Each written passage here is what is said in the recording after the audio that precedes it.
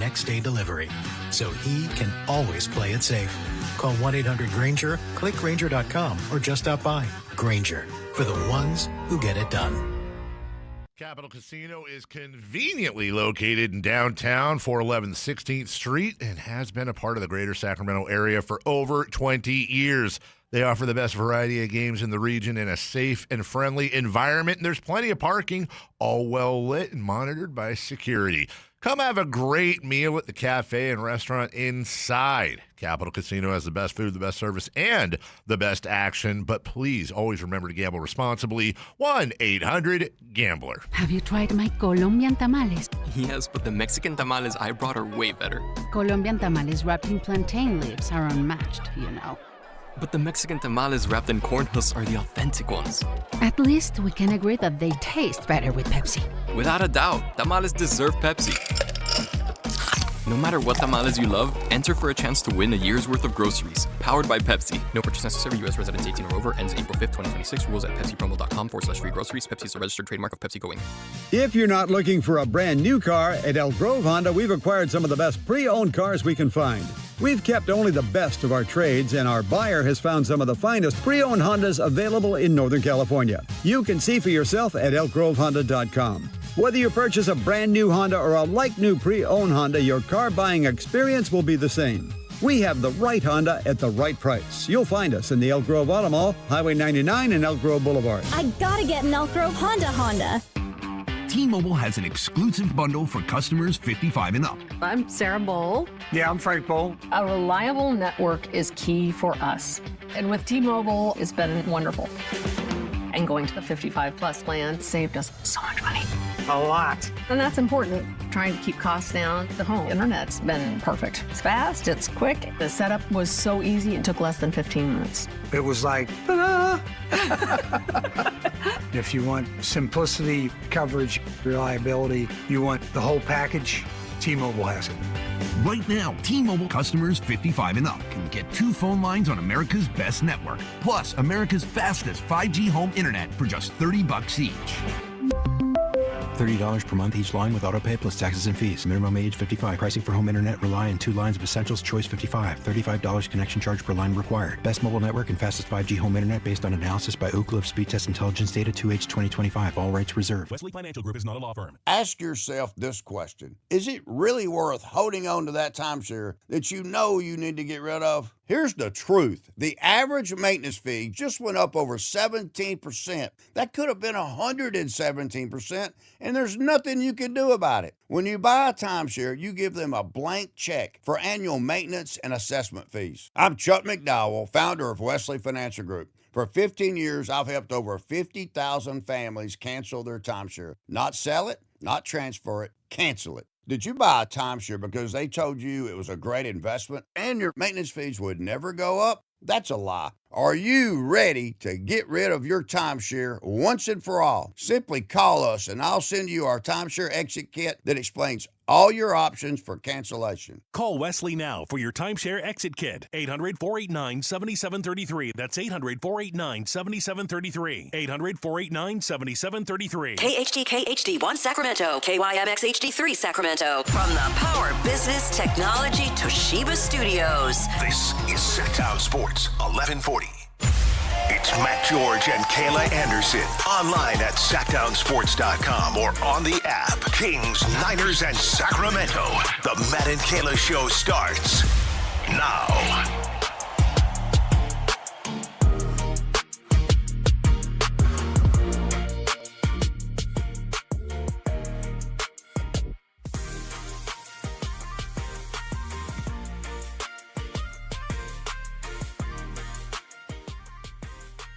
It's Friday. Did you expect anything less? I found out you and Melissa met. Yes.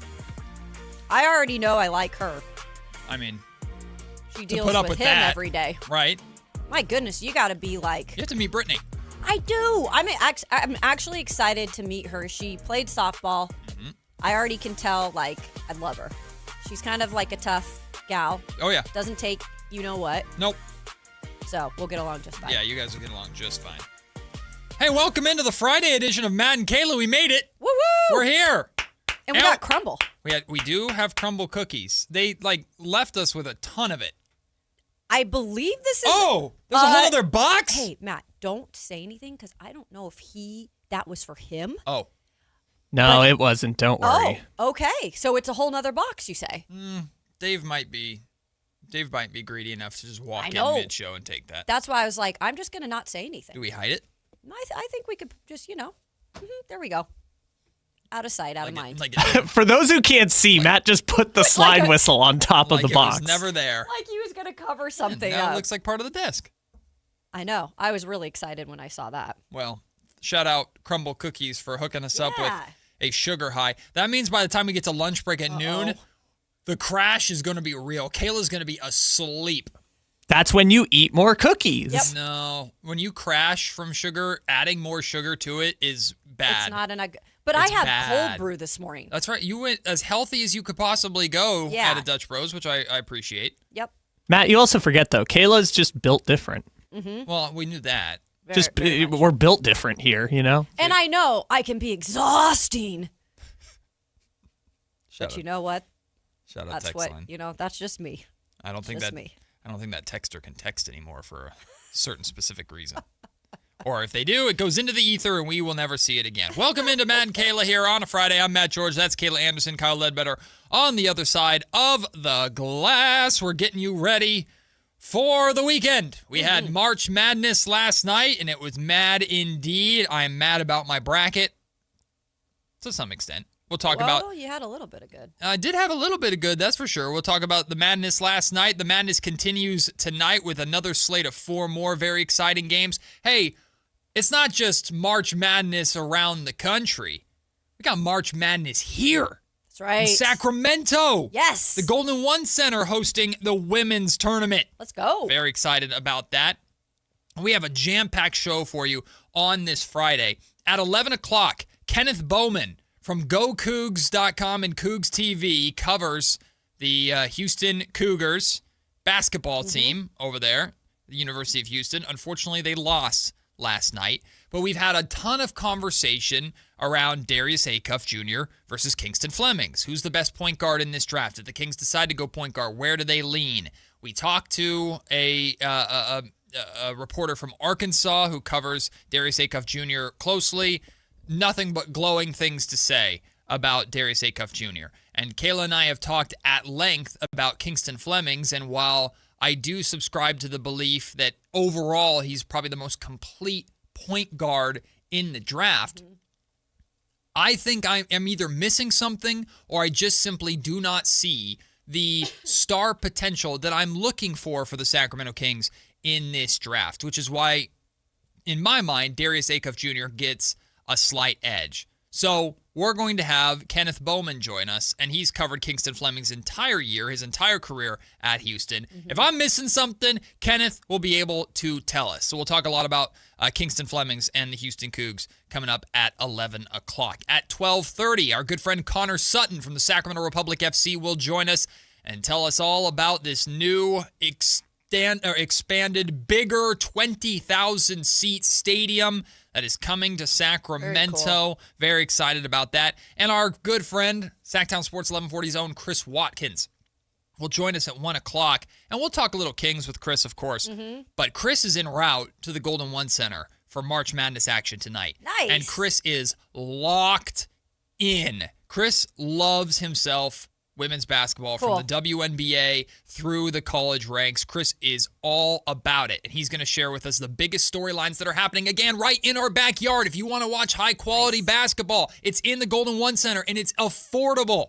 Go and check that out. Chris will preview everything that he's going to the Golden One Center to see tonight. Very excited about today's show. Those are just our guests. Of course, we have Kayla's 2-minute drill. She's going to catch us up on everything happening in the world of football. It's opening day for the A's. You're decked out, man.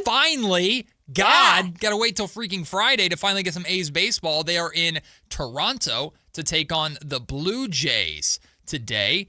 We'll react to the Kings' loss to the Orlando Magic last night in just a second. So plenty to get to. Plus, there are 3 tank fix proposals that are out there, according to Shams Charania, that the NBA has discussed that they will vote on.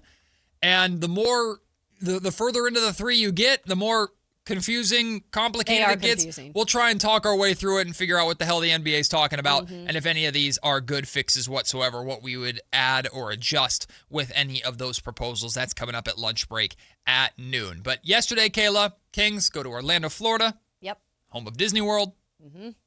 And they lose to the Magic in a very entertaining back and forth Not game. bad. I know, like, the concept of saying a perfect loss or a good loss makes people roll their eyes, and people don't like that necessarily. And good luck saying that to any of the players in that locker room or to Doug Christie or anything last night. But back and forth game, it looked like in the third quarter, because the third quarter has been a tough quarter for the Sacramento Kings all season long, it looked like Orlando was going to start to pull away. I think they built like a 10-point lead. They got it to double digits. Kings answered right back with a run, kept it close. The game didn't necessarily go down to the wire, but it was close all the way through, hard fought all the way through. There were some great moments from DeRozan to Dayquin Plowden. We'll talk about him too. Overall, a fun night of basketball. There's 8 games left. If you were to tell me all 8 of those games are exactly like that game, I'd tell you that's a great way to end the season. Yeah, it's just an interesting end to the season because you don't have, like you have been dealing with all season, you don't have a lot of your veterans playing, you don't have a lot of the starters playing. And so what it's doing right now is on any given night, it's giving opportunities to some of these two-way contract guys, to some of these young guys to go out and not only try to give themselves an opportunity to be part of the future here in Sacramento, but possibly just be part of the future on another NBA squad. And you mentioned, and I know we'll get into it in a minute, Dayquin Plowden is specifically one of the guys to me that I have seen lately be able to grab the bull by its horns, if you may, and pretty much, run with it because he has done whatever he's been able to do with his opportunity. And I love that because he's not a young guy. He's 27 years old.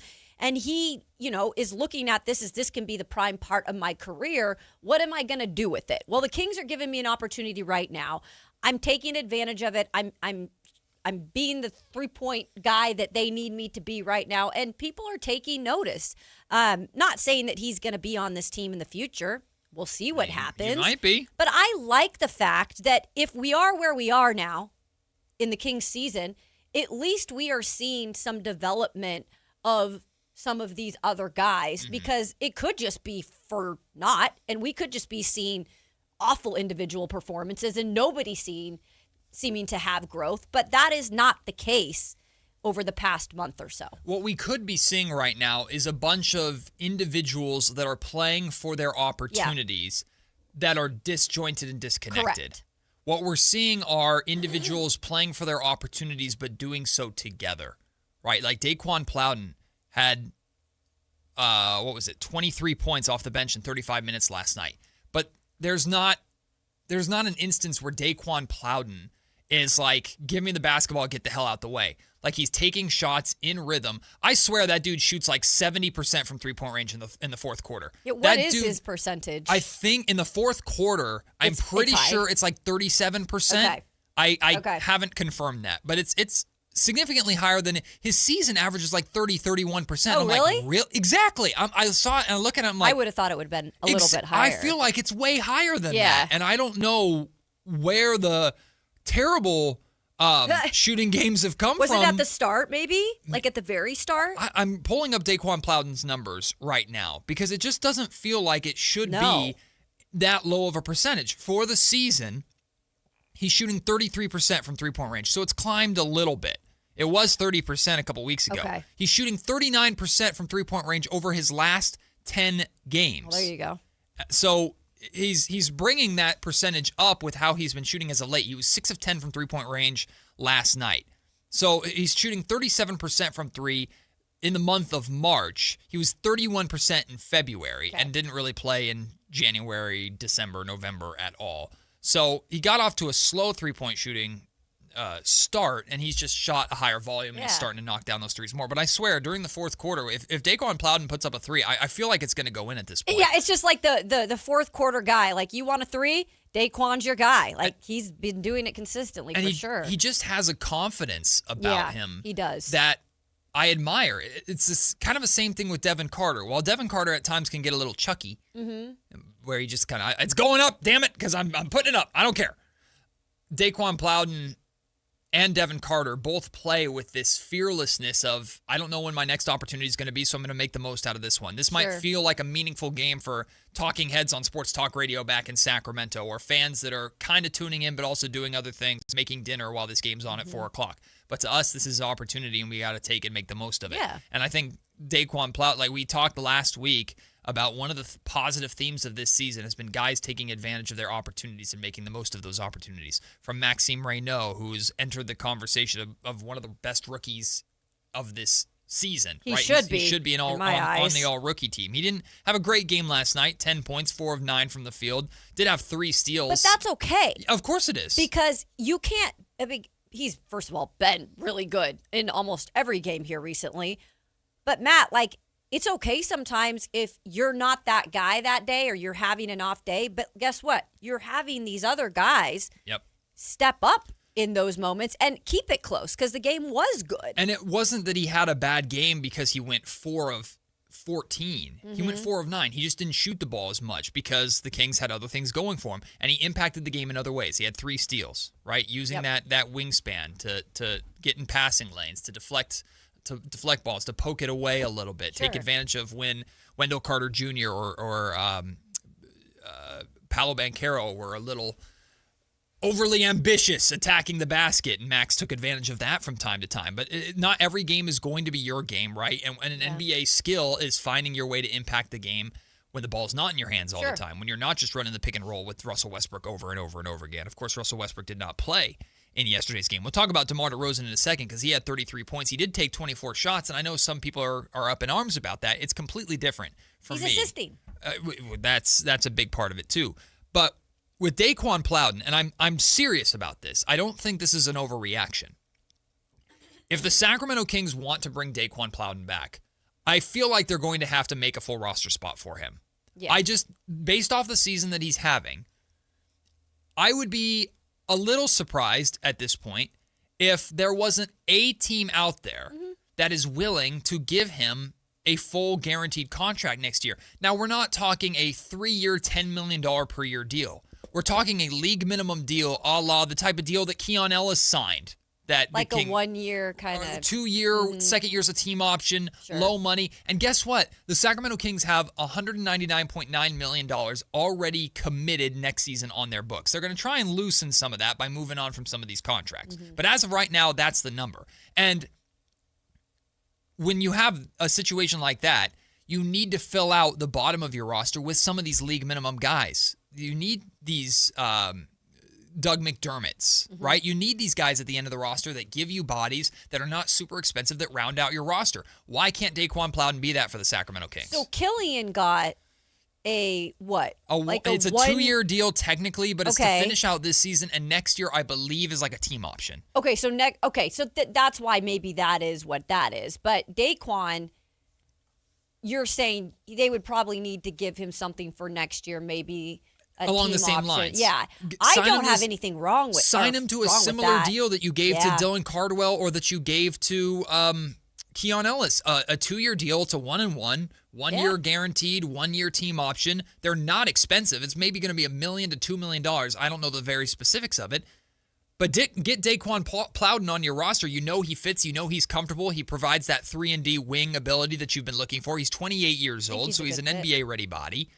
Have him round out your roster next season. And I'm not saying, and if we're being honest with ourselves here, if the Kings do that, the hope is that in reality, Dayquin Plowden doesn't play much next season because there won't be as many reasons to play him, which either means injuries or blowouts. But if they need to use him, you have a guy who's familiar with everybody. Exactly. Who feels comfortable in what he's done here to this point. I feel like some team out there is going to see what he's doing, and not in the same way with Precious Achiuwa, but not exactly on the same level. But I think a lot of people are going to fall into the mistake of going, Precious Achiuwa was only good because he was on the Kings putting up empty numbers.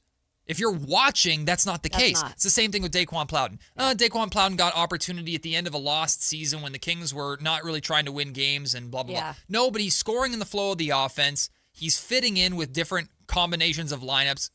Doug Christie was throwing lineups out there, including Daquan Jeffries, that he's I know never... there was like Daquan and Daquan. Daquan and Daquan. He had got lineups out there that had never played in a game together before. And we're game, what is that? 70-something? I don't even know. We have 8 to go. 74 or 74, 73, whatever it was. Like, you have lineups that are out there that have never played together before. And Dayquin Plowden is finding his way to find his mix in that. Like, there's value in that. So, again, I'm not trying to freak out about Dayquin Plowden's season to go, put him on a guaranteed contract. He's the future. I know Alan Stiles rolls his eyes at something like that. We can't lose that guy. We can't lose that guy. Well, he also is advocating for PBJ, so he can't say nothing. I know you want to overall improve your team. Yeah. But you need to have guys at the bottom of that roster, 100%. At the end of the bench, that provide depth, that aren't very expensive, especially when you have so much money guaranteed up top. Right. Dayquin Plowden checks those boxes. When you are building a team, and I know a lot of the pieces, they've got to get rid of some big chunks of pieces before they actually start the full process. But you can't just get rid of them and then don't have anybody at the base. Yep. These are the little moves that Scott Perry could most definitely start putting together. So then when those big, heavy pieces do get moved eventually, you have a base, then you can start putting other things in place. That's how I look at the building process right now, what I would do as a GM. And if you have some of those guys that are depth pieces or just some base pieces that you can start building on, then that's like a plus. Then you don't have to go out and try to make everything fit together at once. He can't do that. I'm going to attempt a Carmichael Dave analogy here. Uh-oh. That scares me. Some cars come with these emergency kits. Or you can go to like an auto zone and buy these like What's in it? Exactly. There's like a tool that you can use to break a window if you ever like are underwater. A flare? Or there's like a hatchet in there depending upon like the situation that you're in. A flare, like different stuff like just an emergency kit. And you want to be familiar with the tools in your emergency kit, not have something in there that when you're in an emergency you open it up and you're like, what the hell does this do? I have no idea what this is. Like that's Dayquin Plowden in my mind. That's a Doug McDermott in my mind. I know who they are. They're familiar with the team. I'm familiar with them. Mm-hmm. Hopefully, I really don't have to use them that much. Mm-hmm. But if I need them, I know what to do with them. That's what Dayquin Plowden strikes me as what he could be for the Kings next season. So there. Well, and I know TR in the YouTube chat, which, by the way, you can get in on the chat and the back and forth on our YouTube channel. He was saying that Plowden's just a guy, nothing special. Sure. I mean, if that's how you want to label him, but I don't think it's fair to really say, like, he's just a guy right now not doing anything, not taking advantage of opportunity where he could at least be a depth piece. I don't know. Dayquin Plowden's just a guy, nothing special, coming from TR who's probably sitting on his couch eating chips. Like, he is an NBA caliber player. He's shooting a decent percentage from three-point range at the NBA level, and he's not playing garbage time minutes against bad teams. That game was close last night. I'm not impressed by the Orlando Magic, by the way, but the Magic are above 500. They have things to play for. The Kings took them to the limit, and Dayquin Plowden was a big reason for that. So if you want to call him just a guy and nothing special, I mean, I guess that's fine from your perspective, but you're wrong. Like, special doesn't have to be superstar. Special doesn't have to be multi-time all-star or starter. Special can be an impactful player who finds their role on a team that needs guys and needs depth. We've seen how important depth is in the NBA today. And Dayquin Plowden might provide that depth for the Sacramento Kings or for another team, because I guarantee you other teams are paying attention to what he's doing, to what Precious Achiuwa are doing. All these guys that you would say aren't special are going to get opportunities elsewhere. And I'm sure a lot of people were calling Keon Ellis not special for many years, and now he's a contributor. Granted, it's like the seventh man, but he's still a contributor, seventh, eighth man, still a contributor for a Cleveland Cavaliers team that is expecting to make a deep playoff run. You need guys like that. You got to have guys like that. And I know, like, you know, what he's been able to show lately in, like I said, with guys that he's not necessarily playing with every single time he's out there. You mentioned the the lineup was new again, or, some of the pieces out there were new again for Doug. And for him to be able to work with that and step up also when what'd he finish with yesterday? 23. Yeah, 23 points. 8 of 12 from the field. Like you said, Max didn't have a down game necessarily overall. He just wasn't points-wise 10 leading points, the way. 4 of 9 from the field. So he wasn't super aggressive offensively because he didn't have to be. He had other guys that were working. Yeah. So just times that you need someone to step up or you need them to come off the bench in moments. Or heck, you just need someone to get you going in terms of that three-point shot when a lot of guys on this team don't shoot that well. Like Malik might not be here next year. Just to have guys in your lineup that can do that. DeMar DeRozan scored 33 points last night. He shot 24 shots, went 12 of 24 from the field. Also had 11 assists. And it dawned on me when I was recording the podcast last night and I was talking about his game.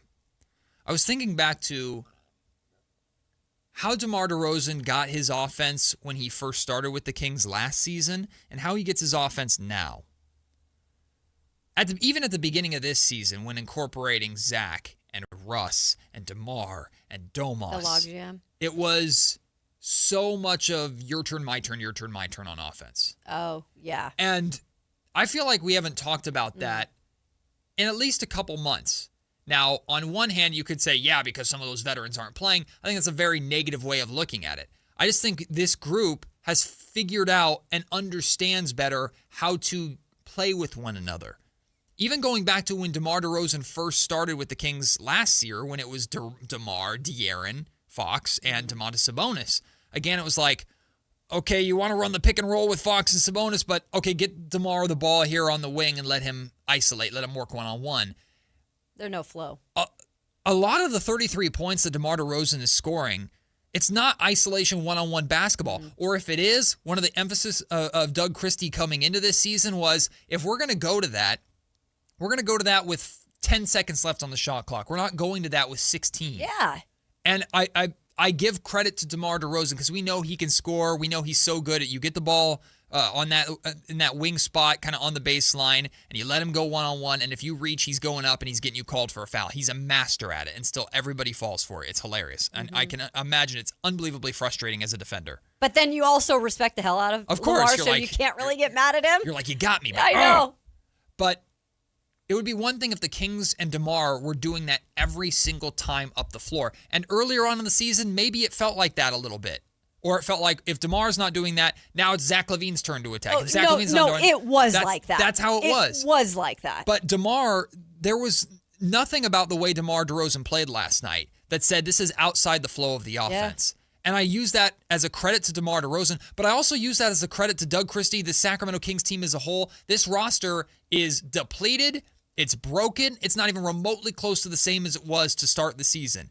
And they look like more of a team now, and they're playing as more of a team now than they ever have. And that's encouraging. Yeah, that's actually a weird statement to think about because you come in, as Scott Perry, did, and knowing that he had to work with some of these pieces, and they did feel like, we're going to go try to compete at the beginning, but these pieces were not working together. As much star power as you had or, guys that individually are looked at as good in the league, it didn't work on the floor together. It was clunky. There's no movement. But as the season went on, and weird enough, as the season got worse and you started to, really think we're out of it, the changing of lineups and the experimenting with lineups and then the injuries hit, like the more and more I speak of it, I know people are set on Doug. A lot of people are set on Doug, and, some people don't want to see him back.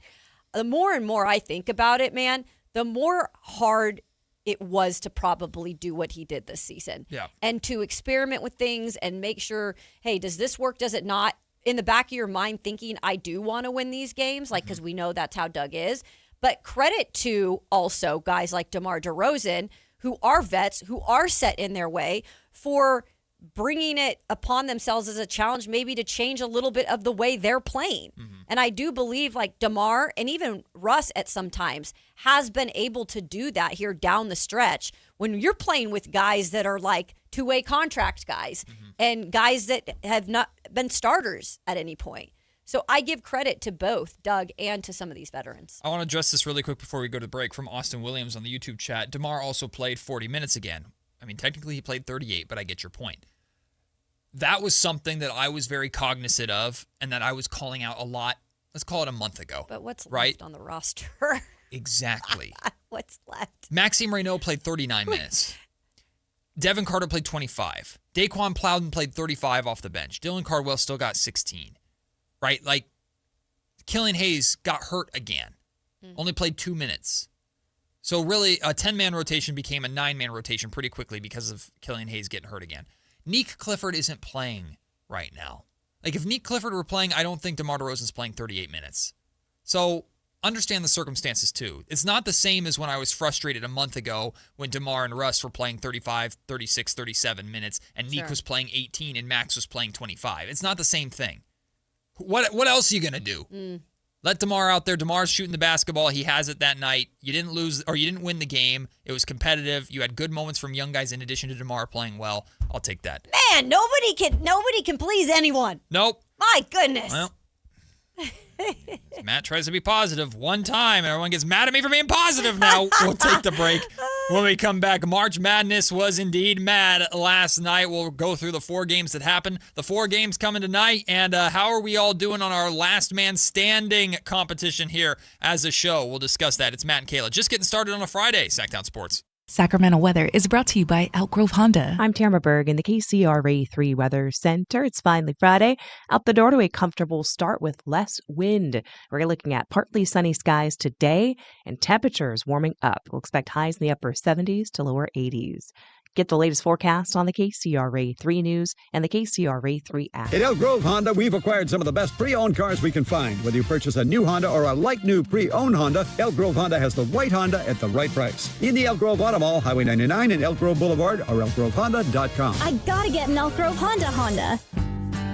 Progressive knows you could have easily taken the freeway, but you took the scenic route to see a waterfall and an oddly busy boiled peanut stand. Discovering the unexpected is exactly why you bought an RV, so protect it with a bundle from Progressive. Because although you may be 3 hours behind schedule, you're 6 jars of jam richer and possibly enrolled in a butter-churning workshop. Switch to Progressive and protect your RV, boat, or motorcycle by bundling with your home and auto insurance. Progressive Casualty Insurance Company affiliates and third-party insurers. Not available in all states or situations. You didn't hear? You can get iPhone 16e at Cricket Wireless for $0 when you switch. iPhone 16e for $0. No way. Yeah, and it has Apple Intelligence so you can clean up your photos. Clean up your photos. Okay, but what's the hurry? The offer ends soon. What they said. Switch to Cricket and get iPhone 16e for $0 with no activation fee. Smile, you're on Cricket. Requires new line and port in on the $60 Supreme Unlimited plan. First month service charge and tax to its sale. Terms and restrictions apply. See store for details. Hagen Oaks knows you can buy a driver off the shelf anywhere, but Hagen Oaks is the only place where you'll find total game fitting. The Hagen Oaks TrackMan-powered player performance studio fits clubs to your swing. Ping's Ballnamic Ball Fitter finds your optimum golf ball. The putter fitting studio makes you a better putter, and FootJoy's 3D foot scanner finds your correct fit. In fact, Hagen Oaks will fit you from head to toe with equipment and apparel to make you the player you want to be. It's total game fitting, and it's only at the Hagen Oaks Golf Super Shop, Fulton Avenue at the Cap City Freeway. If your business depends on reliable vehicles, it's time to upgrade your fleet at myelkgrovechevrolet.com. We specialize in fleet pricing, bulk discounts, and fast approvals, so your team stays on the road and on the job. From work trucks and vans to fuel-efficient sedans and SUVs, we have the inventory, service, and financing to keep your business moving. Call or visit myelkgrovechevrolet.com today and ask about exclusive fleet savings. myelkgrovechevrolet.com, driving business forward. Guys, did you know your testosterone affects everything in your system, including how you feel and perform every day? Right now, Revive Men's Health Sacramento will check your testosterone for free. Knowing your T levels is the first step in understanding if you have low T. Your testosterone level impacts your energy, libido, sleep, weight, hair loss, mood, and even ED. Maintaining an appropriate T level can change your whole life. Most men start to see changes in their hormone levels in their 30s. Experience and results matter. So what are you waiting for? Get your T levels checked today by local, experienced, and trusted men's health experts. They've helped thousands of men since 2011. They're so confident they can help you, they even guarantee it. Call Revive today and schedule your free testosterone test, free exam, and free consultation. Call Revive Men's Health at 916-277-8599. That's 916-277-8599. Or visit ReviveMen'sHealth.com. Baseball is back in Sacramento, and the party starts now at Sutter Health Park. Join the Sacramento River Cats this weekend as we open the season with exciting baseball, special giveaways, and can't-miss promotions. Opening weekend is here. Grab your tickets at rivercats.com. Country in the Park is back. May 8th and 9th at Cal Expo. Miranda Lambert. John Party. Chris Young. Turnpike Troubadours. Dylan Scott and more. Line dancing live DJs, Mechanical Bulls, huge festival area, and food trucks. Tickets start at only $68. Country in the Park. May 8th and 9th at Cal Expo with the California Highway Patrol, Fox Family Heating and Air, and Tacovas. More info at CITPFest.com. Hagen Oaks knows you can buy a driver off the shelf anywhere, but Hagen Oaks is the only place where you'll find total game fitting. The Hagen Oaks TrackMan-powered player performance studio fits clubs to your swing. Ping's Ballnamic Ball Fitter finds your optimum golf ball. The putter fitting studio makes you a better putter, and FootJoy's 3D foot scanner finds your correct fit. In fact, Hagen Oaks will fit you from head to toe with equipment and apparel to make you the player you want to be. It's total game fitting, and it's only at the Hagen Oaks Golf Super Shop, Fulton Avenue at the Cap City Freeway. Final seconds are going to tick off the clock here in Houston. The Fighting Illini have done it. They have knocked off the Cougars on their own home turf here in Houston. Illinois marching on to the Elite Eight. It's Matt George and Kayla Anderson on Sactown Sports 1140. One of the few reasons I still have a little tiny itty bitty bit of hope in my bracket. Illinois. Oh, yeah. They defeat Houston in a defensive battle last night, 65-55. We lost both Kingston Flemings and Darius Acuff Jr. R.I.P. May they be to remembered. Our prospects. The college careers of these two have come to an end. The last man standing. I know. Is Cam Boozer. Boozer. Did you see Kingston after the game? Very emotional. Oh, I can imagine. You obviously, after the tournaments, you get to go into the locker room. Usually during the season, you do not in college.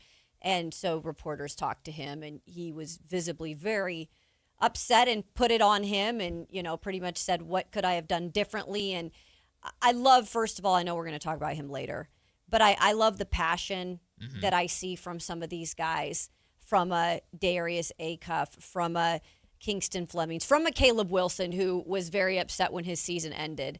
I like to see that out of guys like that. That, to me, shows your love for basketball. You don't have to say it. Yep. You show it. Whereas Darren Peterson, again, don't know if I've seen that. Reminds me a lot of De'Aaron Fox. There's a famous video of De'Aaron Fox crying after Kentucky was eliminated in the locker room. Kingston Flemings, his numbers aren't great. Nobody's numbers on Houston are great because this was a defensive battle, right? They only scored 55 points in 40 minutes. Credit to Illinois and their defense. They held Houston to 34% shooting from the field, 28% from three-point range. This is crazy. Houston only got to the free throw line twice. Whoa. 2 free throws. That's pretty nuts. What is this, the 2002 Western Conference Finals? Meanwhile, Illinois got to the free throw line 21 times. So I'm sure Houston wasn't too happy about it. That's not great, Houston Bob. Probably wasn't too happy about that. No. Kingston Flemings played 37 out of 40 minutes, 11 points, 4 of 10 from the field, 6 rebounds, 4 assists. Did not turn the ball over in this defensive game. So I don't think I don't feel comfortable calling this a bad game for Kingston Flemings. He might feel like it is. I think he played well given the circumstances of the game. Yes, he could have shot better. I would have liked to have seen him take more than 10 shots. I mean, he took the 4th fewest shots out of the starting 5. And you're the number 1 pick from this team, the top pick from this team. That's where you want him to step up a little bit more. So I guess I wanted to see more aggression in that sense. But Kingston Flemings played hard, played a good game. His team lost in a defensive battle to a better Illinois team. Right. It really is as simple as that. It's hard sometimes, and we'll get to ACUF in a minute. But it's hard sometimes, like when we are comparing and contrasting some of these players. But right now, specifically, we're comparing and contrasting a lot of these guards. By the way, thought Keaton Wagler did a good job for his team last night. 13 points. We haven't talked as much about Keaton because he's probably on the bottom part of that top 10 or top 15. But I thought he did a good job last night in terms of helping his team. But when it comes to Kingston, I think I'm on your side when it comes to there's nothing that completely jumps off the TV for me when I watch him. Like, nothing against him because I just told you I love his competitiveness. I think he's going to help a team. But again, when I look at the specifics of what Sacramento needs, they need a game changer. They need, quote unquote, a star. And I don't know if he screams that right now for me, like that he's going to come here and he would be the guy that would make the difference. I don't see that. I do see that with an ACUF. And maybe I'm biased because that's been my guy, but if you watch ACUF, if you watched him last night, even if he didn't have his good game, his best game, like the man moves like through water like that, and he doesn't make waves. Like he passes the ball. Like he's so just fundamentally like smart in terms of his offensive play and how he does it. It makes it look easy. And he just screams star to me. Like if you watch him play, he screams star to me. Kingston doesn't necessarily do that for me. Coming up in a little less than 30 minutes at 11 o'clock, Kenneth Bowman from GoCougs.com and Coug TV is going to join us. He covers Kingston Flemings and Houston basketball very, very closely, so he'll be able to share his perspective as someone who follows Kingston Flemings very closely to help kind of fill us in, fill the gaps on some of the things we might be missing. The best way that I can sum up how I feel about Kingston Flemings is this. Again, I think he's a very well-rounded point guard. If he was a guy that was mocked or falls to, let's say, the 15-16 range, like very back end of the lottery to just outside of the lottery. He's the kind of guy where if the Kings took any of AJ, Cam, or Caleb, that's the kind of guy I'm going, okay, now trade back in and go 100%. Get that guy. Now you got your point guard to pair with that other young star. Yes. But as the young star, that's where I hesitate. Yes. And of course, if you take Darius Acuff, there's no point in taking another point guard. But I think you get my point. Like he's the guy that if I am in the late lottery to outside the lottery, Kingston Flemings I'm looking at with wide eyes. If I already have my established piece that I want, I need a point guard to play with and pair with. Like if Maxime Reynaud, if we're super confident that Maxime Reynaud is a star center going forward, if the Kings had taken Maxime Reynaud 6th overall, not 42nd, and they feel like, okay, he's got that star potential, we just need a point guard to run the pick and roll with him. Okay, maybe I'm targeting Kingston Flemings in that sense. But again, the Kings are star hunting for that number one guy. Yeah. And Kingston just doesn't jump off the page in that sense to me. Shout out to our guy, Jesuit High School's own Andre Stojakovic. Yeah. 13 points in 28 minutes, Let's go. 5 of 8 from the field. Couple assists, also a steal last night. Huge off of the bench. He was really the 6th man for Illinois, a huge contributor as part of their 65-55 victory. Unfortunately, Arkansas's run came to an end last night at the hands of the juggernaut that is Arizona, and it was not close. 109-88. Arizona's just terrifying. But here's the difference. It's like a mini NBA team. I swear. If you watched them last night, you're like, could that team beat some NBA teams at the bottom of the league? Yeah. Here's the difference. We've talked a lot about why both of us lean more Acuff Jr. over Kingston Flemings. But here's another illustration of that point. Again, I don't think Kingston Flemings played a bad game. Like I said, he took the 4th fewest shots of the starters. Darius Acuff Jr. went out swinging. I love that guy. 19 shot attempts. I freaking love Now, he didn't shoot very well from three-point range. he didn't. In general, Arkansas didn't shoot well from three. That's one of the reasons why they lost this game the way they did. They shot 22%. He went 1 of 5. Yeah, they're not a defensive team either. They're an offensive team, and if they have an off night, like they did last night with the 3, they're done for. Against one of the best teams, arguably the best team in the Arizona Wildcats. Like, if you're not hitting your threes, you're not winning that game. But Darius Acuff Jr. did get to the line 14 times, knocked down 11 of them, finished with 28 points. The next closest on his team was Malik Thomas with 17. I love him. Like, he went out swinging, and that's why we heard on, I can't remember who said it, on ESPN last week and we were reacting to it. Seth Greenberg? Was it Seth who was talking about, I wanted Darren Peterson to have that Darius Acuff type approach, right? Like, Darius Acuff is going out there and win or lose, he's going to go for it. He got hurt too. He was all scraped up and he was like trying to get back out there and they were like, wait a sec. Like, he was doing whatever he could. Yeah. But shout out Arizona for getting the win. Great season by Darius Acuff Jr. And we'll now see where he ends up in this draft process. Yeah. Purdue survived Texas, man. That was a great ending. And I wanted Sean Miller in Texas. I really did. I'm glad Purdue made it for my bracket. I but know. Oh man, Texas for an 11 seed. There's nothing about Texas that says 11 seed. That Texas should have been like a 6 seed. They were so good this entire tournament. Yeah, I mean they're coached by one of the better coaches in the league. Did you see their star had a broken foot? No. And he played through it. I did not. And I'm blanking on his name, and I'll find it. But yeah, he was. It was announced after the game. Is it Tremont Mark you're talking about? Or? No, it was announced after the game. I'm looking. Sorry, guys. It's one of those things where I have so many. Oh, here we go. Jordan Pope. It was announced after the game that he played 33 minutes versus Purdue on a broken foot. Wow, I did not hear like, that. What the heck? That's pretty crazy. Yeah. But Purdue survives. Texas is that 11th seed that nobody wanted to face. So, like, really? No. This is who we got?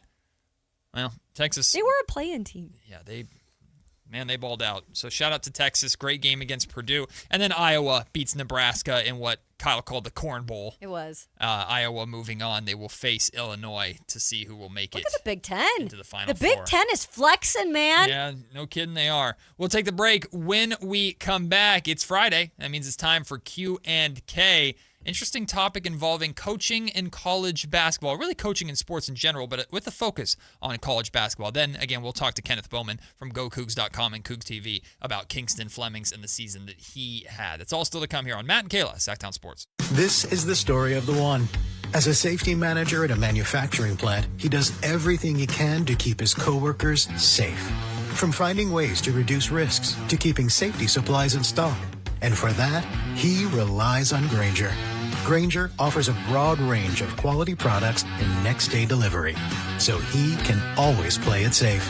Call 1-800-GRAINGER, click Grainger.com, or just stop by. Grainger, for the ones who get it done. How can you grow your business from idea to industry leader? With smart business buying tools and technology from Amazon Business. From fast, free shipping to in-depth buying insights and automated purchase approvals, we deliver everything you need. Go to AmazonBusiness.com for support. Ever notice how your floors still look dirty, even after you mop? Yeah, what's up with that? Swiffer Power Mop gives you a deeper clean you can actually see. I'm listening. Unlike string mops, Swiffer Power Mop absorbs more dirt and locks it away, even in those hard-to-reach spots. Like behind the toilet? Exactly. The new micro scrubbers deliver thousands of tiny deep cleaning actions, so your floors look, smell, and feel clean. Bye-bye, dirty floors. Hello, Swiffer Power Mop. Try the Swiffer Power Mop. Love it or your money back. Check engine or ABS light on? Take the guesswork out of your warning lights with O'Reilly Veriscan. It's free. Ask for O'Reilly Veriscan. O'Reilly Auto Parts. If you're not looking for a brand new car, at Elk Grove Honda, we've acquired some of the best pre-owned cars we can find.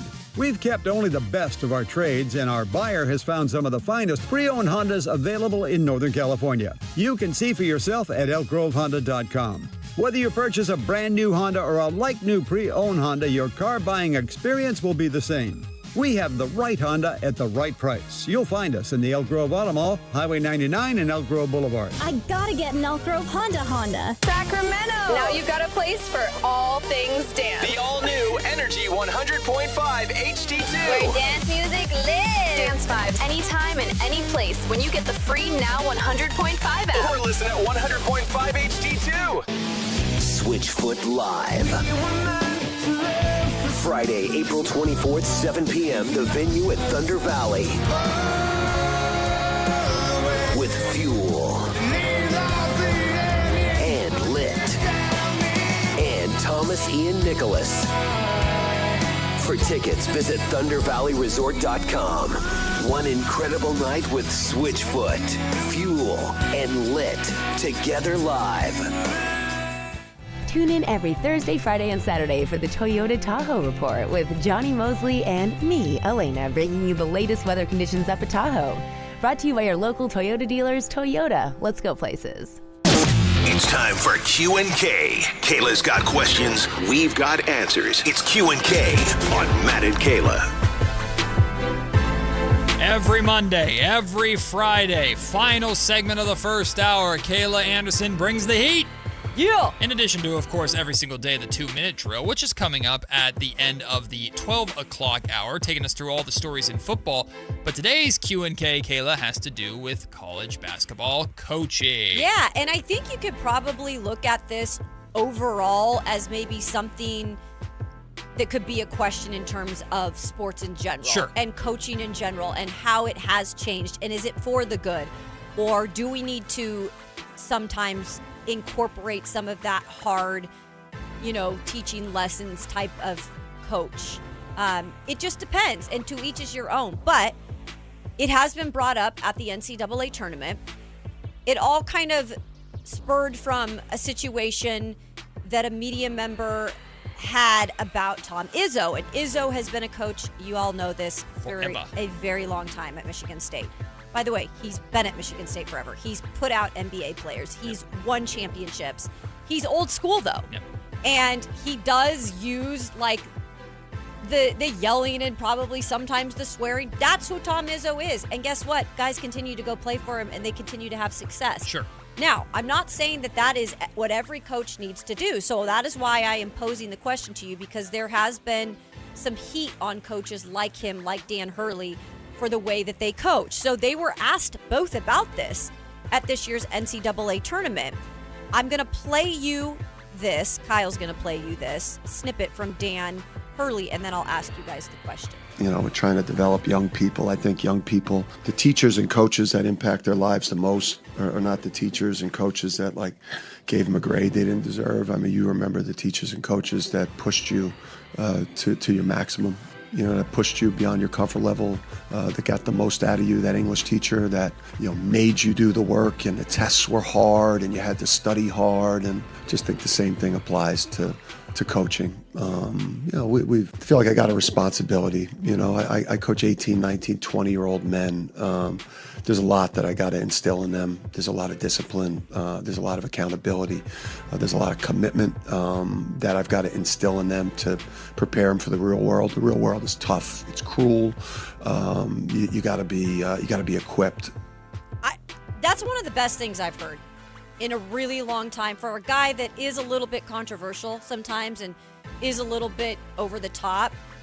I actually really, really liked what he said there. So the question that I have for everyone out there, you and Kyle included, is do you think the media has an issue with coaches coaching players hard? Do you think that is a fair argument to say that they are coaching too hard these days? If you're going to comment on it, you have to have at least a basis understanding of the relationship. And that's what's so important here. If I have the trust with a player and or coach enough for them to hold me accountable in that way, in the way that I need, and maybe I don't like it in the moment, but I need it, I think that's incredibly valuable. Right? And so if I'm going to speculate on something, if I see Dan Hurley yelling at a player, I have no idea what their relationship is like behind closed doors, in practice, period. I have no clue. Now there's a line. And typically if you have to ask yourself, did it cross that line? Most of the time the answer is yes, it probably did, because the line is obvious to all of us. There's physical contact that's over the top. If there's abusive, demeaning behavior, if throwing a player, of chairs. Yeah, that's if a player is obviously shutting down and almost not cowering necessarily, or if it gets so heated that it becomes an altercation between the two. Okay, a line has been crossed there, right? But different coaches coach different ways, and different coaches don't coach different players different ways based upon the relationships that they have with those players. A good example that I can give here is the Mike Brown, De'Aaron Fox relationship. And now, before the audience rolls their eyes, because I talk about these two all the time, understand that Mike Brown coached De'Aaron Fox harder than he coached anybody else because that's what De'Aaron Fox wanted. That's what De'Aaron Fox needed, and De'Aaron responded to it. But that meant Mike would sometimes very publicly talk about De'Aaron and call him out, to the point where one of the last things Mike said was public criticism before he was fired, and everybody thought De'Aaron Fox got him fired, and it couldn't be the further from the truth. I bring that up because the point is the relationship matters. Yeah. So again, as media, if you're going to comment on it, myself included, we can share our opinion. Ooh, that didn't look great. But we don't know what the relationship is. And for a beat writer who's covering it, I would expect that beat writer to understand, or at least ask, what's your relationship like with that guy? Sure. And obviously, you get to pick where you go, right? Where you get to go to be coached. And it's no surprise what that coach does in terms of his style of coaching. Mm-hmm. You're going there and you are expected to be coached a certain way. So in a way, that is your choice as well. Kyle? Well, shocker of the century, I'm going to be Captain Nuance, always just living in the gray area, because there's definitely a place for hard coaching, like Matt outlined with the De'Aaron Fox situation, right? Different people respond different ways. And so often, like Dan Hurley articulated, you hear the stories of like the hard coach that motivated you and you came out better on the other side and you're grateful for that. Mm-hmm. But the flip side is we don't talk enough about those stories of the coach that did coach you hard and it didn't help your development, or it stunted your development, or it left an impression that didn't feel as good at the same time. So different people have different responses. Coaching's gone through this interesting evolution. I'm curious to see what this era actually is, because like in the 20th century, like all these best coaches came from like military backgrounds, right? It's like Bobby Knight, Coach K's at Duke, or Coach K goes from Army to Duke. Greg Popovich goes from the Air Force to the San Antonio Spurs. Like these great coaches had like military backgrounds. Mm-hmm. And then in the 21st century, it's more like academia backgrounds, like Steve Kerr, son of teachers, right? Dan Hurley, son of a basketball coach and a teacher. You know, it's like this academia-based coaching. And I'm curious to see how this is going to evolve, because like I don't even know if young kids these days respond as well to coaching from 10 to 20 years ago, whether that's Tom Izzo. You know, Tom Izzo's a little bit older, but like those guys that are somewhere in between Dan Hurley and Tom Izzo, I don't know how their coaching responds well. Because like I've heard Sean McVay talk before about like his coaching style is that these guys already have more than he's ever seen before, guys with like self-esteem issues, and like they're constantly being bombarded with like messaging of like, you're not doing this, you're not doing that. And so his role is kind of to love guys up a little bit and show them that like, hey, you are this, you are that, and we can get you there. Here's how I envision that. And that's a different style of coaching than maybe there was in the past. So it depends on the people who you're coaching. Dan Hurley, like he said, is coaching guys who are 18, 19, 20, which means most of them were born in like 2006 and 2007, 2008. Like they've only known a world that is different than one that like you grew up in, or Dan Hurley grew up in, or even like I've grown up in. I'm getting to that point where I don't live in the same world. So, and I think it's fair. That's a good point too. I think it's fair to also meet somewhere in the middle sometimes. I think it's fair that, you know, some of these guys choose these places because they want to be challenged. They want to be pushed. They want to learn from a father figure if they maybe didn't have one in their lives. And discipline, I still feel like is very important to have, whether that be in life, in school, in sports. I mean, it sure as hell got me to where I am today. I'm going to tell you that right now. Because there's a lot of things, you know, growing up in life that are, like Dan Hurley said, hard, that the world's hard. You got to have sometimes somebody to show you how to deal with those hard moments. But you also do, Kyle, I do understand this, and I think probably this is done more off the court, is you do show that love and you do know and make it aware for that young man or young woman that you are there for them. And I think those are the things that we don't see that are behind the scenes. The responsibility of a coach, of course, is to win basketball games, and from a player standpoint, hopefully make you a better player, make you a better person, make you a better man or woman. But the responsibility of the coach is also to establish the relationship and establish the trust and the connection between the coach and the player, so that the player understands, the young man or young woman understands the intention behind the words, the intention behind the intensity, right? That's really important. For sure. If you haven't established that and you just start yelling at someone, now you're that's a good you point. might as well just be road raging at someone that you haven't met, right? So that's another big part too, is I imagine Dan Hurley, Tom, is all these guys make sure to build a relationship with these guys to where they know and can trust that if he's ripping into me, there's a reason for it, and his intention is not to embarrass me or make me feel ashamed. His intention is to make me a better person, and that sometimes can be tough to remember when you're in the heat of those moments. But I think that's an important part of the conversation too. So yeah. We will take the break. When we come back, Rick, I see you on hold. He wants to jump into this coaching conversation. Rick, stick with us through the break. We'll get you right when we come back, and then we'll speak with Kenneth Bowman, who covers Houston Cougars basketball and Kingston Flemings closely for GoCougs.com. He'll help us see what we're missing maybe in Kingston Flemings and give us an idea of what he could be as a potential Sacramento Kings prospect. We'll take the break. It's Matt and Kayla, Sactown Sports. Have you tried my Colombian tamales? Yes, but the Mexican tamales I brought are way better. Colombian tamales wrapped in plantain leaves are unmatched, you know. But the Mexican tamales wrapped in corn husks are the authentic ones. At least we can agree that they taste better with Pepsi. Without a doubt, tamales deserve Pepsi. No matter what tamales you love, enter for a chance to win a year's worth of groceries. Powered by Pepsi. No purchase necessary. U.S. residents 18 or over. Ends April 5th, 2026. Rules at PepsiPromo.com/free groceries. Pepsi is a registered trademark of Pepsi Going. Capital Casino is conveniently located in downtown, 411 16th Street, and has been a part of the greater Sacramento area for over 20 years. They offer the best variety of games in the region in a safe and friendly environment, and there's plenty of parking, all well lit and monitored by security.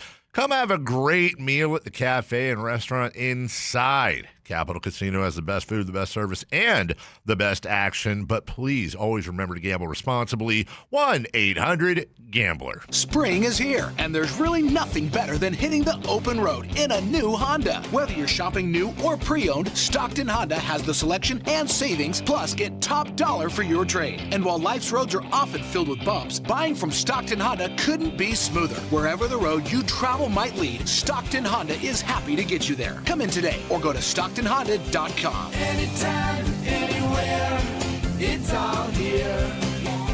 StocktonHonda.com. It's time for the madness, and your HVAC system is in a full court press. Cold mornings, warm afternoons, your heater and AC are battling, and your system is working overtime. Don't let your comfort get knocked out. Score Brower Mechanical's Madness BOGO Special. Buy a heating maintenance and get a free AC maintenance for just $89. Call 916-352-3113. Brower Mechanical. Residential and commercial HVAC sales and service. License number 1081055. When your check engine light comes on, do you see a repair bill or do you see peace of mind? For 20 years, CarShield's been the name America trusts to help keep you on the road.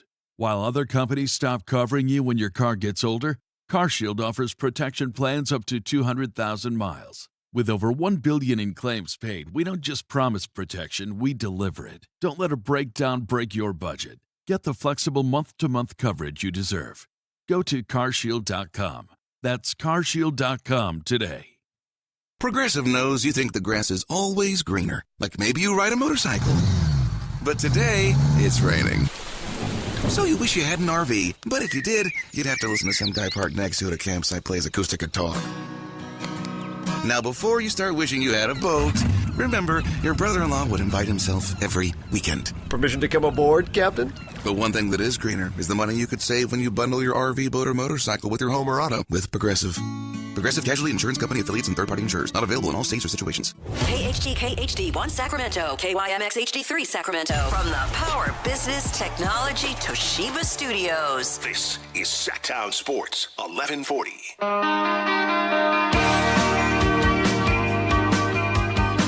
Matt and Kayla on Sactown Sports 1140. In just a few minutes, we're going to be speaking with Kenneth Bowman, who covers Kingston Flemings and University of Houston Cougs basketball very closely.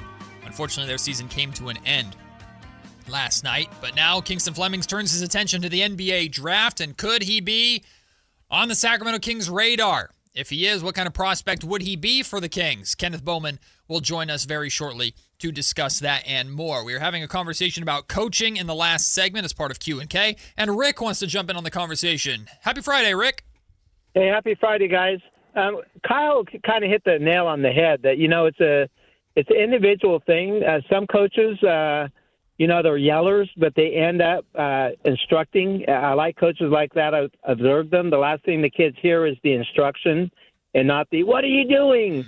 And, as a coach, former coach, I never cussed. It just wasn't part of my personality. And I think this is a great topic, and I hope some coaches are listening, because if they're not winning, if their kids aren't happy, they kind of have to reflect on what their coaching style is, and are they coaching the kids to be successful, and what message are they sending the kids? Izzo's a great coach, and maybe I doubt he probably does that all the time. Coaches that do that, athletes become immune to it. They don't listen to it. Mm-hmm. But anyway, guys, for Friday, any day, great topic. Thank you, Rick. Really quickly, before you go, are you still there, Rick?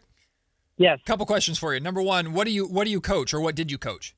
I coached cross country for years, and believe it or not, even at that level, I learned certain things like never yell, run faster, because I thought, well, they would run faster if they could. That's dumb. But you encourage the kids, you pick out the things that they're improving on.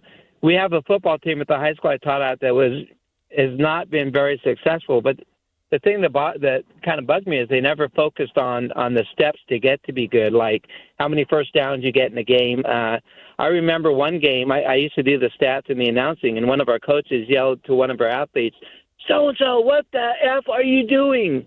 Mm-hmm. And there was hardly anyone there, and that was it. And it was so embarrassing. And I personally don't see how kids can thrive under that. But some coaches, they're good at you got to give the kids a spark and, hey, come on, focus, however well they say it, to get their mind back in the game. And, at the college level, especially in the pro level, it's about winning.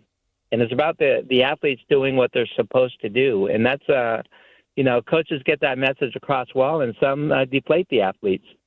Rick, another really quick question for you. In terms of like a percentage of how much of a percentage of your job, or in your mind, a coach's job it is to establish that relationship with the athlete, like where does that fall in terms of strategies and winning and losing and stuff? How important is that for every coach at every level? 100%. And when I got a little success, I was kind of embarrassed in the sense that, wow, they're actually listening to me. But that's because of the relationship that you establish. And kids, when they went to cross-country meets and they see what the other kids are doing and warm-ups and things like that, and it gives a coach legitimacy. Hey, we do the same thing as that team, and they're really good. And they start buying into it. And so establishing that, not just going out there pounding practice every day without, a goal with which you're doing what you're doing. So establishing that, boy, that's just, in my opinion, coaches, especially at that level, know their X's and O's. So you have to establish that personal relationship with the athletes, because they really will run through brick walls for you. Love that, Rick. Thank you so much for the call. We appreciate it. I love talking coaching philosophy with coaches. Mm-hmm. And it's one of the things that working in TV, and I know you understood this, Kayla, when you cover prep sports through college, all the way up to the pros, when you get the opportunity to establish relationships with coaches and you get to talk to them about the X's and O's of their game and how they approach their game, and they'll let you in on stuff like that. Coaches at any level for any sport, I'm always fascinated by it, so that's why I had to ask Rick this question. No, definitely, and it's a good point. It's a good point that you make and that he makes in terms of if you establish that relationship and there's something behind all of what we maybe see out on the court or when somebody is coaching, like you said, you can't always jump to that conclusion that they don't have that relationship off the court. Mm-hmm. And that allows those coaches sometimes that are a little bit tougher, that maybe do yell a little bit more. That doesn't mean that the kid doesn't appreciate that or allow that, because a lot of times, that means it has been established off the court. Kyle is efforting getting Kenneth Bowman from GoCougs.com on with us right now. I'm excited to talk to him about Kingston Flemings, truth be told, because I feel like I must be missing something. And I don't. You keep on saying that, but what I will say about that, I don't think that it's an issue that you feel like you're missing something. I just feel like, again, sometimes with a person like that is more well-rounded as a player, or the safe pick as a player, we use these things that make us think that it's bad that we're thinking that they're not better than the other guy. But when it comes down to it, I just feel like there's straight up better players right now over a Kingston or over a Cam that we would rather have before those guys. But if those guys came to us in that moment and that's what's available, we're going to be like, okay, we can work with this, right? Well, Kenneth Bowman knows Kingston Flemings very well, covered his career at Houston all this season. Kenneth, I appreciate you joining us on the eve of, I'm sure, what was a sad, frustrating, disappointing night with the loss to Illinois. But to talk about it from a positive standpoint, where in your mind does Kingston Flemings and this Houston team, how much did you enjoy this ride, and where do they stand in the history of Houston Cougars basketball? Yeah. Oh man. Well, first and foremost, I just want to thank you guys for having me on. But to answer your question, this team was definitely one for the record books. It was definitely not your typical Coach Sampson team, I would say. He's stated it all year. Like I'm playing 4 freshmen. Usually with Kelvin Sampson, he has a group of vets. This time around, he brought back 2 seniors from the Final Four run, and you had a senior in JoJo Tugler, and then you lose a Jawan Roberts and a LJ Cryer, and as we were talking about today, you replace them with the Kingston Flemings and a Chris Sinak. So overall in the year, you still win 30 games. You make it to the elite, the Sweet 16. And you made it to the title game of the Big 12 tournament. So this was definitely a historical season from my perspective, even though obviously they didn't, check all the boxes and the milestones that they wanted to. Take us back to Kingston arriving there in Houston and what you guys saw out of him from the gate that kind of allowed you to think, okay, this guy is going to be a special player. He's going to add something different as a freshman. You know what? Over the summer, I think we only got about 3 media sessions with the guys. So we really didn't get to see too much of him. But just physically, he definitely grew in his mass. I really feel like Kingston's breakout game was probably that game against Auburn when they went to Birmingham. And that's kind of the match that put the nation on notice. And it's kind of crazy because coming into the season, a lot of us that cover the team and are just around the team thought Kingston would have been a 2-year guy. And it was quickly changed to even the staff was saying, well, our plans have changed with Kingston. Now he's a potential top 10, top 5 pick. Kenneth, one of the biggest compliments that I see in the draft process of the draft experts, air quotes, talking about Kingston is how well-rounded he is as a point guard prospect. But if there is a elite skill, an elite NBA skill that Kingston Flemings possesses that he's bringing to the NBA that can change a team, what do you think that elite skill is, or what would you say that is? I would say right now, especially for as young as he is, definitely his passing. I've seen him pull off some crazy stunts with the ball. And also, his defense, I think that's a given considering he came to play for Kelvin Sampson. But I would say definitely those are the big 2 for me. We've got Kenneth Bowman of GoCougs.com and Coug TV joining us, who covered Kingston Flemings' career at the University of Houston. So, Kenneth, one of the reasons why I reached out to you is we've had a lot of conversations on this show as of late of who's at the top of that board when it comes to the best point guards in this draft class, right? And I'm sure you know a lot of the conversation is Kingston Flemings versus Darius Acuff Jr., right? The scoring of Darius Acuff Jr. versus, again, the well-rounded point guard background of Kingston Flemings, the defensive advantage that Kingston Flemings has over Darius Acuff Jr. Now, I'll just speak for me here, and full transparency. I lean Darius Acuff Jr. because from the Sacramento Kings standpoint, this team is star hunting, right? They need a number one guy. They need a top guy. And I was very excited to talk to you because I want to make sure I'm not missing anything, and I don't want to sell Kingston Fleming short on something that just maybe is flying under the radar. Do you see like NBA star number one top guy potential in Kingston Flemings in the NBA, or do you see him as, man, he's going to be, if he was the number two as a point guard to a star in this league, that's the perfect role for him? Where would you say he fits best? Yeah, I heard you guys speaking on this a little bit. I would say right now, I would definitely lean Kingston being more of a number two guy. I've had a similar conversation about, should we view Kingston as being able to be that franchise player, face of the franchise, and really take a team over the top? In terms of Sacramento, I think it would be great for you guys to get Kingston, and it's just Kingston to the Kings. Get the marketing team on that.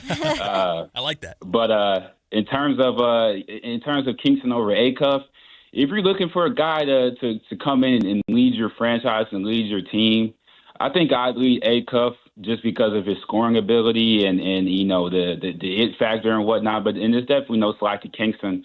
I think both guys are great players and going to have great careers in the league. When it comes to, so along the lines of that, because we have the play, right? And then we have the personality and how they can take on the weight of, an organization. Like, just to be blunt, that is what probably who they pick is going to have to endure a little. Yep. And now, depending on where they pick at, like if it's 1, 2, 3, 4, probably that is more so the case.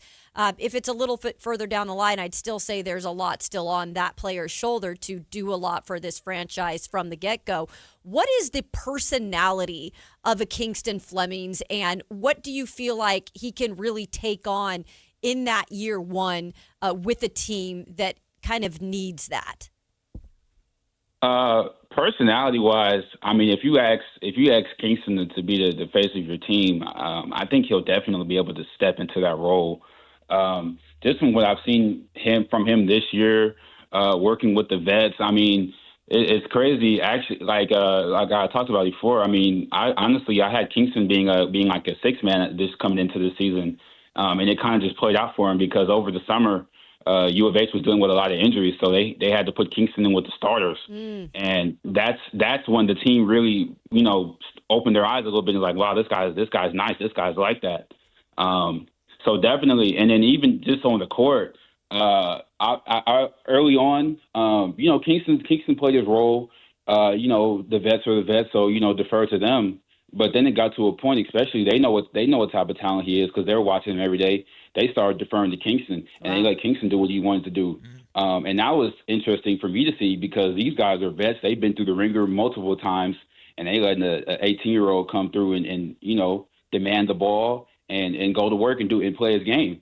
Let's talk about that defense, though, because that's that one area where if you're making an argument for Kingston Flemings over really any other point guard at the top of this draft, it's on that defensive side. Kenneth, how well do you think that defense is going to be able to translate to the league? And with Fleming's size, how well is he going to be able to, in your mind, defend the perimeter at that NBA level? There's always going to be a learning curve. I'm not expecting him to stop Russell Westbrook day one or anything like that necessarily. But how do you feel he'll be able to step into and embrace that challenge? Because the Kings have some defensive-minded coaches and approach here in Sacramento. Yeah, definitely coming to a team like Sacramento, I think Kingston will definitely have that mindset and just the willingness to compete, just the willingness to go out and guard because, that's what he had to do here, all year long. And on Kelvin Sampson's team, he doesn't care about the stars next to your name. If you're not guarding, if you're not doing what you're supposed to do, you're not going to see the floor. And we've seen that with other guys on the roster. But in terms of the adjusting to the NBA defense, I think it will be an adjustment for him. I think the main thing is that Kingston has to get his weight up. Sure. He is, in high school he was slender. He put on a lot of weight when he got to U of H, working with strength coach Bishop. And then obviously once he gets into an NBA program, and if he really hones in and getting his weight up, I think he'll get it. Like, I think the intangibles are there. I think it's just going to be more on the physical side of things. One thing I will say, I would say, looking at Kingston, you have the defensive prowess of Emmanuel Sharp. I think he was one of the best guard defenders in the country. You have a Milos Uzan. He's no side on defense. I would say when guards are coming up the floor and they're looking at who they want, I would say they kind of look to Kingston sometimes. So I think that's one thing to note. We're kind enough to join us is Kenneth Bowman of GoCougs.com. We're talking about the Houston Cougs and obviously their star point guard, Kingston Flemings. So offensively, Kenneth, we've talked about Acuff in the comparison. Like, there's no doubt that Acuff has that 3-point shot. Like, he offensively has been just a dog this year. What would you say on Kingston's side he might need to work on, or that he could still have a lot, like an upside in terms of the offensive side of his game? Yeah, I mean, offensively, he's definitely, I would say he's a complete three-level scorer. He can get to the rim. He's elite in the midi.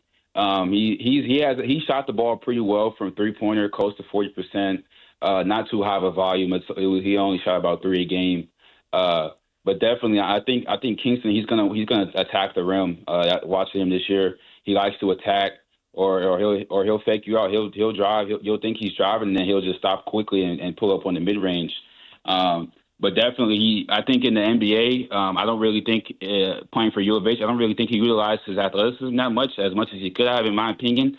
But definitely in the NBA, in the system that's built around him, because he's bouncy. Like, he can get up, he can jump out the gym. You might not have seen it too much this year. He pulled out the dunks a couple times, but I saw that, and I saw that looking at his high school games. I said, man, this dude got some bounce. Kenneth, I don't know if you can relate to this. I know from just covering the Sacramento Kings from a Sacramento standpoint, when you have the national media or just people outside of like that bubble, that team's bubble that starts talking about a player or talking about a team, they miss things that you don't see when you're not watching every single minute or you're not there, feet on the ground every single day. Is there anything, the conversation around Kingston Flemings or even Houston basketball in general, that you heard this season, that you've heard during this draft process, that you think not necessarily is disrespectful or anything that far, but you think, oh, you got this wrong, or you're missing this, or you're not giving Kingston as much credit in this area for the type of prospect that he is? Does anything come to mind when I say that? I don't really, nothing. Especially just on the U of H side of things. I feel like this team has been consistent for so long. I mean, 7 straight Sweet 16s. That's not really a normal thing for a typical college program to do. I feel like in terms of this time of year, I feel like U of H gets slighted a lot. I mean, people had U of H talking about they were going to lose to Texas A&M last week.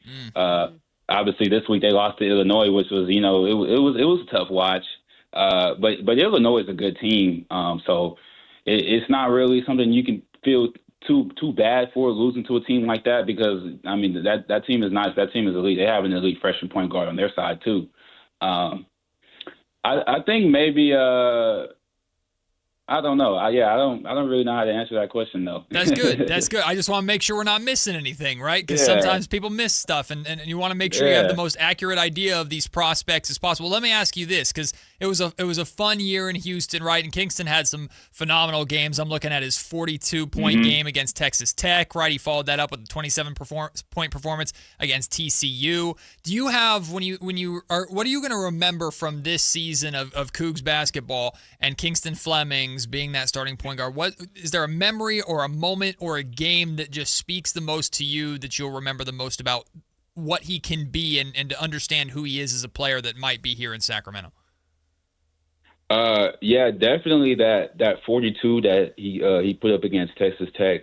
But I would say just throughout the year, Kingston has always rose to the occasion. And it happened a lot against the ranked opponents. I think they had a stretch this year It might have been like I think they played like K-State, BYU, and then Utah. And that stretch wasn't really all that great. But then they played in Iowa State, and when they start playing those type of teams, you start seeing Kingston show up. And Kingston showed up early. Like I remember watching him in Vegas at the Players Era tournament against Tennessee, and he tried to wheel the team back on his own. He put the team on his back. Like I've seen multiple times, Kingston is just give me the ball and get out the way.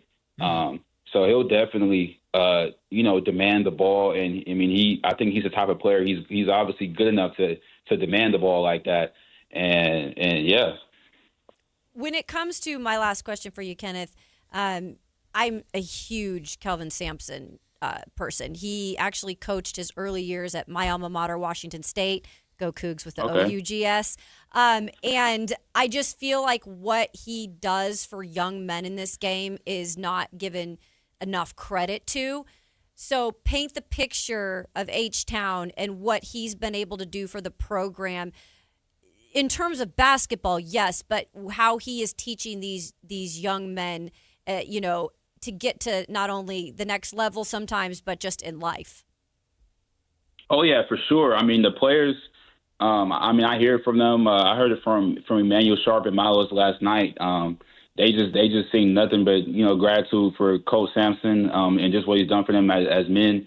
Because at the end of the day, your basketball career is only going to be 4 or 5 years, 6 years sometimes, but you're going to have a whole life after basketball, whether it's pro, NBA, or whatever. So I think that he definitely teaches these guys a lot just about living life, outside of basketball. And one thing he expressed in one of the pressers is that everyone, like if you come here and you're here long enough, you're going to graduate. And the guys that don't graduate from U of H, they either go to the NBA or they transfer somewhere else. Kenneth, we appreciate you making the time, my friend. Congrats on a great season. Sorry about the disappointment of last night, but we really appreciate you making the time. And if Kingston Flemings ends up putting on a Kings draft cap on draft night, we'll have to get you back on. We also expect you in the Golden One Center in Sacramento at some point to come check him out with the Kings. So we're going to hold you to that. Oh, right? Yeah, for sure, man. Hey, if Kingston's on the Kings, yeah, man, if you guys can make it happen, I'll definitely pull up. We got to get Kenneth a King Kingston shirt, the branding. It was his idea first. He started the movement. Fact. Yeah, get the receipts out. I need y'all to clip that. We got you. Appreciate you, Kenneth. Have a good one, man. We'll talk again real soon. I appreciate you guys. Thanks, Kenneth. The great Kenneth Bowman from GoCougs.com, Cougs TV, covering Kingston Flemings closely. So I'm not missing anything. No. So you hear right there, it's a guy that I appreciate the realistic approach. Absolutely. Like Kenneth there says, I feel like Kingston Flemings at best is going to be a number 2 to a star on a team. That's wonderful for a lot of teams, I think, that are going to be maybe in that range. Like if the Utah Jazz need themselves a backup point guard and their point guard of the future, maybe. Yeah. I don't know specifically. I know they got Keontae George, but like if that's what I'm looking at. For the Kings, like we've been talking about, you're looking for the number 1. Mm-hmm. So if Kingston truly is more likely to be a good number 2, if he's there and it's the best player available, take him, of course. But I'm preferring other guys over him, including Darius Acuff Jr. Yeah, and that's not to take away from who Kingston can be at the next level. I appreciated the fact, too, that like he is built to be a guy who can take on, situations. And when he came to Houston, he wasn't even expected to be a starter. Like when he said he was expected to come off the bench, because you got to remember, Houston is a team built with more older players. Right? Like it's not a Arkansas where the young players are kind of the ones that lead. It's the vets. Mm-hmm. But I love the story that he shared that Kingston came in as a freshman and earned the respect from a veteran team. Yeah. And then they deferred to him towards the latter part of the season. So that's respectable that he could even come in as the 2, to somebody else that's a star already, or that you draft and then you get somebody like him. Right. He can still kind of take on that weight, which I do like to hear because he is truly a competitor. If the Sacramento Kings draft Kingston Flemings, what I will hang my hat on is 1, the defense. 2, how well-rounded he is as a point guard. 3, he's 18 years old. Yeah. Like, it's going to be 4 or 5 years until he's entering his prime. Correct. And that doesn't mean that by the end of that 4 or 5 years when he enters that prime, okay, now he's ready for more of that star role, right? So I see a tremendous amount of upside with Kingston Flemings. Yep. Again, with the Kings, like we talked about yesterday in the Brandon Ingram conversation, like we've talked about this entire saga, I'm superstar hunting. Yeah. See, you didn't miss anything. I'm glad. I was like, I'm I glad. don't think you're I thought missing I was. anything, I didn't want to be disrespectful to the young man. No, it's not disrespectful. Well, he certainly had a great season and a great career over there in Houston. It'll be interesting to see how much his name is brought up more for not just the Kings, but in this draft process period. He versus Acuff for the top of that point guard draft board. I'm very interested in following that saga. We'll take the break. When we come back, it's baseball season, baby. We had opening day for most teams yesterday, but my A's play today. Oh, yeah. I'm very excited about that. Plus, ESPN put out a tier list of how close is your team to contending for a legitimate World Series title. We'll see what tiers the Giants and the A's fell into, and update on our first week of our MLB mini seasons. It's all coming up here on Matt Kayla, Sactown Sports. Ahoy, matey! Is that a new phone? Aye, Captain, that's my new Samsung Galaxy S25 FE. You must have paid a pretty doubloon for that. Nay, 'twas zero down from Cricket Wireless. So, you plundered it. Nay, again, 'tis a monthly payment plan with BreadPay. You're shivering me timbers. I shiver you not. Me first payment is next month. Aye, that's not a plunder. That's a steal. Get a new Samsung Galaxy S25 FE for $0 down when you pay over time with BreadPay. Smile, you're on Cricket. Subject to approval of credit application. BreadPay loans are made by Comenity Capital Bank and Bread Financial Company. When your check engine light comes on, do you see a repair bill or do you see peace of mind? For 20 years, CarShield's been the name America trusts to help keep you on the road. While other companies stop covering you when your car gets older, CarShield offers protection plans up to 200,000 miles. With over $1 billion in claims paid, we don't just promise protection, we deliver it. Don't let a breakdown break your budget. Get the flexible month-to-month coverage you deserve. Go to carshield.com. That's carshield.com today. The Travel Guys, new on KHTK 1140 every Saturday at 11 a.m. We'll make you a smarter traveler. Tips you can use on the road and at the airport, plus reports from top consumer advocates. The Travel Guys, 11 a.m. on Sactown Sports 1140. Guys, your testosterone level impacts your energy, drive, weight, hair loss, and even ED. Revive Men's Health Sacramento will check your T level for free. For your free T level check, exam, and consultation, call 916-277-8599 or visit ReviveMen'sHealth.com. When life calls for a little extra, a kitchen upgrade, paying off debt, or that dream vacation, Valley Strong Credit Union is here to help. With a Valley Strong home equity loan, you can tap into your home's value with competitive rates, flexible terms, and local guidance you can trust. Get approved in as little as 5 minutes, with funding in as few as 5 days. Your goals are within reach. Visit valleystrong.com to get your offer today. Valley Strong Credit Union. Grow your possibilities. Equal housing lender, NMLS number 456506. Tune in every Thursday, Friday, and Saturday for the Toyota Tahoe Report with Johnny Mosley and me, Elena, bringing you the latest weather conditions up at Tahoe. Brought to you by your local Toyota dealers, Toyota. Let's go places. Russell Peters, Relax World Tour. I go, my parents are from India. She goes, oh, India. See, I knew India. Indian people, you have a big eyes and long eyelash like a cow. Wow, wow, wow, wow. Saturday, April 18th, 8 p.m., the venue at Thunder Valley. Wow, wow, wow, wow. I didn't know what to do. I just tipped her and thank you, bye-bye, and I left. For tickets, visit ThunderValleyResort.com. Russell Peters, Relax World Tour.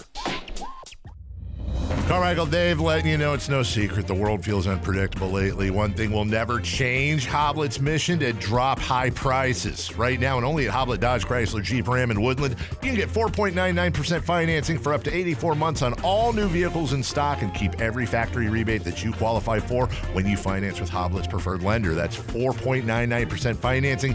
You keep all the factory rebates you qualify for, not one or the other like other dealers are offering. Only Hoblet has fought to get you a deal this good. Search, select, and save through their whole inventory at HobletDodge.com. Unbeatable prices, unbeatable selection. Nobody beats Hoblet, period. 4.99% APR available on select new vehicles in stock while supplies last. Pricing and savings may vary by model and trim. Financing on approved credit through Hoblet Preferred Lending for well-qualified buyers. $60,000 max finance, approximately $14.14 per thousand financed. Residency restrictions and lender membership requirements may apply. See dealer for details.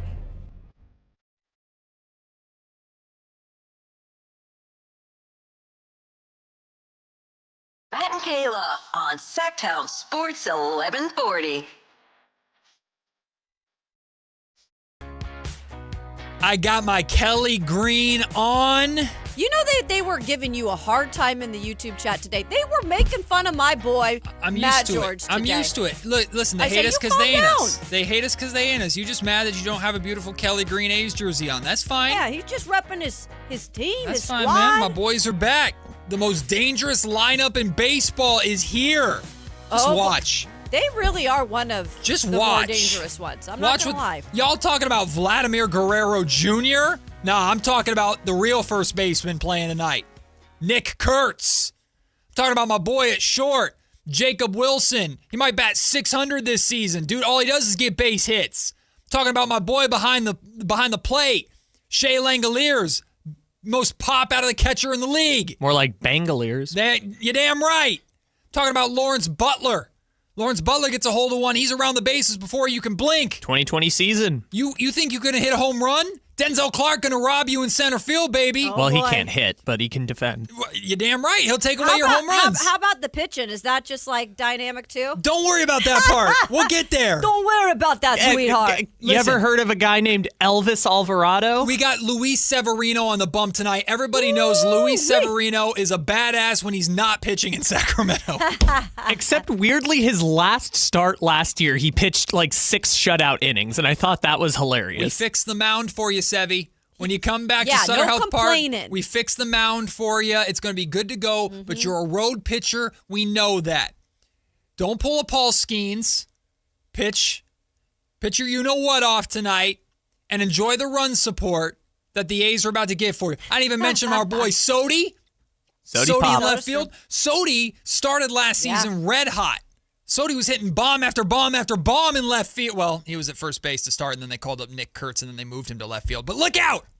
I don't know what they're going to do at third base. Is Max Muncy good? I hope so. I don't know. I mean, you forgot about the best hitter on the team. We're talking about Jeff McNeil. Oh, well, no, I wasn't talking about him. How about 2-time All-Star, designated hitter, robbed of the home run derby, Brent Rooker. That's true. How dare I disrespect Rook in that way? Better than Nick Kurtz, he just might be. How dare you? Let's slow down. They're both as good as each other. They both hit bombs after bombs after bombs. Who will have the first 4-homer game this season? I feel like it should be Matt George flying up to Toronto and actually giving them a pregame hype speech today. Oh, no, they'd kick me out. They're like, get out of here, you weirdo. Who is this guy all decked out in green? There's 162 games, idiot. Calm down. Also, you can't wear an Oakland jersey around them. Well, you could. They appreciate it. No, the A's would kick you out. I was looking. I didn't even notice it was actually. It's my boy. An Oakland jersey. Who is it? My boy Chapman. Oh, Chapman. Oh, just wait, Kayla. In about 2 weeks, those Sacramento jerseys are going to be out. I can't wait. Give me one. I kind of want. Get me one. I wouldn't wear it ever in terms of when they play the Mariners, obviously, but. So I'd rep one in here. I love Matt Chapman. He's one of my favorite players in the league. I know he plays for the Giants now. I got this as a gift, so I didn't I got it as a giveaway. Like I didn't buy. You got it as a giveaway. I haven't paid for an A's jersey. Okay. In since I was a kid. Okay. Like it's just not a smart thing to do. As you don't should. fit into the kid one anymore. No, I do not fit into not like me. No, not like you. I do not. I have 3 things. 3 pieces of paraphernalia for A's paraphernalia with a name on the back. One of them is paraphernalia. Whatever they call it, jerseys, 3 shirts, whatever. Because it's not all jerseys. So I have this Matt Chapman. I have an Eric Chavez jersey from when I was a kid. Xavi was my favorite growing up. I love third baseman. Xavi was my guy growing up, but that one I don't fit in anymore. And then I have a Kurt Suzuki shirt that was also part of a giveaway. You can give them to your kids or your kid. My one singular your kid. No, don't do it. I'm not trying to give away. He's with the Angels now. He ain't one of us no more. He's with the Angels now. And I know Chappie's a giant, but I still love him. Don't let your kid go down that path, Matt. No. Oh, I think he's coming to the home opener with me on next Friday. I'm excited about that against Who are they playing? The Houston Astros. Ooh. So I'm excited about that game. But I think this year I'm going to have to cop a jersey. I think this year I'm buying Jacob Wilson. Jacob's my boy. He's so nice. He just signed an extension. I think I'm going to do it. I think I'm going to buy me an A's jersey for the first time since I was a literal child. I'm excited about it. I'm excited for A's baseball, damn it. Leave me alone. I might be miserable on Monday depending upon how this weekend goes, but I'm excited now. Yeah, give John Fisher your money. We lost our opener last night to the Guardians. Boy. So. 6-4. I got bamboozled, and Why? I almost texted you because Good thing you someone didn't. I might have been yelling at you. someone on the MLB, like someone retweeted or something, great. a video of the last time the Mariners and Guardians played each other in Cleveland, and it was a Julio Rodriguez home run to put the Mariners up like 17-4.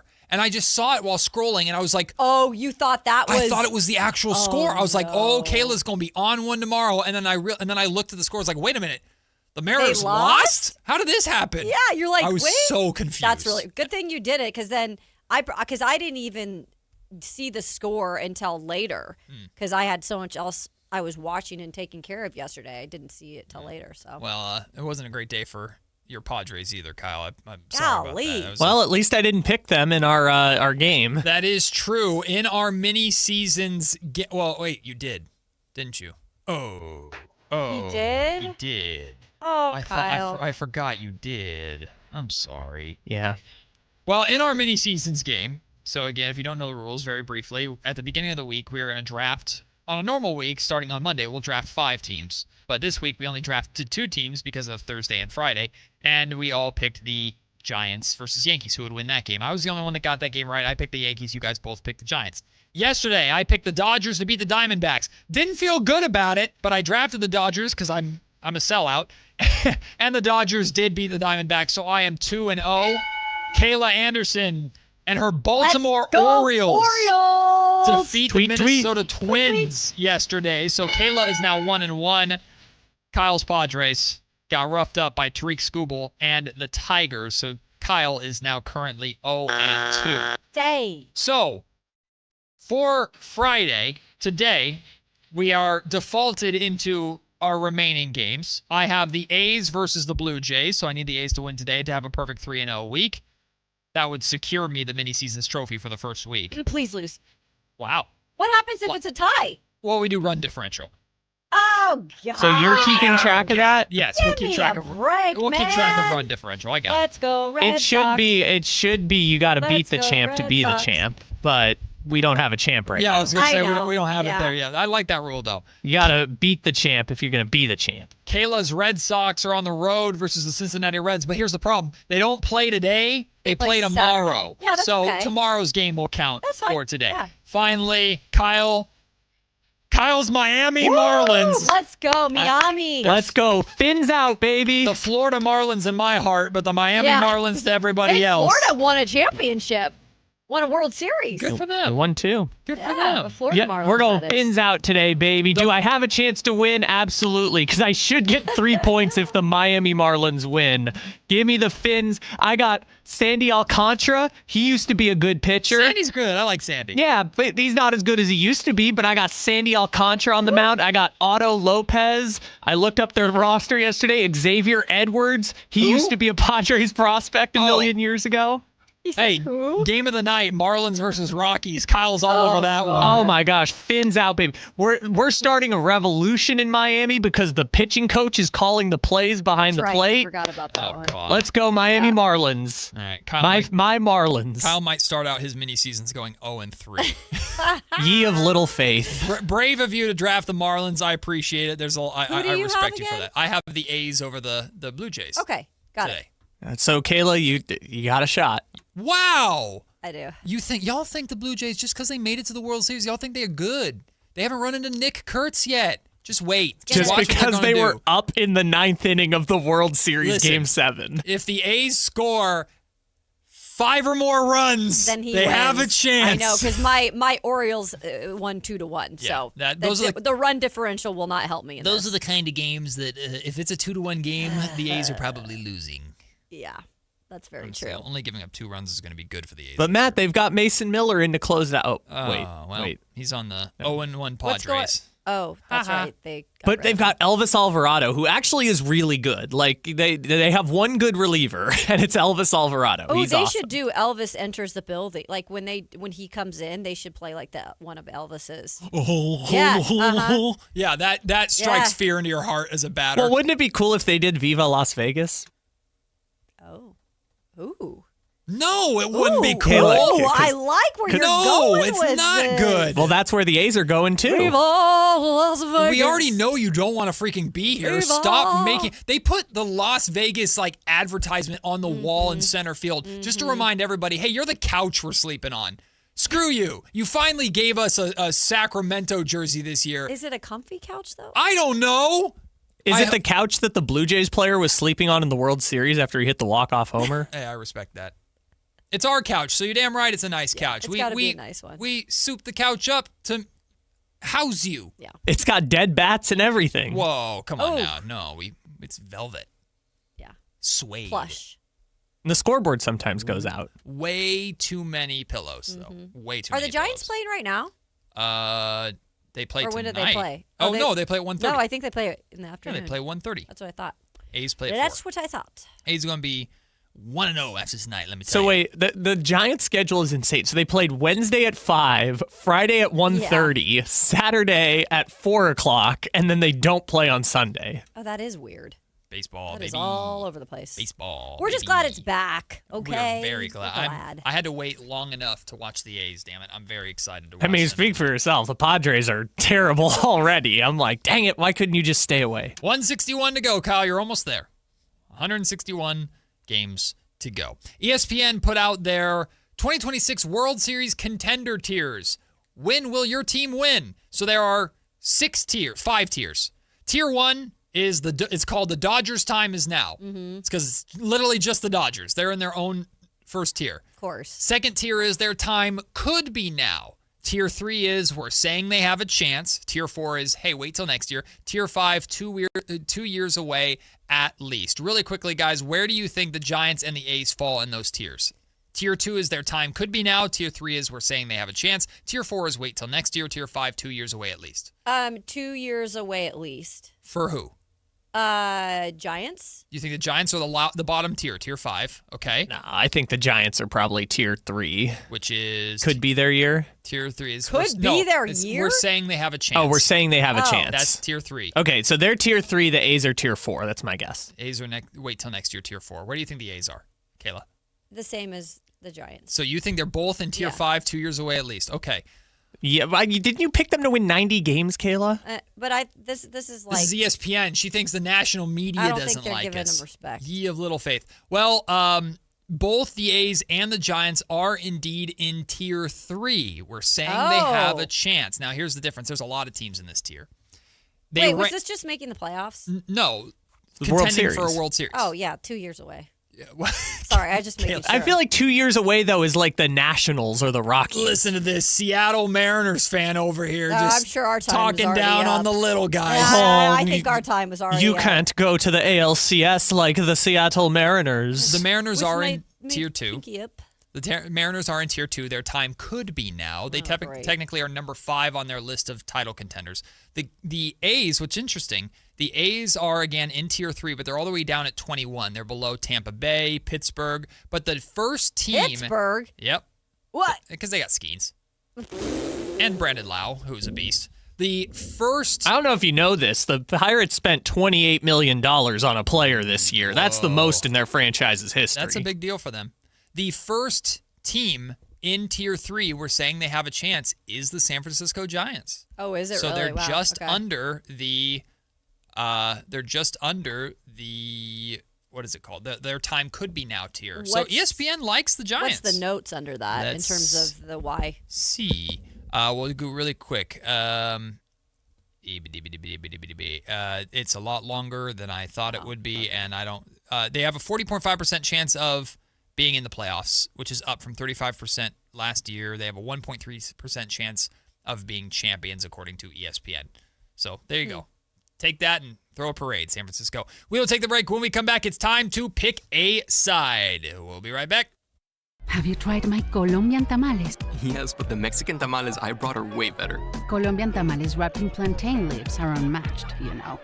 But the Mexican tamales wrapped in corn husks are the authentic ones. At least we can agree that they taste better with Pepsi. Without a doubt, tamales deserve Pepsi.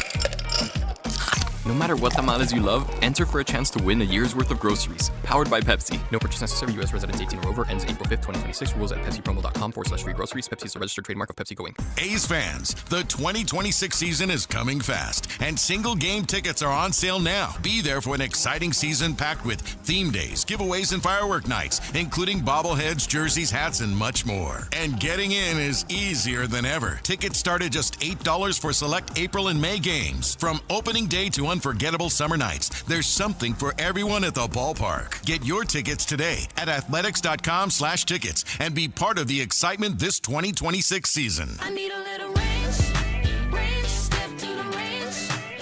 There's a new flavor in town, the Jalapeno Ranch Club at Chick-fil-A. With that juicy Chick-fil-A original spicy or grilled chicken, a buttermilk ranch bun, candied bacon, pepper jack cheese, and jalapeno ranch sauce. It's got big ranch vibes with a little heat. Chick-fil-A's new Jalapeno Ranch Club, available for a limited time only. Order ahead on the Chick-fil-A app. Welcome to AutoZone. What are you working on today? My car is making this noise. Sometimes it's like doop doop, and sometimes it's like grrr. Do you have a dash light on? Oh yeah.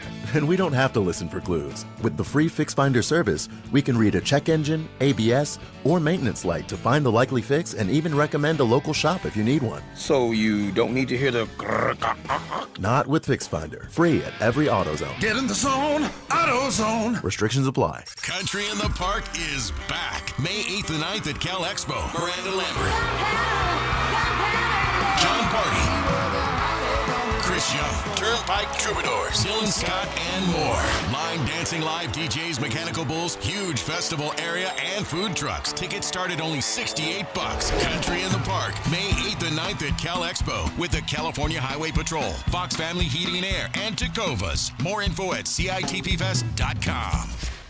Baseball is back in Sacramento, and the party starts now at Sutter Health Park. Join the Sacramento Rivercats this weekend as we open the season with exciting baseball, special giveaways, and can't-miss promotions.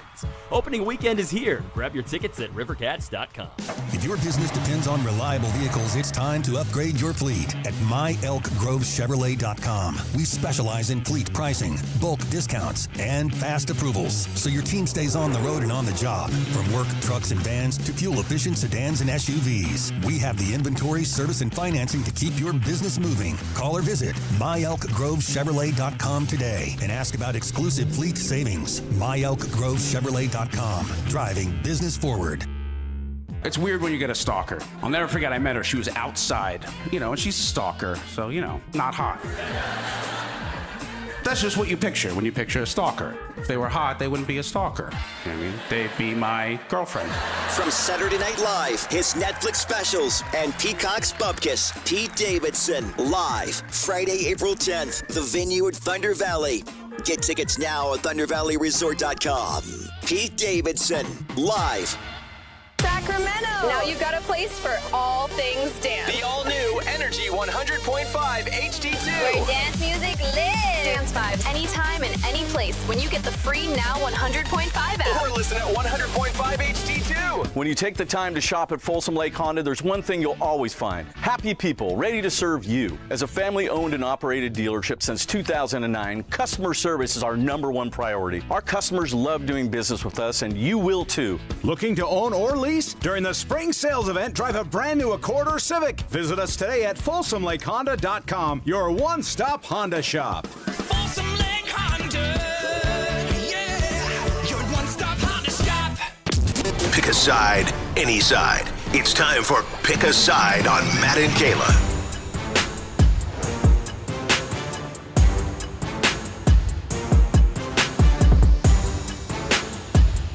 It is time to pick a side on a Friday before we get to lunch break. And we'll talk about NBA's totally not confusing at all. 3 tank fix proposals. We'll get there. Let's have some fun with Pick a Side today. All right, pick a side. Number 1. This week, Kevin Durant passed Michael Jordan for 5th all-time on the NBA's scoring list. I think he's probably going to get to number 2 by the time his career is all said and done. So I want to know, who has had the better career so far, him or Steph Curry? Kevin Durant or Steph Curry? Oh, okay. Interesting. Let's put it this way. Who had to join who in order to win a championship? And who had a championship before someone joined him? It's Steph Curry. Steph Curry changed the game. He's the greatest shooter who's ever lived. I love Kevin Durant. He's an incredible talent, and I understand that Kevin Durant was the Finals MVP the year that they won the title together. But it's Steph Curry. One had to join the other. Team Steph. I like both of these players, and Durant has a special place in my heart, being an original Supersonic. But I think if I have to go with one, and this is just like hard to do, it's hard to be in one place your whole career. Yep. And to have an impact like he has had, Steph Curry, to bring championships, to stay in one place, to be powerful enough as a player to have guys like Kevin Durant join them so that they can give other players an opportunity to win a championship. He did change the game. He did indeed. Durant has had a phenomenal career. He continues to be great at what he does. But if I have to put him head-to-head right now in terms of impact, I'll probably say Steph. Steph won a ring before Durant. You won a ring after Durant. Enough said. See, I'm going to make the case, though, for Kevin Durant because Steph does have one more MVP. But if you look at top 3 finishes in the MVP, KD has 5 compared to Steph's 3. If you look at scoring titles, KD has 4 compared to Steph's 1. Okay. You look at all NBA first teams, KD has 6 compared to Steph's 4. Okay. And as we mentioned, KD's going to finish like second all time in scoring and stuff like that. And the 2 finals MVPs on the Warriors compared to Steph's 1 finals MVP. Also, like, I don't care that much about this, but Durant's won 4 Olympic gold medals, 2 of them where he was like the best player on the team. So like, that's pretty cool also. But at the end of the day, yeah, Kevin Durant won his titles on Steph Curry's team, and so I feel like Durant's never going to get that credit for being the player of his generation, which is probably fair, but Durant also maybe has had the better career than Steph. Durant joined Steph's team, and it still was Steph's team when they won together. That's all that matters in my argument. It's all that matters to me. Yeah, but they're both. But they're both amazing. And they're both players that have indeed impacted the NBA and what it is right now. Oh, they're the Durant, players right? of the 2010s. Absolutely. Durant's a freak, too. Like, for how big he is and how tall he is, how long he is, how well he moves, how well he shoots. I know. You look at him and you're like... And he came back from a pretty catastrophic injury and didn't skip a beat. Yeah, that's a big deal, huge. too. That's a big deal, too. So I give Kevin Durant all his flowers, but it's Steph. Yeah. Next topic. Next topic. So Will Wade is going back to LSU. Yay! It's a crazy story we don't have time for, but it now creates the 3 most chaotic coaches in all of college basketball or college sports together now, which is Lane Kiffin, Will Wade, and Kim Mulkey at LSU. I guess the question is this the biggest villain trio? Yes. You could also look at it as probably a 3-headed monster down there in the SEC because they are all in their own right very good coaches. I don't necessarily agree with everything that these coaches do. I think Lane has grown up a little. I think Lane has learned along the way, but Lane has a lot of warts in his history. Some of them are removed. Some are like the one on your knee or something that you can never get rid of. But Kim Mulkey, Will Wade, who has shown that he has no character concerns, has all the character concerns in the world in terms of he doesn't care what he does. He just wants to get to the place that's going to pay him the most money. He has no character. Yeah, exactly. That is the most villainous college trio that we've seen in a long time. Yes. That can be an identity, though. Yes. That can be kind of a dope identity. Maybe that's what LSU is doing because they don't give a you-know-what. Now, I have a love for a few people at LSU. Former Sac State head men's basketball coach David Patrick is a friend of mine, and he is a lead assistant with LSU men's basketball, also a lead assistant with the Australian national team. Nice. I love David Patrick, so I'm always rooting for him over there. And then shame on me, I'm blanking on her name right now, and it's very, very frustrating because I did a feature story on a star softball player who went to Destiny Christian High School here in Sacramento, who is a softball star over there at LSU. So I got love for LSU in that sense, but this trio is pretty nasty. I have people over there I know as well, and one of my good friends in the business went to LSU. Nothing about any of that because they have some of the most phenomenal athletes that come out of Louisiana in general, and LSU. But there's no doubt that those are the most villainous coaches. Ayla Tua, that's her name. From Okay. Destiny Christian, the Pride to LSU. She's a beast. She's super nice. Also good for you, Matt, because I just typed in LSU softball star, and your story is the first thing that pops up. Oh, that's cool. Ayla Tua, she's a beast. And I love softball. Shout out Sacramento softball. Let me tell you. There's some good players here. Not to go down a rabbit hole, but Sacramento softball's legit as hell. It really is. It really is. Okay, I will disagree only on this note. Will Wade, bad person. Kim Mulkey, very, very bad person, if you want to look up some of the stuff that she's done. LSU, terrible athletic department with a lot of really serious baggage behind it. I do find Lane Kiffin a little bit endearing. Oh my! I don't know that was going to come out of your mouth. What a hill to die on. What? I do like the Lane Kiffin shtick a little bit. Yes, I can't figure Kyle out on any given day. Yes. Any given day. Lane Kiffin has made some bad decisions. Some. And yes, Lane Kiffin makes it always about Lane Kiffin. All the time. But in a sport where all of these coaches are just boring CEOs who are running their programs, Lane Kiffin actually has personality. He makes jokes on Twitter. He tells reporters to get their popcorn ready before running out onto the field and then loses by 30 points. I do like that part.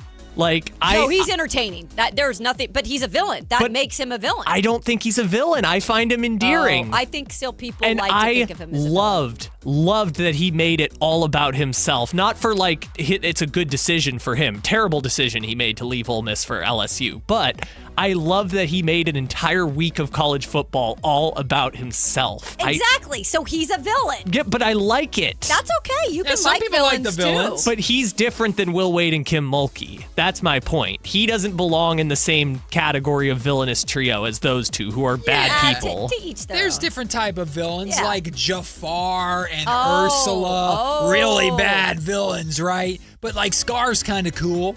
Ooh, that's interesting. He only killed his brother. Are we not going to get wrong to with this that? Kurt Signetti one? Okay, let's do the Signetti sound real quick. So Kurt Signetti yelled at a player, chewed out a player over, it's a transfer from Michigan State, over his gold cleats that he wore to spring practice. I didn't love those gold shoes he came out in today. You learned what getting your ripped is all about. I don't know if that happened very often in Michigan State. That was before practice started. That was a wake-up call. Okay, so fair or foul on Coach Sig? Very fair. I love that. That's fun. I guarantee you they had a fun moment between the two of them that I would hope that both sides, again, have the relationship to where they can laugh about that and mess around about that.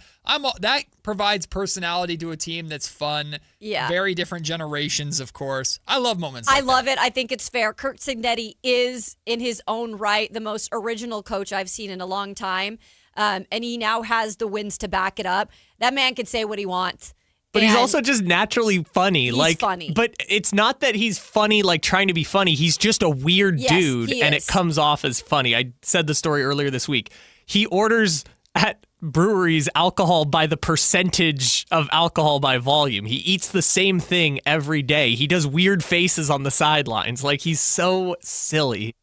He's funny. We'll take the break. When we come back, it's the final lunch break of the week. We've got a chance for you to win Sacramento Kings tickets. Plus, the NBA has their 3 tank fix proposals out there. And they get progressively more confusing. Genuinely, as a show, I want us to work together to try and figure out need an interpreter? What the hell the third one is, because it breaks my brain just reading it and talking about it. We'll try and figure it out, plus talk our way through which one, if any of them, are good, because the NBA is going to vote on them or something coming up this offseason. Add it to the list. We'll take the break. It's Matt and Kayla, Sactown Sports. This is the story of the one. As a safety manager at a manufacturing plant, he does everything he can to keep his coworkers safe. From finding ways to reduce risks to keeping safety supplies in stock. And for that, he relies on Grainger. Grainger offers a broad range of quality products and next-day delivery, so he can always play it safe. Call 1-800-GRAINGER, click Grainger.com, or just stop by. Grainger, for the ones who get it done. Finding great candidates to hire can be like, well, trying to find a needle in a haystack. Sure, you can post your job to some job board, but then all you can do is hope the right person comes along. Which is why you should try ZipRecruiter for free at ZipRecruiter.com/free. ZipRecruiter doesn't depend on candidates finding you. It finds them for you. Its powerful technology identifies people with the right experience and actively invites them to apply to your job. You get qualified candidates fast. So while other companies might deliver a lot of hay, ZipRecruiter finds you what you're looking for. The needle in the haystack. See why 4 out of 5 employers who post a job on ZipRecruiter get a quality candidate within the first day. ZipRecruiter, the smartest way to hire. And right now, you can try ZipRecruiter for free. That's right, free at ZipRecruiter.com/free. That's ZipRecruiter.com/free. ZipRecruiter.com/free. ZipRecruiter. At Fisher Investments, we may seem like other money managers, but we're different. What makes you so different than the rest of us?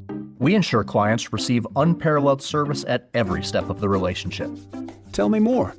Our investment counselors focus on service over sales, prioritizing clients' needs. How do you make money? We don't sell any commission-based products. We have a simple management fee based on the value of our client's portfolio. So we do better when our clients do better. What about client portfolios? We get to know each client, their finances, family, health, lifestyle, and more, and then we tailor a portfolio based on their specific goals and needs. Your clients really come first then, huh?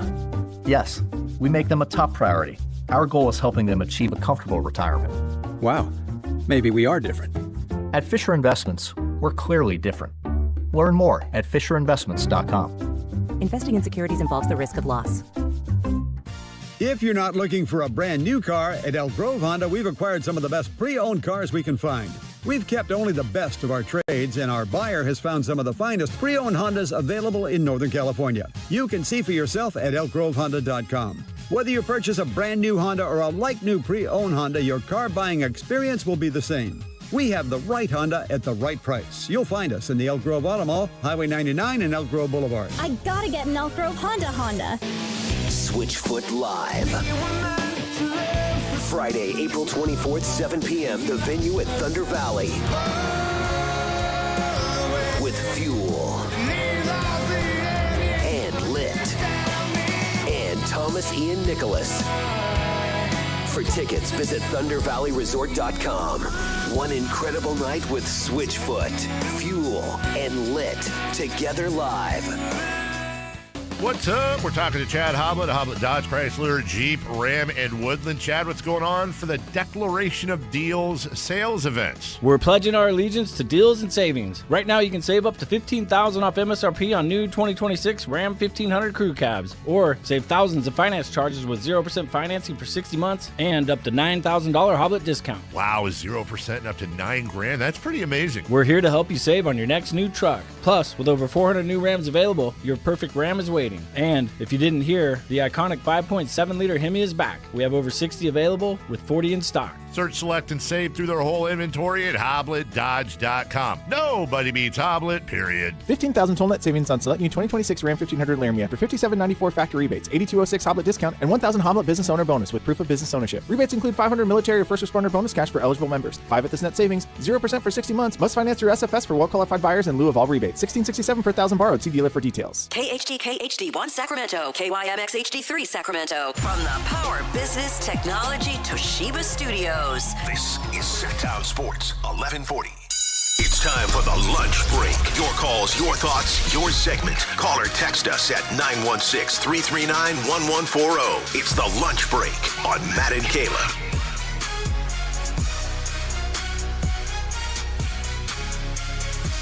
Tonight, the the women's NCAA tournament comes to Sacramento.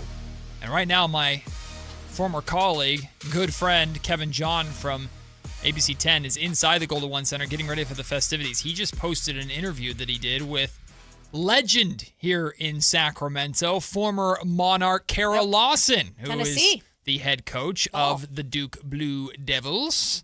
Had a good conversation with her about coming back to Sacramento, of course, where she won a title with the Monarchs, and talking about the expectations for this tournament. And she talks also about hopefully bringing the Monarchs back to Sacramento, which I don't think is going to happen. But if Carol Lawson's talking about it. Why did you guys lose them?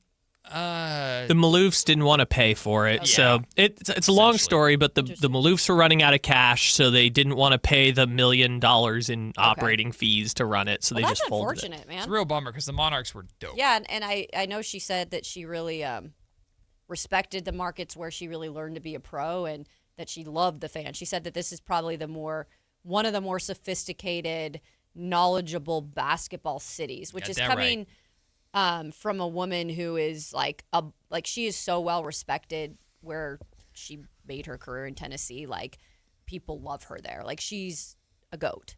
Well, it's a good thing that we are a very sophisticated, knowledgeable fan base, because maybe we can figure out what the hell the NBA is talking about with these proposals. Great segue, Matt. Can I add one thing? Please. Before you start it, because you said it was very confusing. The more we go, the more confusing it's going to get. Okay, so the reason why I was prepared for this, while I haven't looked detailed into all of them, I was watching this morning on Get Up when the breaking news hit that this had come down. Yep.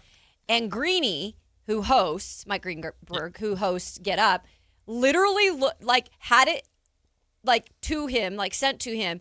And because it was so confusing, all he said was, well, we have some breaking news today. The NBA has put out some ideas on what they might do to solve tanking.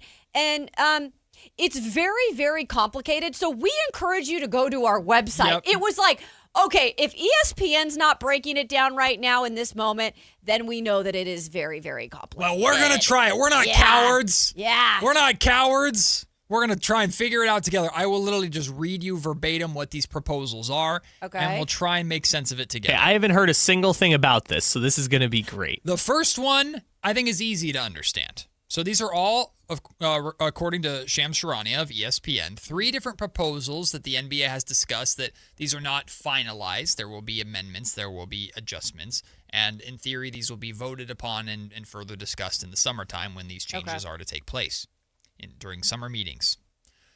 Proposal number 1.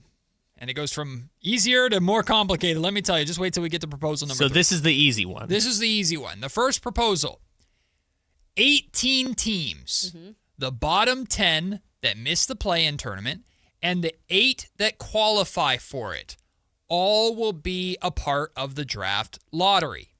The bottom 10 teams will all have an equal 8% chance of moving up in the lottery, with the remaining 20% of the odds being split among the 8 play-in teams in descending order from 11th through 18th. So essentially, now, even if you're a play-in team, you have a chance to win the lottery, although your odds aren't as good as the bottom 10 teams. But it doesn't matter if you're the worst team or the 10th worst team, you have the same odds at the number 1 overall pick. So in theory, there's no incentive to tank necessarily because it doesn't change anything for you. You might as well try and win games towards the end of the season because you're going to have the same odds as 9 other teams anyway.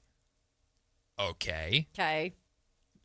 There's something there. Kind of boring, but there's something there. Okay.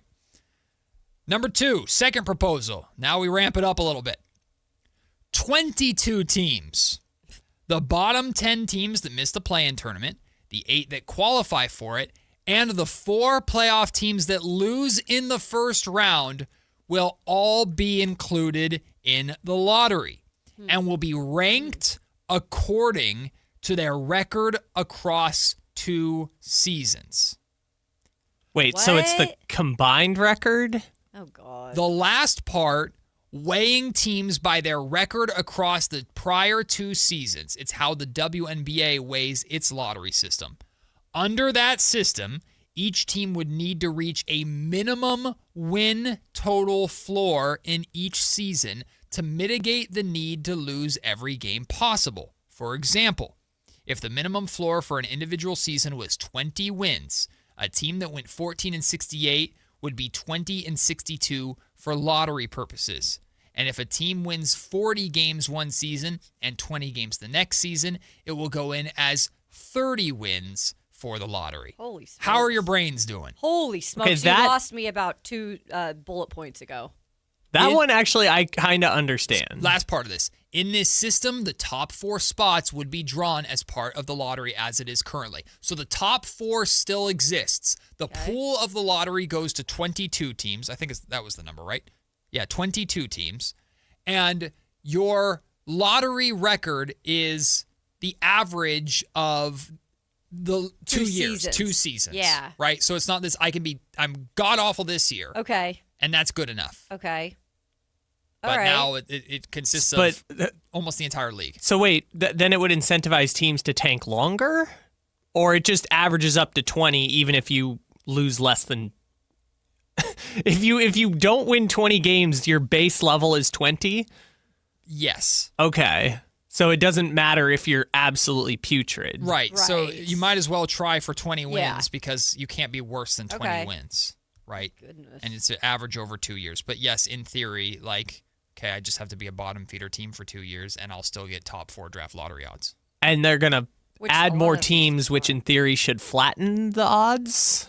Or will, the top team still have, a 14% chance? Unclear? No, the teams, the top well, I don't know if I don't think it would still have the 14%, but you'll still have top 4 spots drawn as part of the lottery as it is currently. Yeah. I think that the percentages would probably change, but the top 4 is still the drawn percentages the would way, flatten.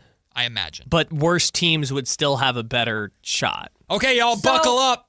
Oh, it's not over? Oh, no, we got proposal number 3. Oh, my gosh. You need to get up and stretch for this one. What the heck? Get ready for this, sucker. Okay, I'm locking in. All right. Gosh. The third proposal is called a 5x5 Okay, what are we doing? Picture frames? Get ready. Stretch. Here we go. What are we going to In and Out right now? In this one, the same 18 teams from the first concept, the bottom 10 that miss the play-in, plus the 8 that make it, would be entered into the lottery. Okay, so it's 18 teams. It's not the 22. Wait, the top and the bottom? No. It's what did you just say? The same. It's the same as proposal number 1. It's the 10 teams that miss the playoffs, plus the 4 teams from each conference that make the play-in. Gotcha. Yeah. So it's play-in teams and non-playoff teams. Yeah, so 18 teams. The teams with the 5 worst records would then all have the same odds, with them descending from there, and there would be a lottery drawing for each of the top 5 picks in the draft. Wait, so top 5 would have the same odds, but it's not only those 5 teams are competing for the top 5? Can any team get the number 1 pick? This is bad. I'm reading you what it says. Okay, sorry. I don't know. Sorry, so... After those 5 picks are selected, there would be another lottery drawing for the remaining 13 teams. If any of the teams with the 5 worst records didn't land one of those top 5 spots, like last season when teams with the first, the Utah Jazz, second, Washington Wizards, and 4th, New Orleans Pelicans, worst records, all moved back to 5th, 6th, and 7th, respectively, the lowest they could wind up in the second lottery drawing would be 10th, preventing a bad team from falling too far down the draft board. Okay, so in the second drawing, it feels... look, there's probably more details. It feels like this model is just headed towards teams tanking. Details. I don't see how this third option fixes the problem at all. Yeah, because you're just trying to get to the bottom 5. So if you're in the bottom 5, you do a lottery for the first pick.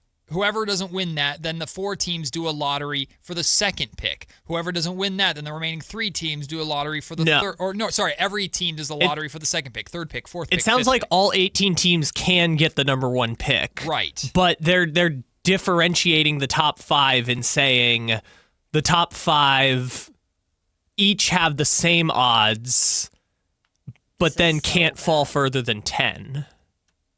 Yes. So it's the top 5 teams have the same odds. So it's like how right now the top 3 teams all have the same odds, except they're going to make it the top 5. Right. The top 5 teams have the same odds. We don't know the odds yet? No. Oh. But they would all be exactly the same. Yeah. So which by the way is not going to fix tanking, because then more teams are going to try and tank to get to the top 5. right. This is stupid. I think this third proposal That's probably one of the worst things I've ever heard. is a disaster. The third proposal is just going to incentivize more teams to try and get to the top 5. Yes. So we're going with the first? I don't like any of them, to be I liked your proposal that we discussed about 3 weeks ago. Yeah, I mean, my proposal. I thought that was way more easy to understand. My proposal is if, it's very similar to the first in terms of 18 teams are now in the lottery. However, the best lottery odds are for the teams who make the play-in. Right. And then you have a tier it's system. Like middle of the road. You have a tier system to where the 8 play-in teams have the best odds. Best odds, yep. Then you have a tier 2, which is the middle of the road teams that have the much better. Second best odds, and then the worst teams at the bottom have the third best odds to incentivize, you don't want to be the worst teams in the league. That's such an easier proposal that you just made in that brief time than any of those that I just had to listen to. I'm sure there are holes because the purpose of the NBA, I don't care. There's holes in all of those. The purpose of the NBA lottery system is to decentivize tanking, but the whole point of the draft is to get the teams that need the talent the most, the talent that they need to be competitive. Yeah, you don't want to deprive them and have them in the gutter. But someone's got to sacrifice either the product or the teams that are the worst. And I would rather the teams that are the worst sacrifice, right? And in the proposal, my proposal that we talked about is the debate is, then wouldn't the team who's 6th, who's the last playoff team, wouldn't they be more incentivized to be a play-in team then, not be top 6? Yes, I guess, but my argument would be the top of the playoff picture is going to be the same anyway, and the likelihood of that 6th seed, the 7th seed, the 8th seed, those seeds winning the first round of the playoffs in a best-of-7 series against those juggernauts anyway is already low no matter what you do because of the playoff system that you have. Again, there's holes in everything, but these 3, especially that third one, what the hell? I'm sorry, but if you're Commissioner Adam Silver and you have had a really rough year in terms of the NBA, that's not an understatement, and you're trying to fix something like this, first of all, my suggestion, Mr. Silver, is take a little more time to figure out something that just the common person can understand, and we don't need our interpreter to come in and describe this to us. Because, again, I feel like sometimes Silver, in terms of how he brings things into the league, it's a lot more complicated and makes things a lot worse than it needs to be. They need to get this right. If they're going to put this in and fix tanking, whatever it is needs to be right. I think the second proposal has potential because of I know it's complicated with 2-year records. I know that part is complicated. That's not bad. But the 20 wins being the floor, there is no reason in that scenario. There is absolutely no reason whatsoever to win less than 20 games, to tank to only be a 17-win team, okay, or something like that, right? However, there's also there's every incentive to not win 21 games, right? And look at the bottom of the lottery right now. Utah's at 21 wins, so they'd already be like, "What? We've won too much." Sacramento's at 19. Washington and Brooklyn are at 17. Indiana's at 16. You're already flirting with that threshold now. Yeah. So how big of a difference really does that make? Maybe Indiana, Brooklyn, and Washington try and win a few more games towards the end of the season? That's interesting. That doesn't really fix the problem, though. It just makes it a little less worse.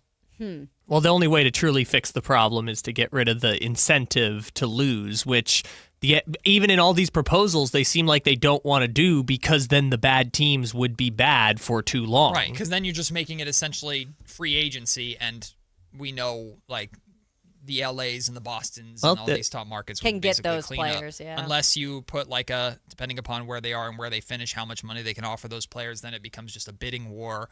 And you could have even worse contract situations than we already have in the league right now that has people stuck with apron systems and things of that nature. It's just a whole convoluted mess to go that route. So the draft is good. The draft is necessary. It's just how do you decentivize as many teams as possible from tanking so that you don't have... In reality, I don't know if we're going to have a season that's this bad again. Like, in terms of the amount of teams. I don't think it's going to be this bad again. Like, I've heard Jason Ross and Carmichael Dave talk about this a lot in the morning, and Jason's right. Like, it feels like it's more of a problem now because so many higher profile teams are doing it in a higher profile draft. Mm-hmm. In reality, I think next season, if nothing were to change, I think next season would naturally be better than this season as is. But the problem is this season is so bad, the NBA feels they need to do something about it, and I don't necessarily blame them for that. So, on that note, real quick, so is it the 65 games, the rule that was changed? No, that one they're going to change. Okay. Or players want it to change. But that was put into place so that there wasn't resting, right? load management. Yes. So did Silver come out and say this, or did somebody come out and say the fact that, like, I think it was Silver, like, well, we changed this because everyone wanted us to do this. Oh yeah, Silver and said now that. it wants to be switched back around. Like, I also think sometimes, like, this needs to be changed, obviously, but I feel like he's very reactionary to everything. Yeah. And then it's like, now we do kind of want that flipped too. He's trying to fix a lot of things, but every time he fixes something, it opens up another problem. Like, that's and the reality is, I don't think a perfect solution is going to happen this summer. They're going to implement something new. Right. Take your time on it. We're going to see how it goes, and it might be an overreaction. The apron system is another good example of this. They implemented this apron system, and the pendulum swung really far last summer to a point of everybody has scared money. And we thought it was going to stay there, but now it's starting to swing back because we had a very active trade deadline. So hopefully this summer, especially with the Giannis Antetokounmpo sweepstakes, this summer will be a lot more active. The Kings are freaking hoping that's the case. If not, they're big stuff. I know. They need somebody to be interested.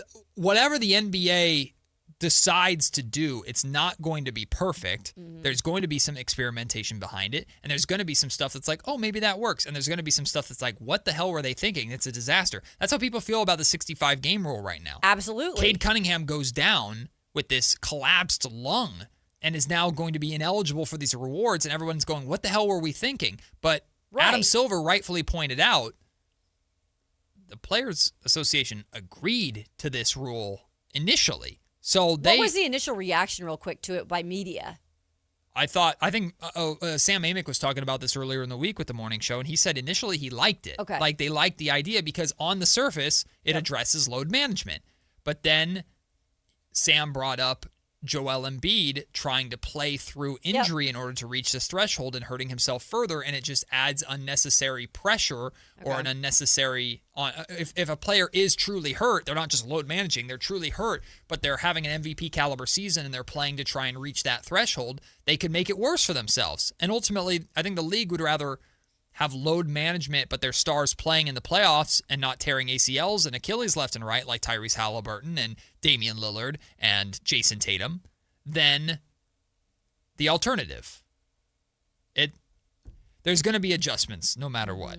That third proposal, 5x5, whatever the hell, needs to be crumpled up and thrown into the abyss. That's so bad. That thing's terrible. The only perfect model is Whitey's wheel. It's the only way. What's that?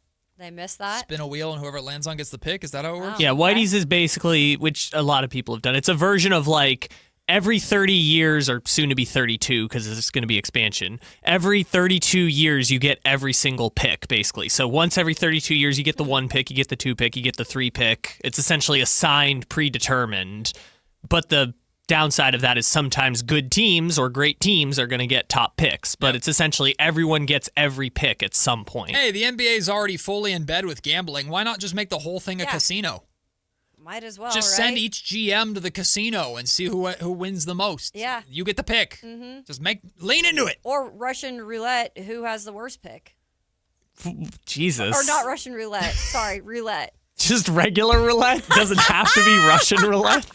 Last GM alive gets the number 1 overall pick. Everybody else, you have to hire a new GM and get a Hey, now I'm envisioning Daryl Morey just spinning the revolver around. Sounds horrible. Good Lord.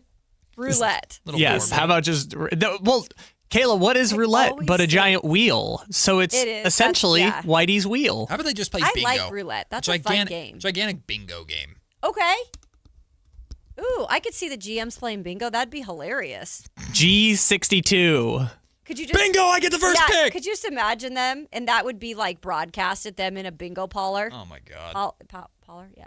So how about? I can't talk. Parlor. It's Friday. Okay. Do they still have bingo parlors? I feel like that doesn't exist anymore. Yes, they do. Absolutely. They do, 100%. Absolutely. I emceed a bingo night for my wife's school. You did? I did. I was voluntold like 3 weeks ago. This was actually the day after a certain incident with a certain star player in Sacramento happened. Oh, that guy. What happened with you and Dayquin Plowden? Oh, no, I love Dayquin. I would never say anything bad about Dayquin. He's the boy. He's that guy. So you're going to be the one who's going G16. Yeah, and I just like... I think there's a lot of skill to that, being a bingo No, announcer. Sam Presti, you can't win. Sit down. So what That if, like, would the be Thunder, fun. you have to get, like, 8 numbers? It's, Yeah. like, based on how good you are, you get different numbers you have to for, complete. For the Kings, you have to get Bing, and for the Thunder, you have to get, and Bingo was his name-o. Perfect. You have to get all of them. I love it. Oh, my God. What is going on now? Is this breaking news? What? What happened? With Tiger Woods? What? Don't do that. No, I'm serious. Don't do that.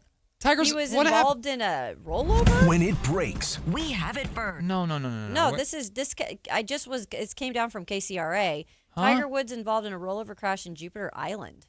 No, dude. What is going on? It happened at 2 p.m. on Friday. Hold on. Why is this not everywhere? What is going on, dude? No, I think it, like, just happened. It just happened. Wait. Yeah. Holy smokes, man. I hope he's okay. I mean, it's... Yeah, 2-car crash. 1 vehicle was a rollover. Golly. One It person sounds like stable. he's okay, but... I just got. I mean, What is going on, man? I looked up Tiger Woods on Twitter, and the first thing that came up is an awful announcing article that says Donald Trump breaks the news that Tiger Woods won't play in the Masters. What? Oh, I do know that he applied for his senior tour, like card. Yeah, he registered for the U.S. Senior Open. Yep. Yeah, okay, there's going to be a press conference at 2 o'clock, if that helps. Oh, jeez. So just when he gets his back or whatever was wrong with him this time, right? Dude is I'm not telling you, man. driving. There are no injuries, though. Okay, well, Just that's good. One but- person stable, another refused to go to the hospital in a 2-car crash. One vehicle was a rollover. Well, it sounds like he's okay, but still, God. I mean, he can't, like, keep his body right, whether it's that or something on the course. Jeez. Ugh. No, he's okay. He did not. pass away. All right, what a curveball. Sorry, I just saw that pop up, and I was like, what? Anyway, Oof. the NBA's draft lottery fix is confusing as hell. Yeah, We'll take it happened like an hour and a half ago. They're going to talk about it later. Gotcha. We'll take the break. When we come back, let's talk Sacramento Republic FC and their expanded 20,000-seat stadium that is being built. Connor Sutton from the Republic FC joins us next. Chris Watkins will join us in studio at 1 o'clock. Talk a little Kings, but especially talk about the NCAA Women's National Tournament. March Madness is here in Sacramento, y'all. We'll talk about that with Chris coming up at 1 o'clock. It's Matt and Kayla on a Friday. Sactown Sports. At Power Business Technology, we're not another big box corporation. We're your neighbors, locally owned and operated. We know what businesses like yours need, from reliable printers to high-performance copiers. We'll help you find the right solution with personal service you just can't get online. Need setup or support? We're just down the road and always happy to help. Power Business Technology, family hometown service with big-time solutions. Contact us today for all your business printing needs at 844-POWER-BZ. That's 844-769-3729 or visit us at powercopiers.com. Contractors, remodelers, you now have a great supplier to assist you with your next project. Anova Cabinet and Stone in Sacramento. They are Northern California's best kitchen and bathroom remodeling supply store. Anova has the latest cabinet styles, a great selection of countertops, flooring, bathroom fixtures, and more.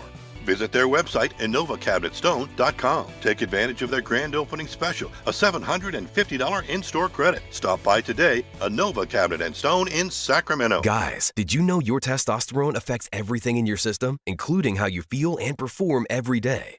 Right now, Revive Men's Health Sacramento will check your testosterone for free. Knowing your T levels is the first step in understanding if you have low T. Your testosterone level impacts your energy, libido, sleep, weight, hair loss, mood, and even ED.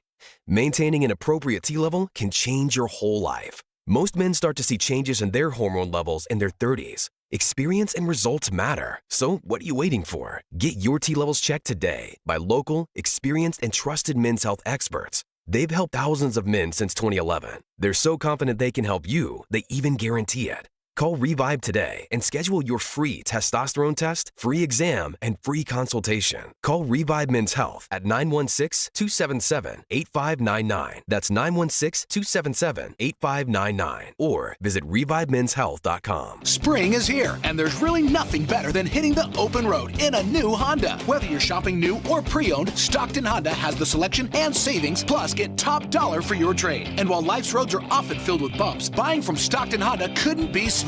Wherever the road you travel might lead, Stockton Honda is happy to get you there. Come in today or go to StocktonHonda.com. Anytime, anywhere, it's all here. StocktonHonda.com. Sacramento. Now you got a place for all things dance. The all-new Energy 100.5 HD2. Where dance music lives. Dance vibes anytime and any place when you get the free Now 100.5 app. Or listen at 100.5 HD2. Baseball is back in Sacramento, and the party starts now at Sutter Health Park. Join the Sacramento River Cats this weekend as we open the season with exciting baseball, special giveaways, and can't-miss promotions. Opening weekend is here. Grab your tickets at rivercats.com. Tune in every Thursday, Friday, and Saturday for the Toyota Tahoe Report with Johnny Mosley and me, Elena, bringing you the latest weather conditions up at Tahoe. Brought to you by your local Toyota dealers. Toyota, let's go places.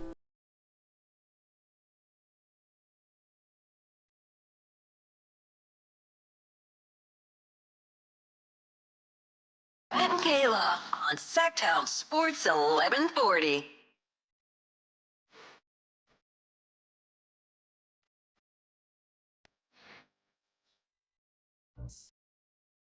Y'all right there? Welcome back into Sorry. Sactown Sports. Matt is I was responding to a text. tweeting. No, I Or was not texting. tweeting. I was responding to a text rapidly. I was like, is he okay? Did he fall asleep at the wheel? The A's texted me, so I was texting them Oh, back. they did? A friend from the A's Oh. said, shut the hell up about hyping our guys up too much. No, I'm kidding. I was going to say, man. Something completely different. Hey. No, the A's Wow, are- Matt texting with Shay Langoliers? Wow. He doesn't answer my calls anymore. Wait, you used to have his number? Yeah, I call him every night. Hey, Shay. Click. Oh, I used to prank call all the Not time. really. That's crazy. Prank calling professional athletes. No, not Just athletes. prank call just people. prank call. Oh, okay. What was your go-to prank? We don't have time for this. Connor's on. I know. want to explore Sorry, this. I forgot. I know Connor was a big prankster back in the day, though. Connor Sutton from the Sacramento Republic FC joining us right now. Connor, you were so good, right? You never did any prank calls or anything naughty like that, did you? No, I didn't know about the private phone number calling you could figure out and make people think you were calling from other locations. The prank calling game has been changed dramatically. You can do all kinds of stuff now. Oh, see, Connor's up on game. Well, he has to be when he's doing all the things all the many hats that he wears over there at the Sacramento Republic FC. And now, Connor, you guys have been putting on shows at Heart Health Park already. It's been an explosive start to the season, to say the very least, from winning in the U.S. Open Cup to winning on opening night against Tulsa. But here we go.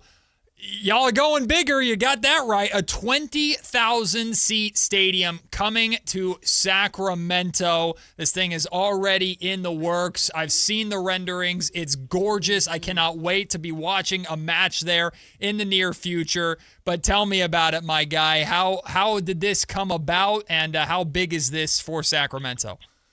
Oh, it's been a process, man. We broke ground back in August on the 12,000-seat stadium, and we're fully in plans to do that. And then kind of going through the process with the ownership group, Wilt Manchuria and Kevin Nagel, and kind of decided that we didn't feel like that it was going to be big enough for what Sacramento needs for the future of the club, for the future of the rail yards. So made the pivot. It wasn't as large of a pivot as you might think, because we were planning for an expansion stadium eventually, but we basically scrapped the 12,000 and pushed right towards the 20. So it's been a fun few months. It's been hard to keep quiet and keep a secret, but we are so excited. It's going to dramatically change the game in the rail yards for the club. Just the level and the quality of the stadium is going to be next level. It's going to be one of the best soccer stadiums in the country. Mm-hmm. And, it's going to be 12 stories tall, 5 stories of fans. And that's just on the soccer side. Concerts, 27,000 people we can hold for concerts. So there's just so many exciting pieces of this stadium build, and we're excited to share it here this week. And excited to not be holding that secret for at all. And now we can fully start talking about all the amazing things people can expect in the stadium. Connor, I've known you. I've known members of the Republic FC organization for a very, very long time. And one of the things that I think best summarizes the vision for the Republic FC, at least from my outside perspective, is y'all don't wait around for Major League, right? You're not waiting around for whatever the MLS or anybody to come calling necessarily. The Republic are about bringing Major League to Sacramento and being and operating as Major League as possible right away. Why is that so important to you and the organization to be so proactive in that way and to do that for Sacramento regardless of what may or may not be on the table professionally? Yeah, I think we tried the other way, and we had ups and downs, had the bid, lost the bid. And so we were kind of just tired of waiting around and waiting for that linchpin to happen, and decided we're just going to do what we think is best for this club and this city. And if that happens, it happens. But if not, doesn't necessarily matter a ton to us. We're excited just to build a premier soccer stadium, no matter what league we are in, that we feel the fans deserve, this city deserves. And so that has been kind of our rallying cry in the last year and a half, 2 years or so, thinking about this process. And then the pivot to 20,000 is kind of right in line with that. It gives us flexibility down the road, but it also, we believe, is going to be just a top-notch stadium. And we know it's going to be that. It's going to have an incredible fan experience. The atmosphere is going to be electric. We have a great atmosphere at Hard Health Park, but this is going to take it to a whole other level. With the roof, people I know were worried about that with the 12,000 seat stadium. We listened to them. And we also leveled up the stadium by going bigger in many different ways that people will start to see as more and more renderings start to come out. So we're fired up about it. There's more things that will be shared here in the next few months and beyond, and including getting this project vertical, which is also exciting. And 2 years is going to absolutely fly by. Yeah, and you kind of described that this is a venue that has about 20,000 seats, but can fit up in terms of entertainment and concerts up to 27,000. I know there's what I read was a canopy roof. Like, how will this kind of just in terms of the weather and even the hot, summers here kind of help in terms of people not using that as an excuse either to go out to this venue? By a canopy, as you mentioned, but it's not a full cover, and that's good because you'll see that in other soccer stadiums around the country. The reason why that's important is, maybe for a couple months of the year here in Sacramento, it does get hot, but for the other nine months, you want that indoor-outdoor feel. So it gives a little bit of both. It gives us the flexibility to enjoy, Sacramento, California weather, but in the hot summer months have that coverage for fans. So, and the same thing, if, there is a game with rain, fans will be covered by that canopy. So, and I'll also add something about a canopy. As someone who loves loud stadiums, the canopy and the roof will allow or will make it feel so much louder. 20,000 is going to feel loud, but the way that the acoustics bounce off the roof and back down into the building will also just create a whole nother level of noise that we haven't seen in Sacramento soccer. And so that's one of the things that I think is also incredibly exciting about adding this roof is it's going to really elevate the noise in the building, and that will just even make the atmosphere even better. Connor Sutton from the Sacramento Republic FC joining us. Connor, you knew exactly where I was going with that because I was going to talk about when the Golden One Center opened, one of the thought processes was, are they going to be able to capture that Arco Thunder, that noise? And Heart Health Park, it's plenty loud and plenty rowdy over there at Cal Expo. So I'm excited to hear that fan experience, the fans being right on top of the action, that noise is a focus because it's such a staple of Sacramento. But, anytime we go on vacation or we go to book a hotel or an Airbnb or something to stay at, we always look for the amenities, right? What are those little perks that we're getting? Can you tell me a little bit about just some of the amenities, just some specific things about this stadium that are going to overall enhance the fan experience? Anything that you can share or stuff like that still in the works? Some of it's still in the works, but we definitely know a lot of it. I mean, the key things I think is just the size too. It will be 12 stories tall. I'm standing on the 7th floor of the office building we're in currently. And I feel like that's pretty high. You know, we're looking basically down at the Golden One Center from where we are in our front office. So just the actual size and the height of this building is going to be just massive. So that's one part. The other things I will say is we will have really, really incredibly flexible food and beverage options that we are currently working through how that will look, making sure the fans can get in the building quick so they get to maximize their experience. And I think, you know, without giving too much away, I think the fan experience and what you'll experience when you come in the gates is going to be very different from anything that you've done here at Hard Health Park. I would even say even at Golden One Center, it just will be a very different vibe. That is something we are focused on creating. And there's just going to be a lot of options. We're going to have a supporters yard where the Tower Bridge Battalion and other supporters can instead of having a tailgate, they can come nice and early. They'll have a specific bar and food opportunities for those groups, but then also fans can go and celebrate and hang out in that area. So there's going to be a lot of fun happening all around the building at the Rail Yard Stadium.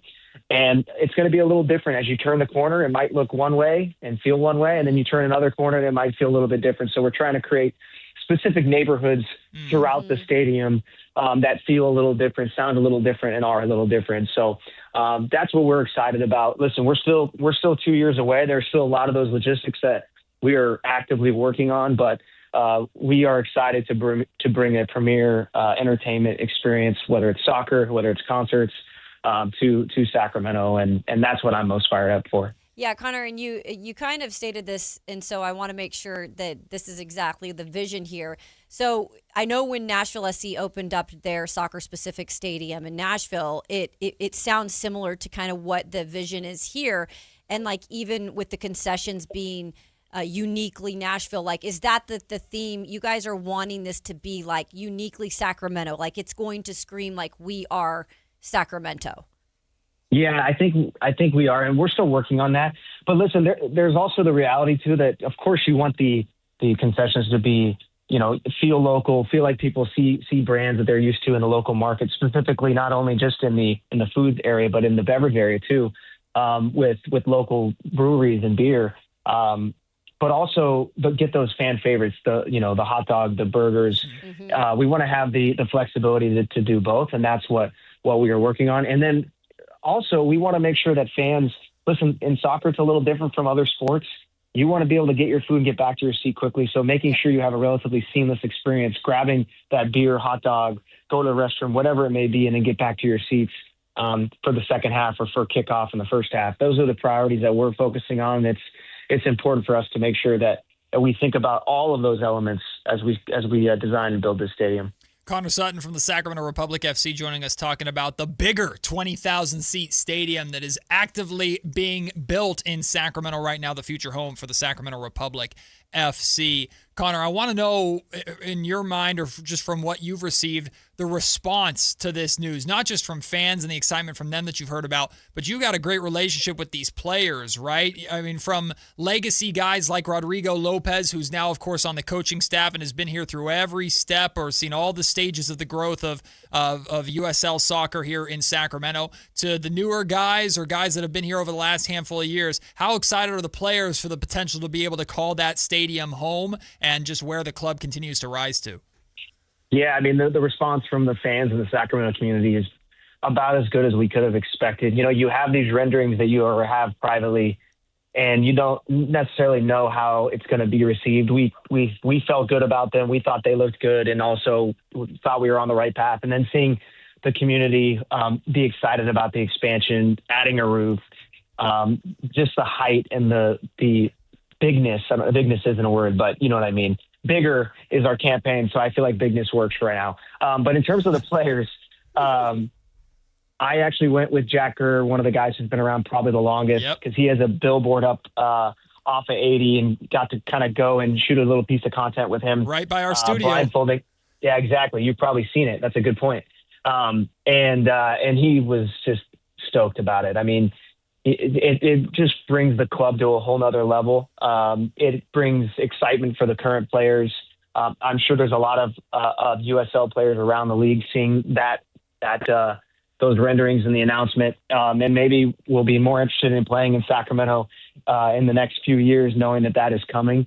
And we're fully embracing that and seeing some of the players just really get excited. We got to show them the renderings last week before we went public, and the response from them was just overall excitement. So it's been a great response kind of all the way around, and we're excited to continue to give out little information as things become public, and keep the Sacramento community up to date on what's going on with the stadium as we get closer towards the 2028 opening.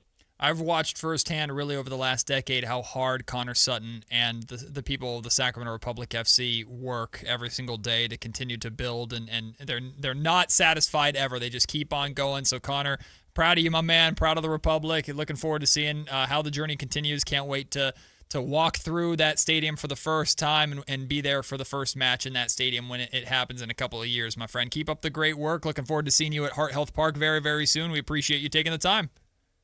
Thank you, guys. Yeah, looking forward to having you out opening night 2028. It's going to fly by, and it's going to be an incredible night. I'm bringing Kayla to Heart Health Park so she can have witness a match firsthand this summer. Don't worry. Anything. You're going to get hooked. Let us know, Kayla. I'm telling you, you're going to get hooked. Just wait. Get out there for Republic FC Soccer. You don't have to wait till the new stadium is built to go and check them out at Heart Health Park. Connor, appreciate you, my guy. We'll talk soon. All right, we'll see you guys. That is the great Connor Sutton. We'll take the break. When we come back, it's football time. Kayla's 2-minute drill coming up next right here at Sactown Sports.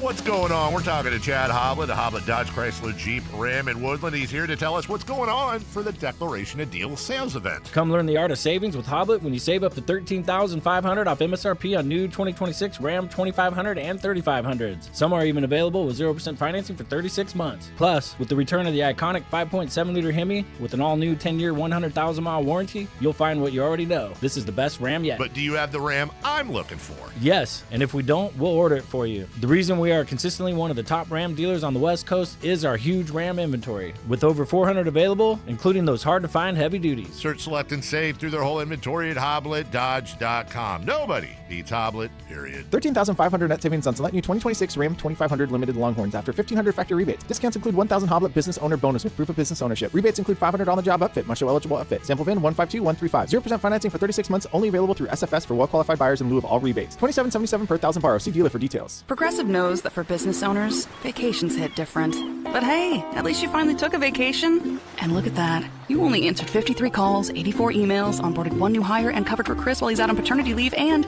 you did it all from a kayak. Because you, my friend, know how to relax. All right, you may not know how to take a day off, but you do know both your personal and business auto insurance needs can be covered in one place with Progressive. So at least that's relaxing, right? Progressive Casualty Insurance Company and affiliates, not available in all states or situations.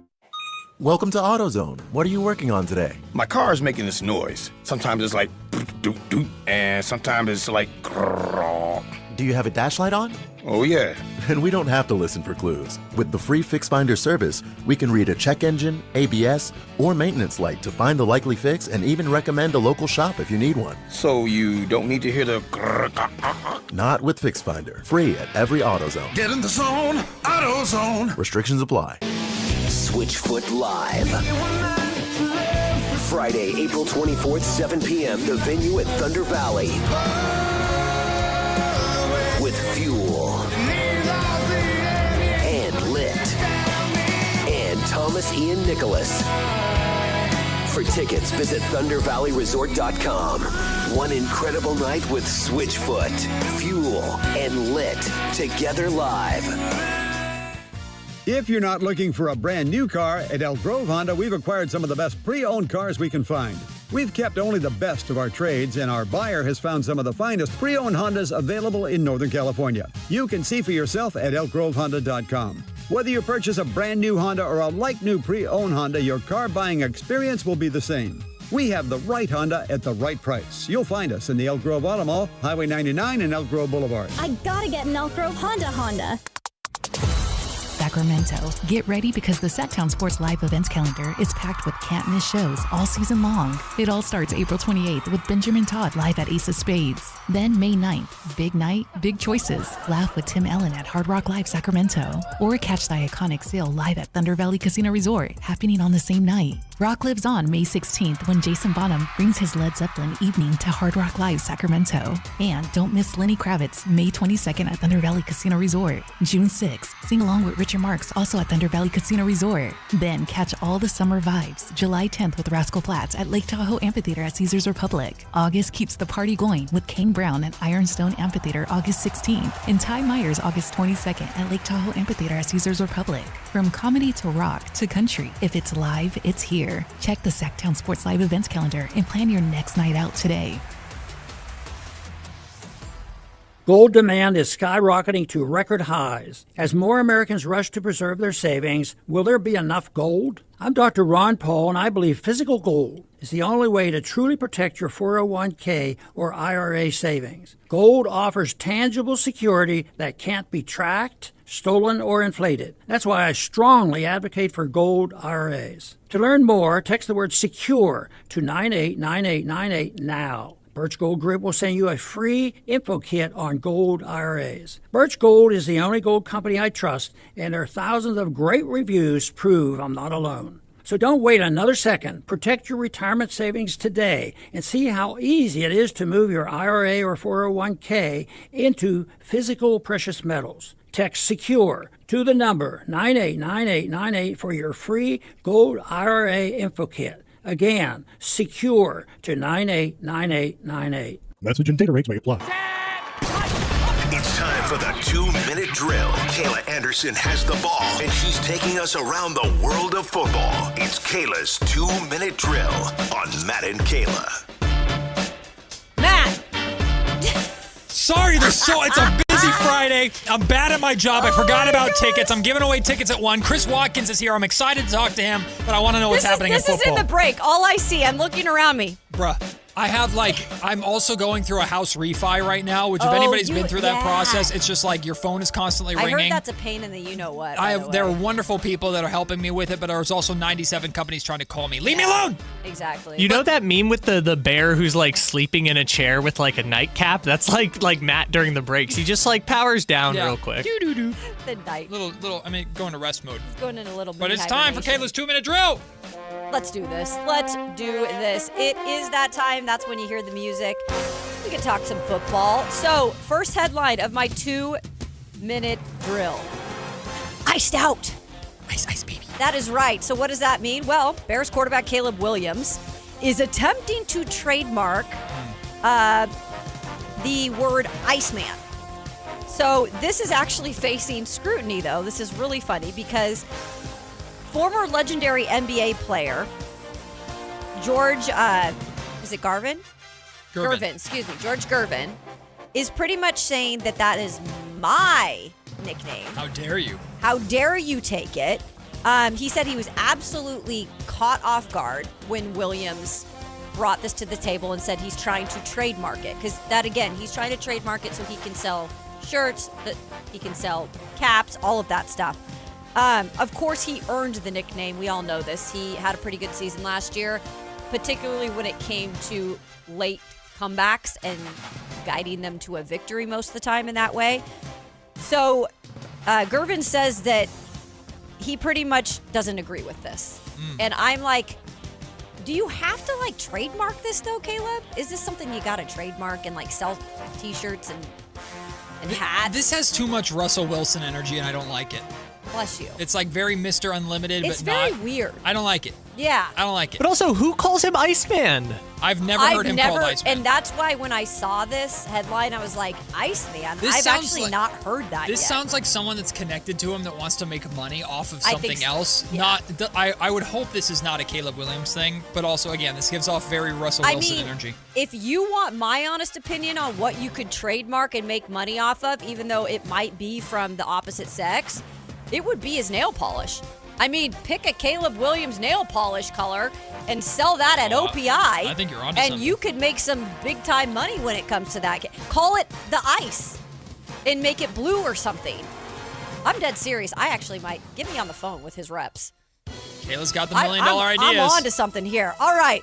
Next topic, big man boost. Of course, the Buffalo Bills, they have quietly been doing some work in the offseason. These aren't huge moves, you guys, but obviously they need to make sure that they are doing their best to keep Josh Allen in prime shape and health as he continues to try to win a Super Bowl with this deprived franchise.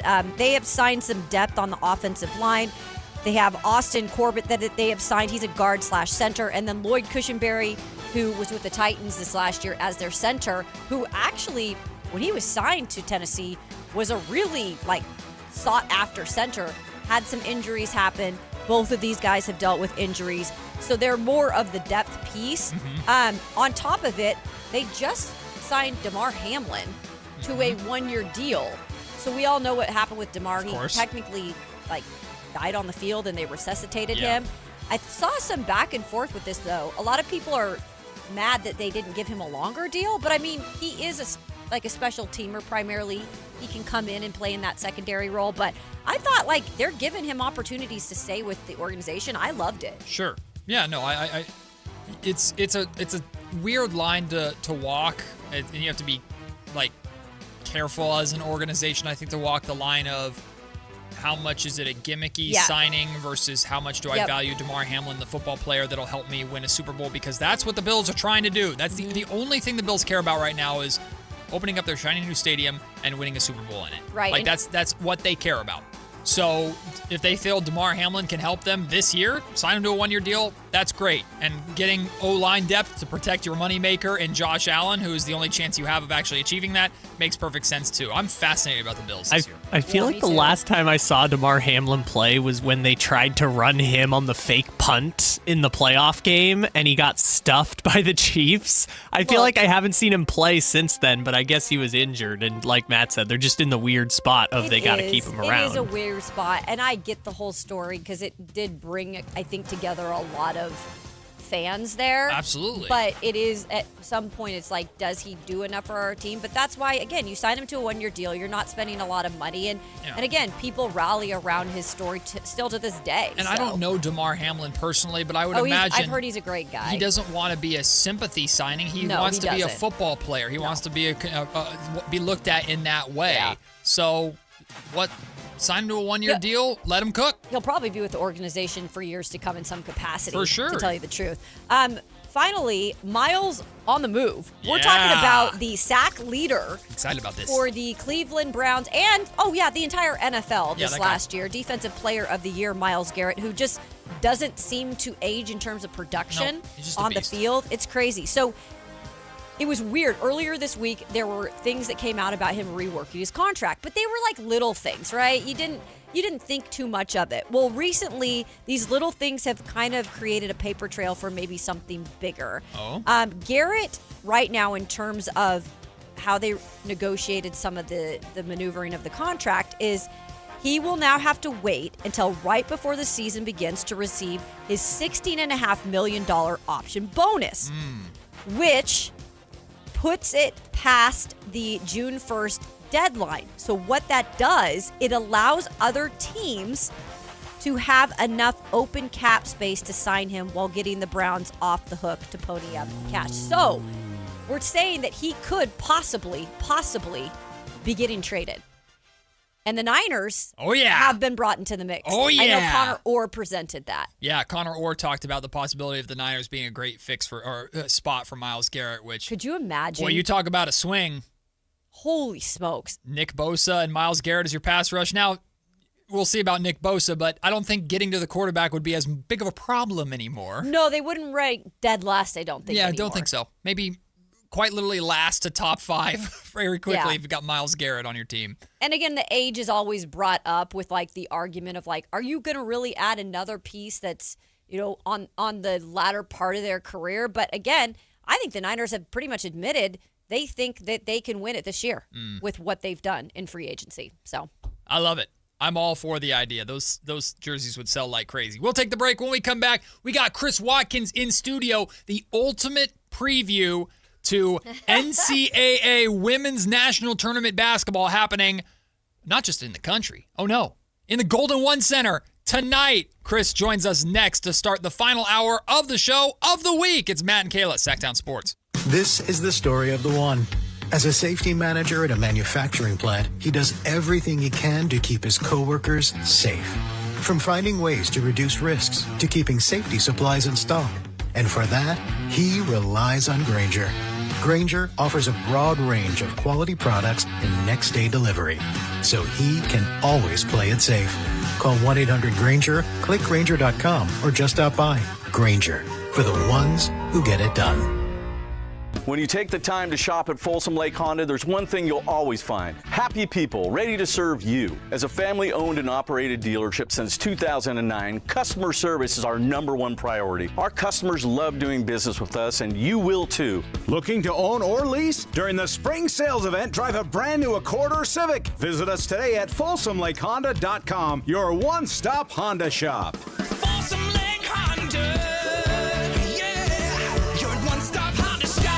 Have you tried my Colombian tamales? Yes, but the Mexican tamales I brought are way better. Colombian tamales wrapped in plantain leaves are unmatched, you know. But the Mexican tamales wrapped in corn husks are the authentic ones. At least we can agree that they taste better with Pepsi. Without a doubt, tamales deserve Pepsi. No matter what tamales you love, enter for a chance to win a year's worth of groceries. Powered by Pepsi. No purchase necessary. U.S. residents 18 or over. Ends April 5th, 2026. Rules at pepsipromo.com/free groceries. Pepsi is a registered trademark of Pepsi Go Inc. Guys, did you know your testosterone affects everything in your system, including how you feel and perform every day? Right now, Revive Men's Health Sacramento will check your testosterone for free. Knowing your T levels is the first step in understanding if you have low T. Your testosterone level impacts your energy, libido, sleep, weight, hair loss, mood, and even ED. Maintaining an appropriate T level can change your whole life. Most men start to see changes in their hormone levels in their 30s. Experience and results matter. So what are you waiting for? Get your T levels checked today by local, experienced, and trusted men's health experts. They've helped thousands of men since 2011. They're so confident they can help you, they even guarantee it. Call Revive today and schedule your free testosterone test, free exam, and free consultation. Call Revive Men's Health at 916-277-8599. That's 916-277-8599. Or visit ReviveMen'sHealth.com. Capital Casino is conveniently located in downtown, 411 16th Street, and has been a part of the greater Sacramento area for over 20 years.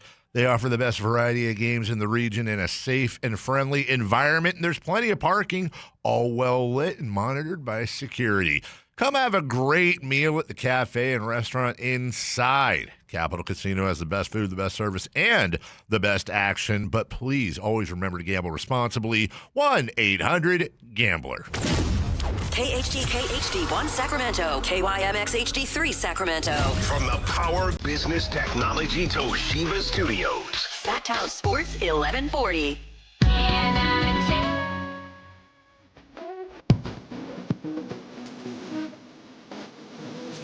It's Matt George and Kayla Anderson on Sactown Sports 1140. Hey, I know I'm an hour late, but here's your chance to win your Kings tickets, all right? Relax, everybody. My bad. I'm sorry. Sactown Sports is giving you a chance all week. This is your last chance, at least for this show, to win a pair of tickets to watch the Kings take on the New Orleans Pelicans on April 3rd. Text the code word SEASON, spelled SEASON, to 916-339-1140 for your chance to win a pair of tickets. That game, of course, inside the Golden One Center, but the Golden One Center right now is not the home of the Sacramento Kings. No, it's the home of the NCAA tournament.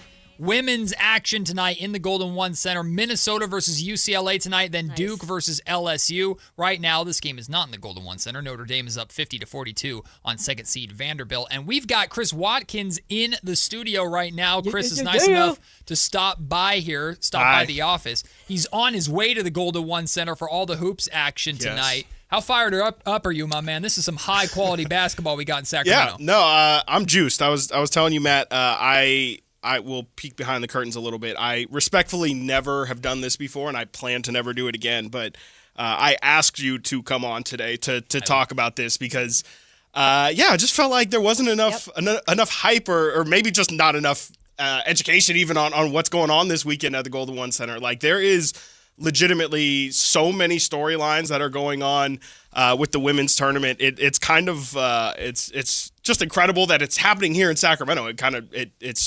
It's strange. Normally, like these kind of big events don't happen. Obviously, like the stars of the women's basketball tournament past aren't in. Juju Watkins sat out this entire year with an injury, so she's not in the tournament. That's not a big name. Obviously, Caitlin Clark, Paige Beckers, those women have now gone on to the WNBA, and UConn is on the other side of the bracket, so we're not getting that. But besides, I know I just discounted a lot of stuff.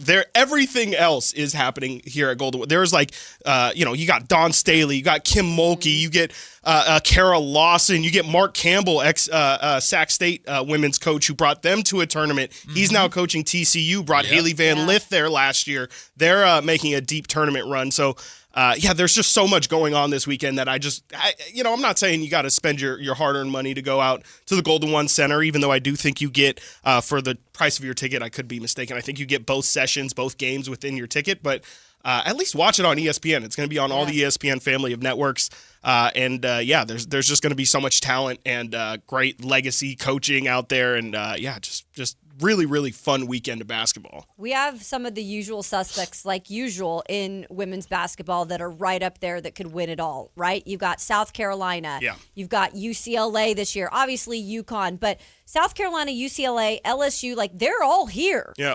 I mean, that is the sell right there. Out of those teams, though, who are you looking at that could have the best chance to advance? I mean, South Carolina's tough to pick against. I'm sorry, I'm just seeing the Dylan Cardwell jersey that Whitey got the other day. I just saw that they put it in the frame. That's incredible. Ignore that. But there is. I would definitely. It's tough to not pick South Carolina. They've had such an incredible year. Funny enough, perfect segue to this. Their only 2 losses all year are to Texas, who's a 1 seed on a different side of the bracket. They lost to them twice this year. Their other loss is to Oklahoma, who they play tomorrow at 2:00. Oklahoma has the next great women's basketball player in college basketball, Aaliyah Chavez, number 1 recruit coming into this year. It was a huge story on where she was going to go. She goes to Oklahoma. Her big, feather in her cap right now this year is that win against South Carolina. That rematch is happening tomorrow in Golden One Center at 2:00, I think. Cool. So to answer your question, my pick to make it out is South Carolina. They're just a juggernaut. They are like a true team. They don't have, the Aaliyah Chavez. They don't have really the Leah Boston, who they used to have. Obviously, Asia Wilson came from there as well. They don't have that big name, but they really have such a great collection of talent, and then of course coached by Dawn Staley. They have an identity. They know who they are, and they're just a really, really tough team to beat. But even with saying that, I need to give credit to UCLA because it might be UCLA's year. I mean, there's been so many years where they've been incredibly competitive. I mean, Kiki Rice I believe this is her senior year. Lauren Betts is somebody who's going to be a big name in the WNBA draft this year. They were here at the beginning of the Kings season to get an experience of they knew they were going to be in this spot at this point in the season. They wanted to kind of get their legs out here, get familiar with the area, stay at the hotel, get the experience, and now they're here. They are fully expecting to be here, and they're fully expecting to be as prepared as possible to take down a South Carolina, to take down just an absolute gauntlet of teams this year. It's going to be incredible, and if we get a UCLA South Carolina matchup, that is definitely one to watch 100%. That's a different kind of scouting report. You go to check out the building because you know you're going to be there in a few months. That's dope. I love that. That is definition of chess, not checkers. Listen, I'll tell you this, Chris, you asking to come on the show is a content gift to me, especially when talking about this, so feel free to do it anytime. I'll absolutely take it. But I remember being in the Golden One Center a couple of years ago for the opening rounds of the men's tournament. Yes, it's a higher level than the California Classic, but it's really a festival of basketball. Yeah. But those were the opening rounds, right? And the chaos of March Madness are the opening rounds, but these are really those championship rounds, right? These are where you get these dream matchups, these matchups that have the potential to be witnessing history inside of the Golden One Center. And that's what I was excited to talk to you about, as you brought up that dream matchup, UCLA, South Carolina. Like, if we get that, even Duke, LSU tonight is a massive matchup. Kara Lawson, oh my gosh, coming home in a way, former Sacramento Monarch. But like, if you're fortunate enough or capable to be able to spend your money to go to these games, and it's not unaffordable, right? You can definitely get in the building. If you call yourself a Hoops fan, you have a chance to really witness history tonight and some of the highest level women's basketball that you will find before the WNBA season starts here in a couple months. I mean, tonight specifically is going to be a display. Like the LSU Duke game, LSU's offense this year is ridiculous. Yeah. I think they've set the record for most 100-point games in a season. I believe both games in this tournament so far, they've dropped 100 points. Wow. They have Flau'jae Johnson, who's somebody who's been a name in women's basketball for a couple years now. Malaysia Full-Wiley, I call like the Kyrie Irving of women's basketball. She is just like, she is a joy to watch just play. Like it might not be like she is and one brought to women's basketball. She is a really, really fun player to watch. And just LSU. I mean, you got Kim Mulkey. You have the LSU legacy, of course. What Angel Reese has built up there. Just kind of continuing, again, Flau'jae, a teammate of Angel Reese at the time, like they are a team that is probably feeling a little bit understated, going under the radar. Again, everyone's talking about all these one seeds, and LSU playing in the SEC has had to play against Texas and had to play against South Carolina multiple times, had to play against Oklahoma. Like they've had a brutal schedule, and so them being a 3 seed is, if anything, like a product of the rough environment that they came from, whereas Duke being in the ACC, Carol Lawson's got a great story. She's funny enough, you would think Carol Lawson, big name. She, came from the Celtics coaching staff over to coach the women's staff. She also has been a coach with women's basketball Team USA as an assistant coach. And so you would think that's just going to bring in success. She's actually, funny enough, had a really up and down coaching career at Duke, and this has definitely been one of the bigger upswings for that team. And so I think this is a really big opportunity for them against a Kim Mulkey offense that is absolutely humming. It is more of a defensive team that Duke runs out there. It's a really, really big opportunity tonight. Styles clashing, big offense, big defense,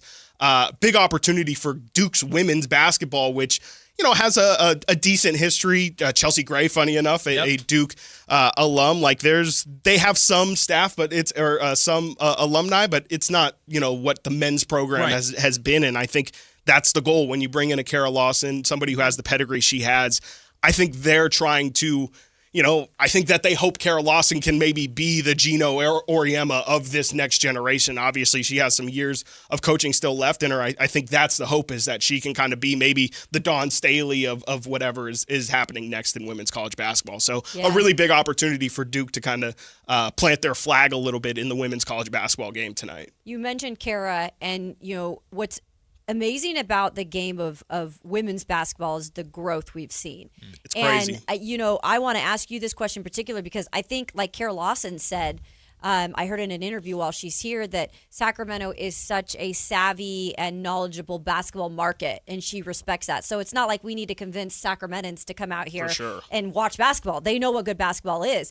But what I want to ask you, Chris, is how have you seen the game on the women's side evolve to what it is now? Because we are seeing some fantastic basketball, and the stars and the coaches as well are making us tune in. Yeah, no, I think it's just a combination of a lot of good things.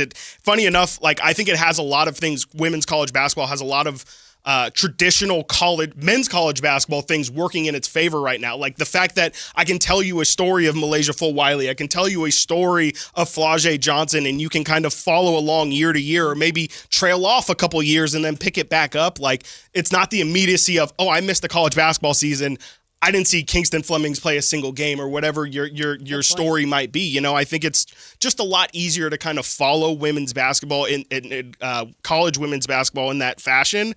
And so I think that helps a lot. I think you get a lot of you don't see a lot of traditional coaching in men's basketball anymore. You don't get the Bob Knights and the Sean Miller is now at Texas. Back in the day, he just would have been at Arizona for 60 years, and that just would have been it.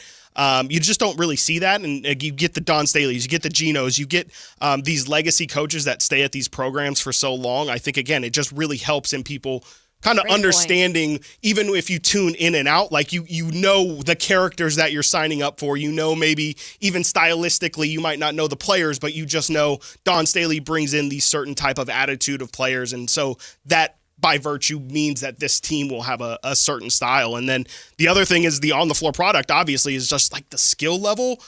The skill level's gone through the roof. I don't know if it's been, just like in the NBA, like a lot of individual personal training that's been going on or just dedication to the sport, but like the shooting ability is out of control. The ball handling, I think, is the thing that's maybe taken the game to a whole nother level. Again, like watching Malaysia Fulwiley play is it's just like it's a treat. Like her Arika Gumawale, who plays on the Dallas Stars, like those are the two players who, when I think about this generation just taking like a massive skill gap, I think, for those people, and I totally get it, who are out there and just like, I don't like women's basketball, it's just not for me. I understand, but even if it's just a stylistic thing, those two players specifically would be the ones that I would say, well, if you're looking for, I guess maybe what you would call a men's style of basketball or because obviously they're not out here, Sure. Throwing windmill dunks and things like that. But if you're looking for that, again, what I would call more of like the and one style, flashy,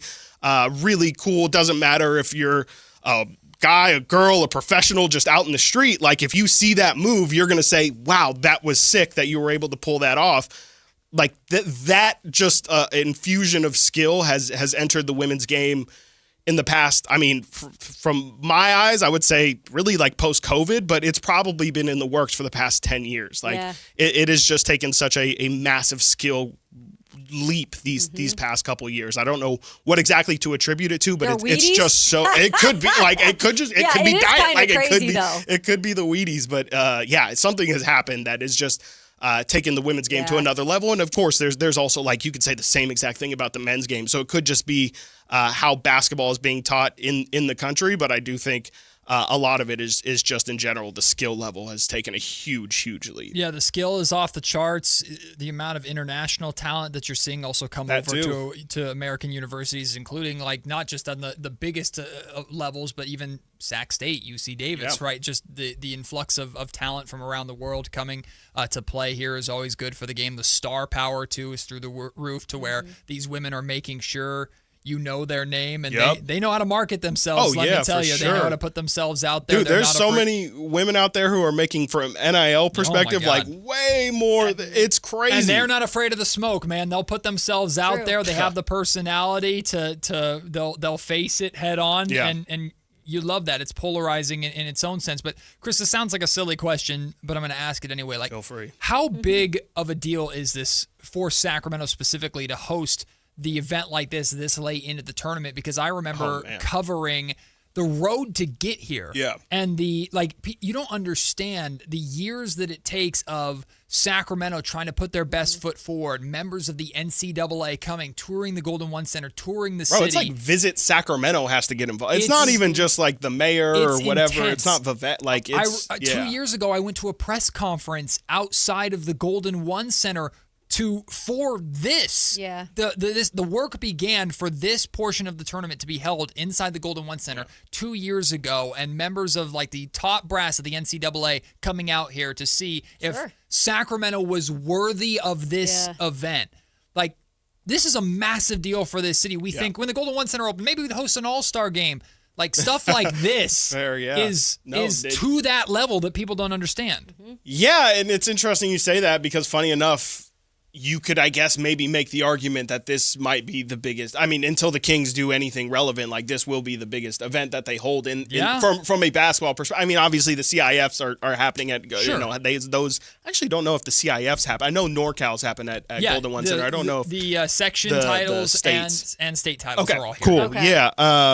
But from like the kind of work that you're talking about, like getting an event, securing an event, an all-star game, an NBA all-star game is going to be a stretch. And we were able to, like you said, Matt, a couple of years ago, get the first round of NCAA men's tournament. And it was cool. It didn't really feel like a massive event. It felt like something maybe to go to, and maybe that's what this will be as well.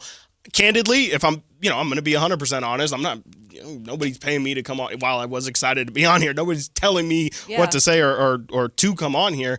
I think that they were probably hoping at the time, like it was the Caitlin Clark buzz, they were definitely hoping that there would be a Juju Watkins here. There would be a big name that they could put on a marquee that would get people really excited.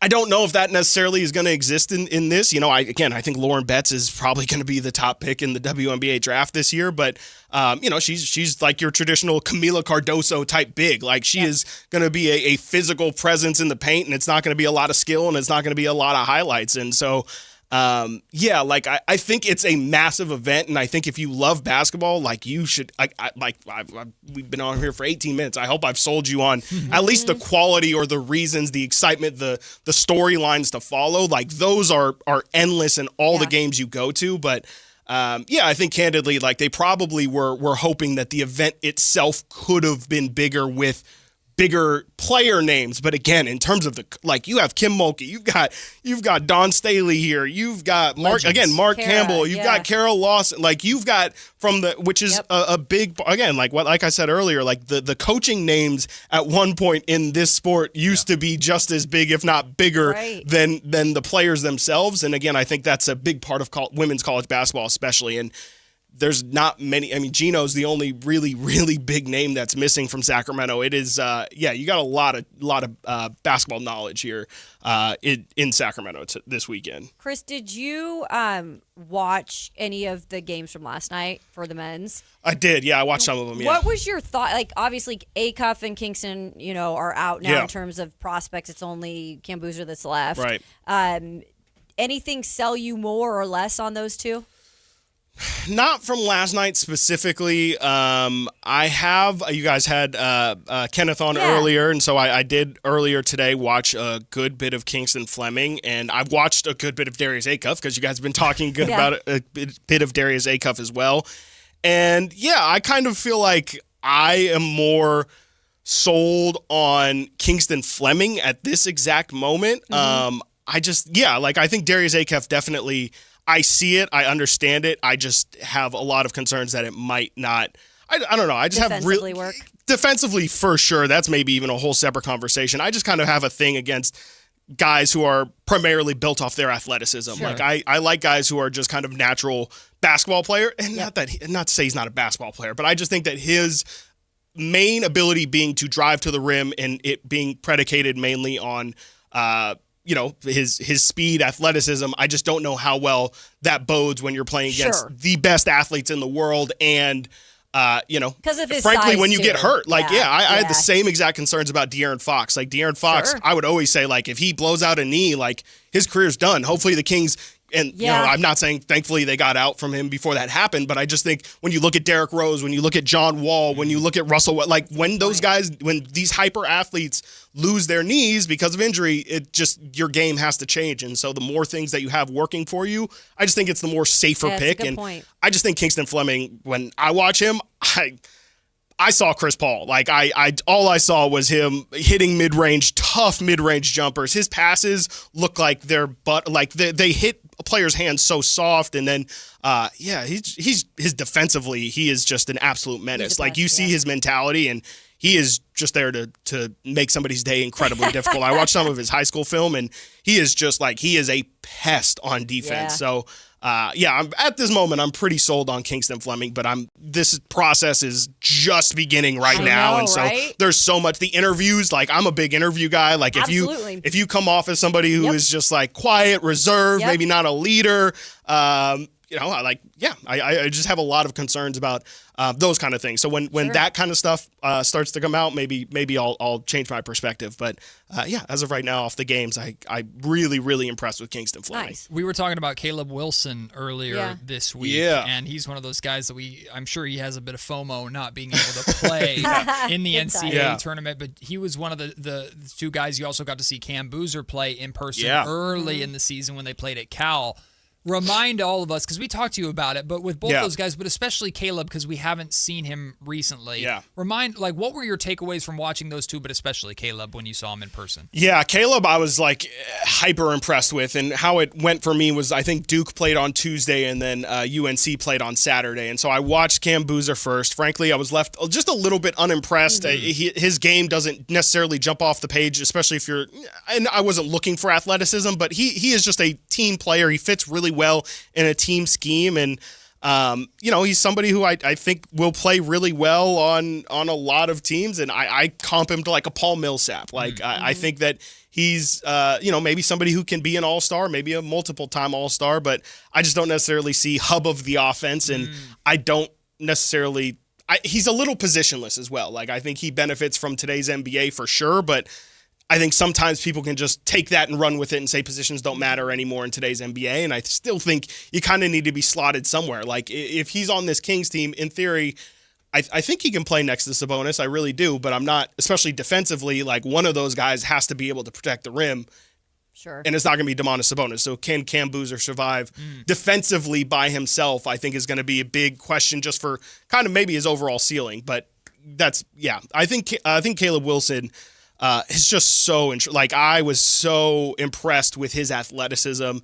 His leaping ability is just like explosive, just incredible. Like he can, just like sudden. Like that was really like the big takeaway from his athleticism was just how immediate and quick twitch it was, and his game.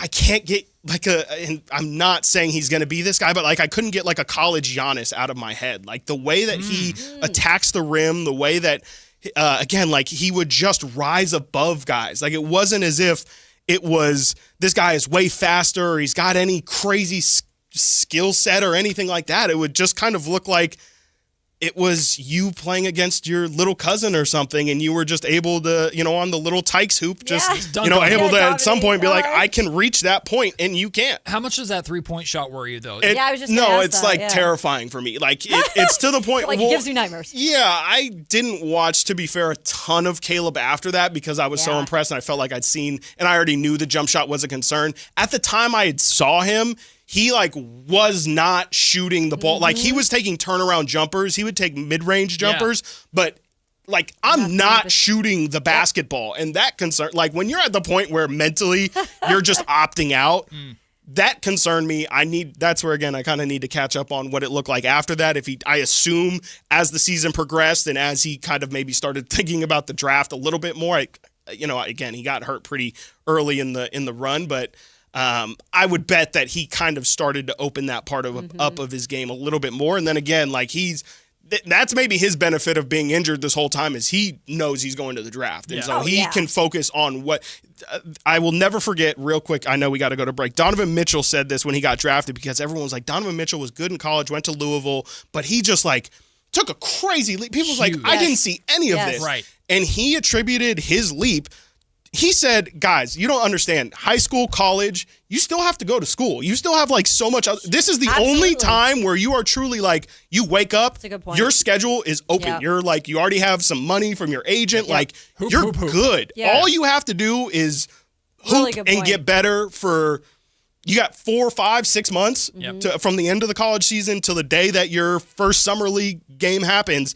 And that's the first time you're really able to focus on singularly improving a skill or anything. And so guys learn how to shoot, guys learn how to handle. Like so much improvement happens in that little time that, again, like that's where I think Caleb Wilson could potentially take a massive leap, is if he just takes, 5,000 jumpers a day, like he's going to get comfortable enough to take it. That's the thing. The guys that are committed to the game, that really truly want to put their 100% in, which is Caleb Wilson in my eyes, that's a great point because – God, I got nightmares about school and being. It's like I can't imagine what Sunday they're scaries, going through, right? Oh my gosh! As soon as you get drafted, you have access to the facilities. You got coaches that are already ready to work with you as much as they can within the rules. It's a different ball game. Man. Yeah, it's crazy. So we're excited to see about that. Well, you got to get out to the Golden One Center for tonight's action. Yeah. If you are going to the games tonight and you see Chris, ask him for an autograph and a picture. He loves that. he likes hugs too. Look, I'm no Matt George, right? Nobody's stopping me anywhere. Big hugger. So go up there and just don't say anything. Just give him a hug. Chris loves hugs. But have a good time out there, my friend. I'm sorry. I'm sorry. Don't. Thankfully, it's a radio audience. Keep your so hands you to can't yourself. See me. How about that? Keep your hands to yourself. But Chris is the best. We appreciate you taking the time, my friend. You're always welcome here every time. You know that. Okay. Looking forward to these hoops inside the Golden One Center. We'll take the break. When we come back, it's time to for Kyle's curveball. Before we've got Whitey Gleason and Alan Stiles joining us to wrap up our week. You're listening to Matt and Kayla on Sactown Sports. When your check engine light comes on, do you see a repair bill or do you see peace of mind? For 20 years, CarShield's been the name America trusts to help keep you on the road. While other companies stop covering you when your car gets older, CarShield offers protection plans up to 200,000 miles. With over $1 billion in claims paid, we don't just promise protection, we deliver it. Don't let a breakdown break your budget. Get the flexible month-to-month coverage you deserve. Go to CarShield.com. That's CarShield.com today. Need life insurance but have diabetes, high blood pressure, or on anxiety meds? If you're a 50-year-old male, even porky, or with type 2 diabetes, $1 million of life insurance may only cost you about $200 a month. For affordable term life insurance, call Term Provider and speak with Big Lou at 800-777-1225. 800-777-1225 or visit biglou.com. Remember, Big Lou's like you. He's on meds too. 800-777-1225. Baseball is back in Sacramento, and the party starts now at Sutter Health Park. Join the Sacramento River Cats this weekend as we open the season with exciting baseball, special giveaways, and can't-miss promotions. Opening weekend is here. Grab your tickets at rivercats.com. Sacramento! Now you got a place for all things dance. The all-new Energy 100.5 HD2. Where dance music lives. Dance vibes anytime and any place when you get the free Now 100.5 app. Or listen at 100.5 HD2. Card collectors know there's nothing as special as a rare one-of-one card. And now you can hear a very rare one-of-a-kind sports card show right here on Sactown Sports. Whitey Gleason here inviting you to join me and Mr. True Sports Cards himself, Imran Pilati, for the True Sports Card Show every Saturday morning at 10 on Sactown Sports. It's the only sports card radio show in the nation. For all your hobby needs, get to True Sports Cards, 6661 Stanford Ranch Road in Rockland. And for hobby, insight, and fun, join us for the True Sports Card Show Saturday mornings at 10 on Sactown Sports. You ever notice how the other guys scream about massive discounts on their Dodge, Chrysler, or Jeep Ram vehicles? Then you get to the fine print and boom, another $5,200 in mandatory ads. At Hoblet, we don't insult your intelligence. The price you see is the price you pay. No mystery add-ons, no bait and switch, no gotcha when you sit down to buy. Hoblet, family owned for 77 years. Transparency, straightforward pricing. Buy it right. Buy it at Hoblet. Golf to Go is brought to you by the Hagen Oaks Golf Super Shop. Here's Frank LaRosa. In golf, a tee can refer to the area where you hit your opening shot on any hole, or it can be the little piece of wood or plastic that holds your ball off the ground so you can hit your tee shot. Now, if you're not already confused, let me try harder. In earlier times, golfers made tees from little heaps of sand, and the sand was kept in little boxes called tee boxes, which gives us the historical connection and gets us back to where we started. Various types of reusable tees were invented over the years, made of rubber, cork, or paper. But the first commercial tee like we know today was the Ready Tee, invented by an American dentist in 1921. It was white wood with red top, so they were easy to find. Today's tees are made of wood or plastic and come in many colors, and there are anti-slice tees, friction-free tees, brush tees, flexible tees, and even biodegradable tees. I'm partial to a tee with contrasting color measuring points, so my ball is teed up the same height every time. Check your local pro shop for lots of choices. That's your Golf to Go. I'm Frank LaRosa. Finding great candidates to hire can be like, well, trying to find a needle in a haystack. Sure, you can post your job to some job board, but then all you can do is hope the right person comes along. Which is why you should try ZipRecruiter for free at ZipRecruiter.com/free. ZipRecruiter doesn't depend on candidates finding you. It finds them for you. Its powerful technology identifies people with the right experience and actively invites them to apply to your job. You get qualified candidates fast. So while other companies might deliver a lot of hay, ZipRecruiter finds you what you're looking for. The needle in the haystack. See why 4 out of 5 employers who post a job on ZipRecruiter get a quality candidate within the first day. ZipRecruiter, the smartest way to hire. And right now, you can try ZipRecruiter for free. That's right, free at ZipRecruiter.com/free. That's ZipRecruiter.com/free. ZipRecruiter.com/free. ZipRecruiter. It's Friday afternoon, which means it's time to get crazy. It's Kyle's Curveball on Matt and Kayla. You never know what Kyle's curveball is gonna be. I'm just interested in this Vandy Notre I Dame know, finish this on the game- women's side, man. It Game's is coming down to the wire. awesome. Game tied at 64 with 25 seconds remaining. You can get action like this inside the Golden One Center tonight and all weekend long. And Chris Watkins will be there. Yes, he will. That's extra exciting. All right, Kyle, what we got for Kyle's curveball today? All right, it's Friday, which means it's Kyle's curveball. It's MLB opening day, everybody. Oh, yes, it is. Yes, so as one of my favorite games that's ever been created in the history of sports television, we are going to play Who He Play For. Hey, let's do it. Yes, I have a list of Major League Baseball players, new and old, that have changed teams or maybe on the same teams. You know them from one team, they're probably not on that team. We're going to play some Who He Play For and see how good you guys are. Who did he play for? Yes, with your host, Ernie Johnson, back here. Although I think you guys will do better than Charles Barkley, if I had to guess. Some of the best segments are from this game. The Guangdong Tigers from Shaq will forever live in Internet lore. Internet lore, for sure. All right. Yeah, so we'll just start off some big names in new places. This will be like our warm-up round for you guys to get you started. So we'll start off. How about Dylan Cease, the biggest free agent pitcher on the market? Where did Dylan Cease go? I should know this. Yes. The Mariners? Yes, he's a Seattle Mariner. Yeah. Oh, so close. He is a Toronto Blue Jay. Really? I blew that. So close. Is Chris making fun of you? Yes, he is making fun of me because I absolutely should know that. Yes, unfortunately, we were not correct there. My bad. How Sorry, about- Kayla, I led you astray. How about Wilson Contreras, the multiple-time All-Star catcher turned first baseman? I don't remember this. Chris, I should know this too, shouldn't I? No looking it up, sir. No, I'm not looking it up. I'm doing something completely different. See, I'm worried Matt's gonna have discovered some of these from MLB The Show. Yes, that's where I should. That's where I should know them. Yeah. But I don't remember Wilson Contreras. I don't know. I don't know. Need a guess. The Cubs. That's wrong, but the Cubs. I don't know. Kayla?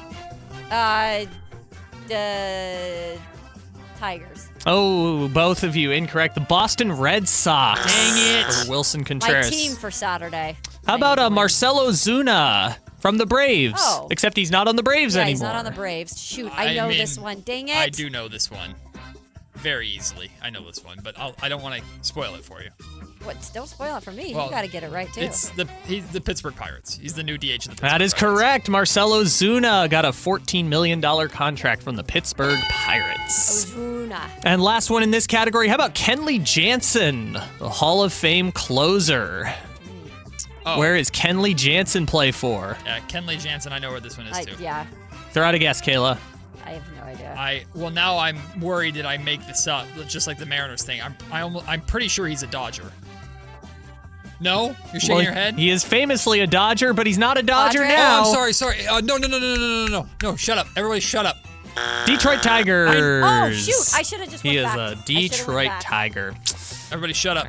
Time for our next category of Who He Play For, which is former athletics. Oh, okay. We're good. There's a lot of them who are scattered all across Major League Baseball. So I'll start you off with an easy one that I know Matt knows. Where's Marcus Semien? Marcus Semien is a New York Met. Ding, ding, ding. Great job. How about... I'm already going to fail, so I might as well check myself out of Oh, this. Kayla, come on. You got Definitely this. not my roundhouse. It's listen. In a couple minutes, I'm not going to know anything. Oh, I I've know already like not known 2 anything. former A's. That's about it. It's going to get good. How about Starling Marte? Where is Starling Marte? You should give us the original and then, where they were. You mean like last year? Yeah. Well, maybe they're still on the same team. Oh, I thought all of okay. these They're that not you were. all- Okay, they're I not was all under new the impression teams. that they were all. It's just who he play for. Who he played for. Okay. Starling Marte is a Marlin. I don't know. I don't know. That does sound right though. Marte the Marlin. I'll say a. Shoot. I don't know. Just St. need a Louis guess. Cardinal. Cardinals. I like it. St. Louis Good guess. Cardinals. Well, Kayla's in the right state, but he's a Kansas City Royal. Oh, shoot. I actually... Next up, how we about do not go game. How about Sonny Gray? Oh, Sonny's been so many places. Sonny, the Where is former Sonny Cy now? Young pitcher. He's been in Cincinnati. He's been in Minnesota. Mm-hmm. He's been...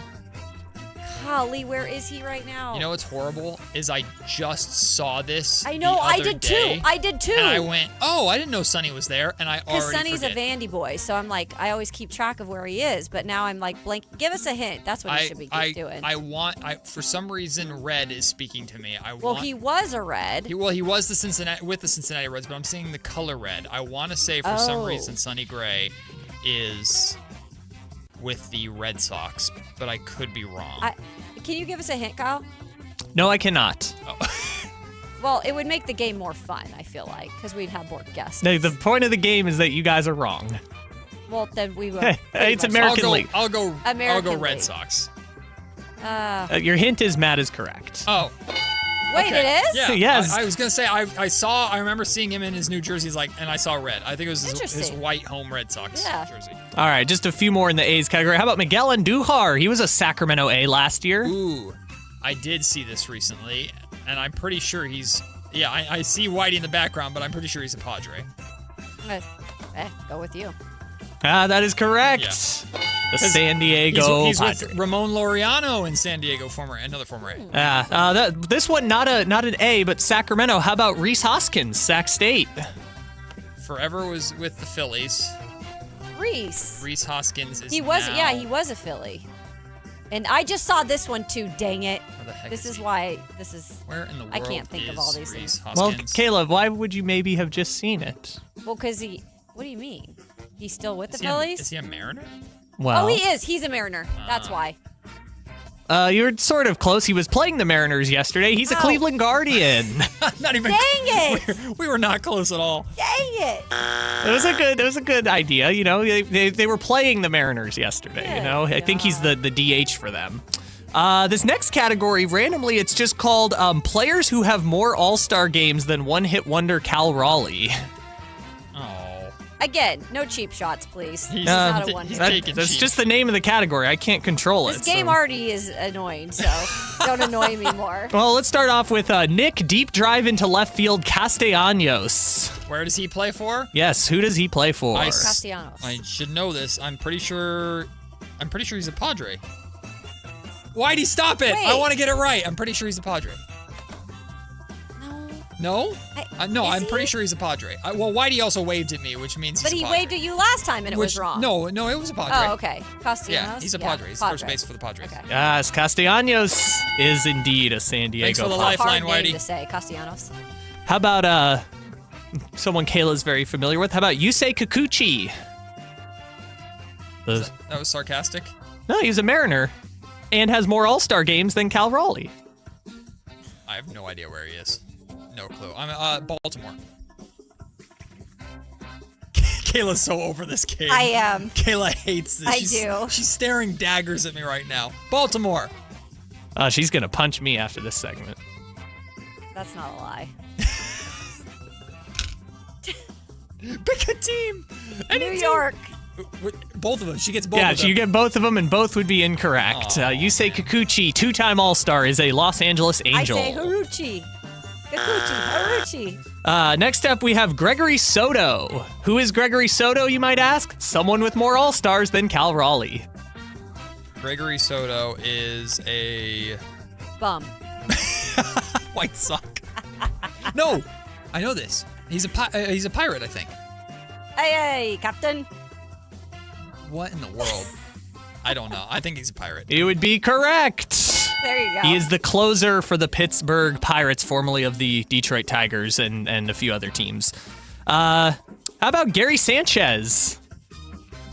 He's still in the game? Yeah. And has more All-Stars than Cal Raleigh. Oh, goodness. Is he with the Guardians? Sanchez? Ooh, he could be. Ooh.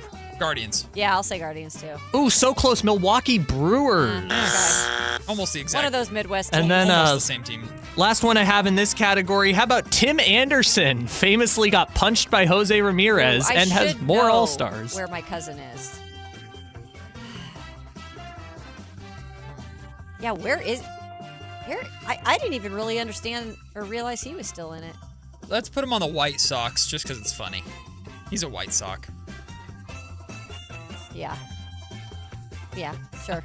That one was a trick question. Tim Anderson is on no team right now. Okay, see, I was right. I said I didn't even think he was on a team. I said that. Kyle's just setting us up to fail. Bonus points if you can name the last team it was on. This segment, it should be called Make Hosts Look Stupid. Make me want to punch someone in the face. He was last a Miami Marlin, by the way. Oh, great. So more irrelevant than what he is currently. That is correct. Our last category here is Who He Played For Hall of Famers. So this is the Nelson Cruz Memorial Who He Played For Hall of Famers. These are guys that have been on so many teams, it is so hard to keep track of. Number 1, Carlos Santana. Carlos Santana is currently a Blue... No. Is he a Blue Jay? Is he the Blue Jays catcher? Waves. What was that? Whitey's giving him hints. Whitey's pantomiming in the background, and he did this, and then he stuck his tongue out at me, which is the Marlins. That's water. Yes. Okay. What else is by the water? Marlins. He's sticking his tongue out at me with the frogs. Oh, Rays. The Marlins. Or the Rays. Oh, Tampa Bay Rays? Yeah. Oh, okay. Rays. Sure, Tampa Bay. Oh, so close. How about Arizona Diamondbacks? It's a snake with the I get this. It was slithering. It wasn't water. It was slithering. Oh, shoot. All right, next Who We Play For Hall of Famer, Andrew McCutchen. He's still in the league. Shout out he's Andrew been McCutchen. with the Pirates a few times. He was just with the Pirates, but he's not there anymore. Who did he... Where the hell is he? He's on the West Coast, maybe? I feel like. Whitey's pantomiming confuses me more. He's jumping up and down, so he's bouncing. Bounce house. Oh, he's riding a horse. Rangers, Texas Rangers. Oh, yeah, that's it. That's it. Andrew There we go. McCutchen, your designated hitter for the Texas Rangers. Hang it up, Andrew. And I love you, but hang it up. Well, he's their 5-hitter, apparently. Kutch. I love Kutch. I love Kutch. He's great. All right, last one of Who He Play For. Where is 46-year-old Rich Hill currently playing? Over the hill? Which, for those who may not remember, Rich Hill has played for the Cubs, the Orioles, the Red Sox, the Guardians, the Angels, the Yankees, the Red Sox again, the Athletics, the Dodgers, the Twins, the Rays, the Mets, the Red Sox a third time, the Pirates, the Padres, Red Sox a fourth time, and last year he was on the Kansas City Royals. He's Double-A Midland Rockhounds. I have no clue. Let's say he is retired. He should be retired. Over the hill. After 24 years of major... By the way, he was drafted before I was born. Nice. Rich Hill, after 24 years of professional baseball, officially announced his retirement in January of 2026. Let's freaking go. The number 1 Who He Play For Hall of Famer. This has been your 2026 edition of Who He Play For.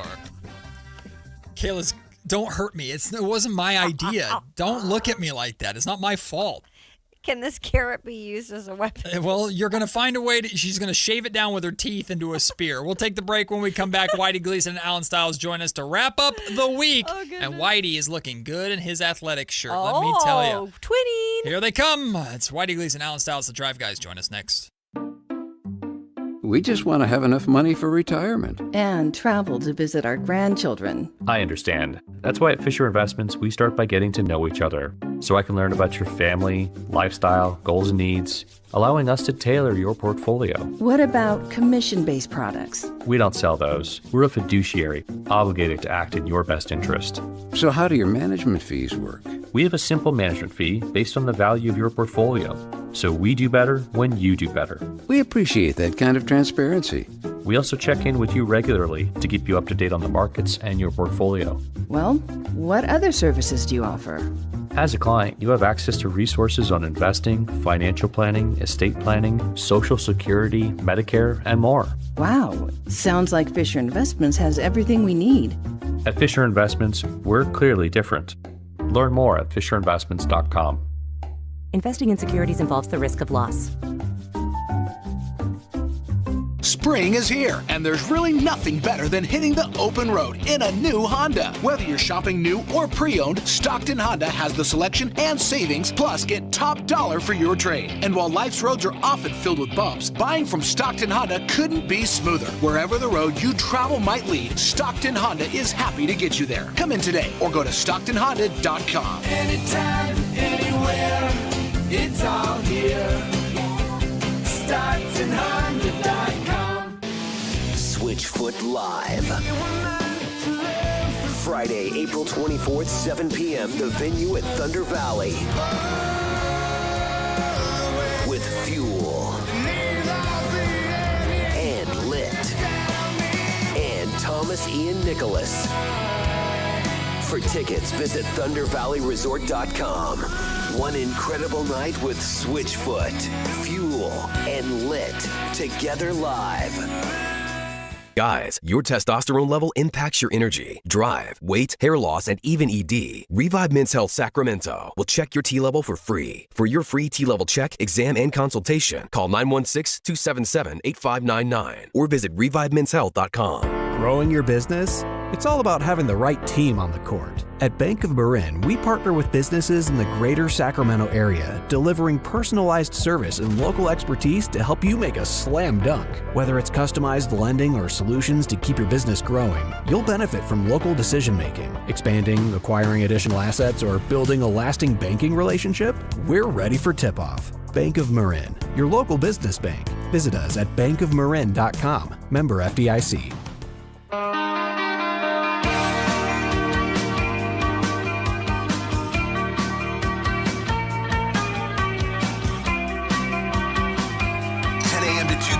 Matt and Kayla on Sactown Sports 1140. Holy smokes. Just witnessed one of the most impressive basketball displays by Alan Right? Stiles.